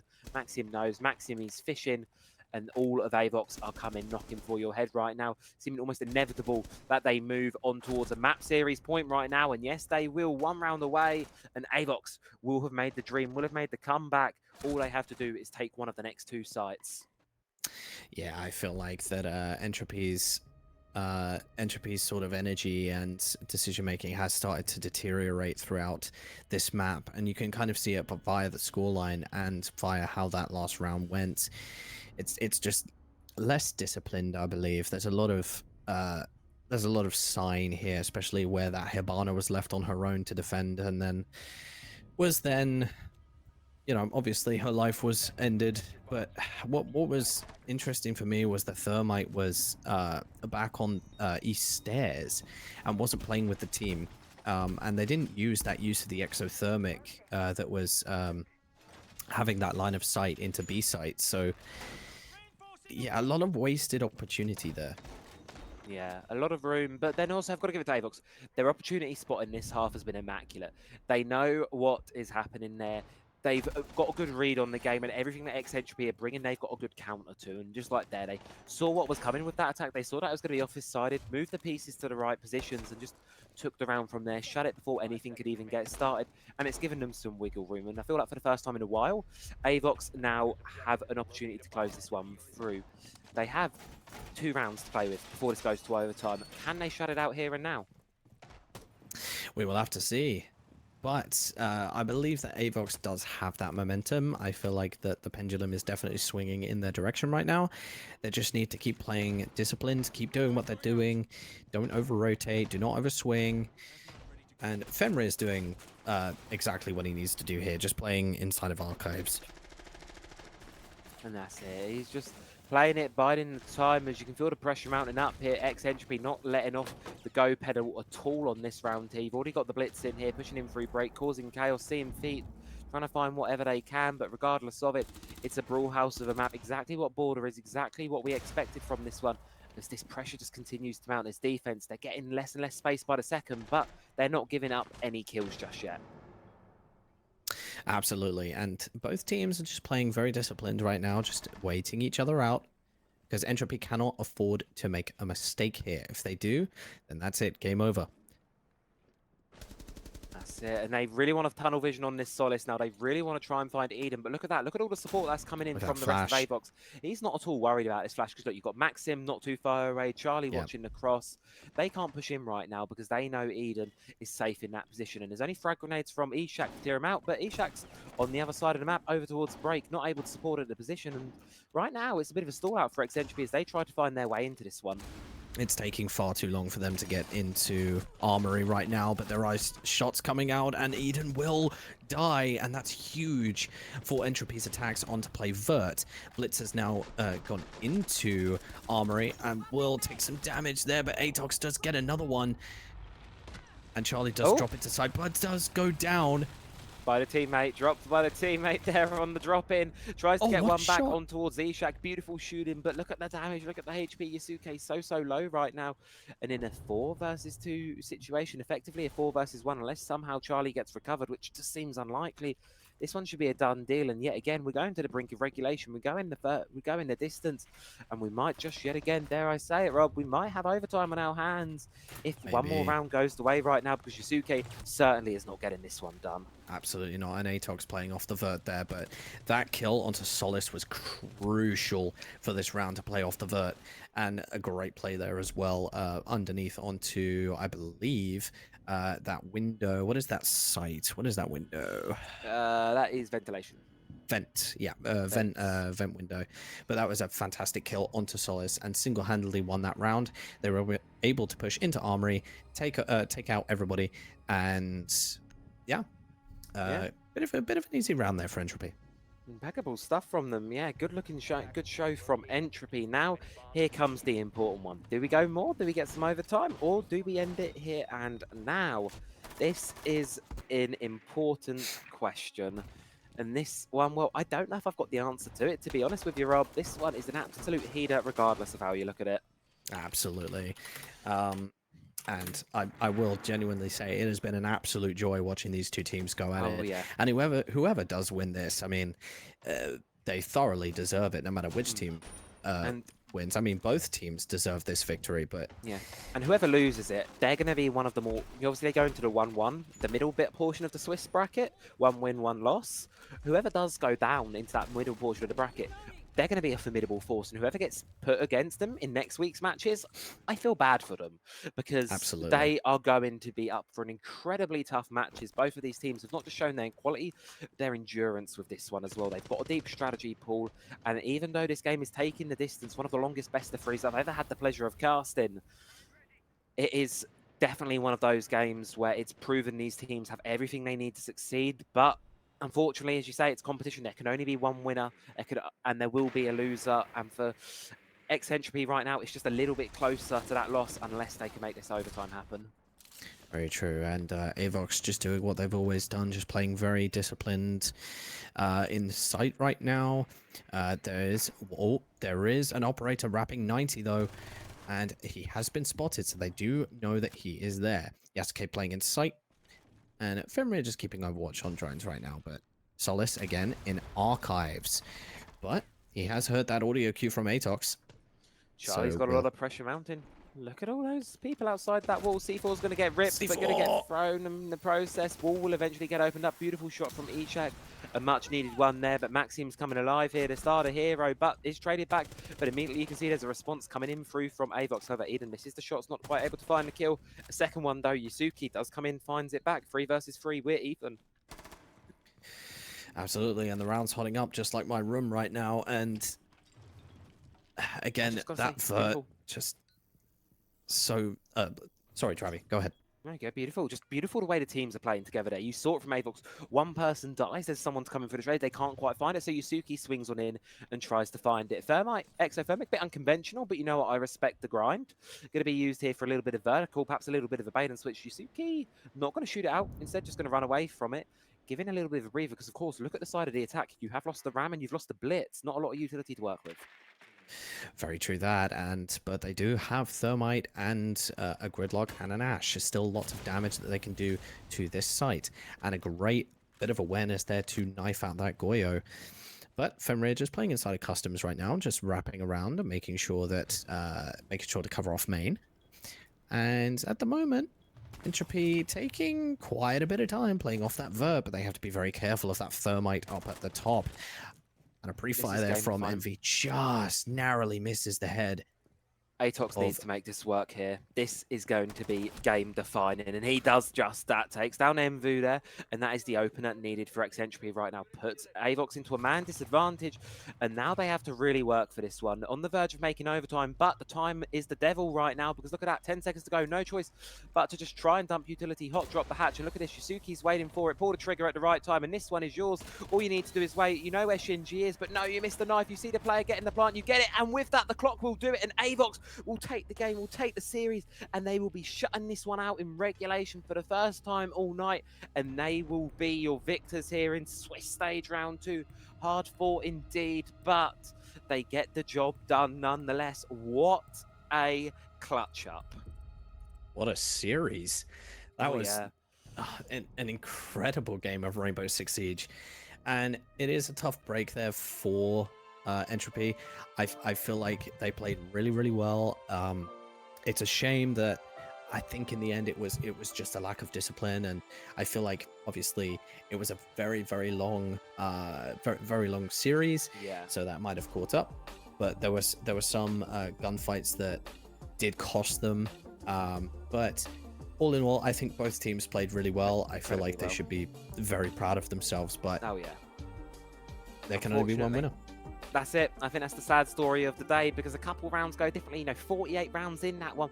But when you think about it, the round differential coming out of that one, it's only going to be +2. An incredibly close matchup between those two there. And as you say, Avox well deserved the victory there. They did play well, and I think their quality throughout the night, it was a bit of a slower start, I'll give you that. But after that sort of first half of Cafe, it was consistent. It was consistent, whereas I think, as you say, with the side of Entropy, it was a little bit up and down. They had some really, really high highs. I've got to give it to them. Some incredible individual plays there through a lot of the players on that team. You know, especially Shinji at quite a few points, really stepping up to the bait. Ishak as well, some really great stuff. However, unfortunately for them, it's just one of those situations where the couple small mistakes that did creep in heavily cost them, and as a result of that, that is the series gone for them. And it means that Avox, well, they're going to be moving into our 2-0 bracket here. They're going to be going up against the incredibly tough teams waiting there for them, but one game 14 rounds, 2 more maps would go their way, and they're in playoffs, and that is such a good position to be in for them. Yeah, absolutely. I feel like it's 100% deserved, and like I've said before, both teams played fantastic Rainbow Six Siege, and even though that Entropy will go into the 1-1 bracket, I feel like they'll still succeed in that bracket. But Avox does have a mountain to climb now, because they are up against teams that are also in the same form as them, but they know they can do it. They've shown that they can.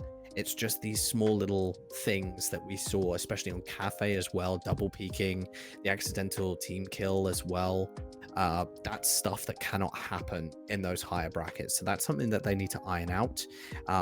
Definitely swinging and definitely intel as well, using the Valkyrie. Their Valkyrie play was phenomenal, I found. So they, yeah, absolutely, they definitely need to use that in the higher brackets as well. Yeah, and speaking of the high bracket, I think it's the perfect segue to end our show here this evening. Of course, join us throughout the remainder of this week and next week as well, where we're going to be going in towards round number 3 of Swiss Stage here. Of course, we have this middle bracket that is incredibly exciting, but we have the upper 2-0 bracket where we're going to be sending teams to playoffs, as well as we've got the 0-2 bracket. All of our teams have only lost their games so far, and we're going to be starting to see teams being eliminated. So it's an incredibly exciting week here for Phantom League.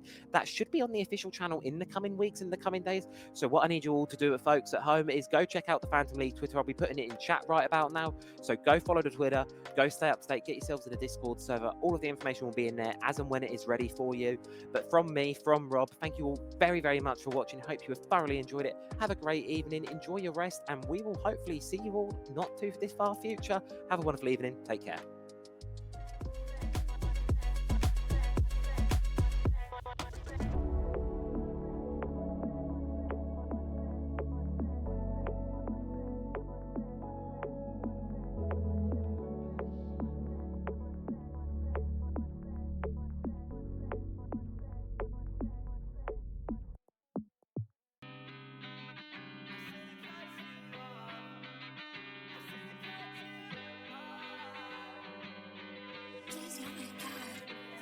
Cut you off.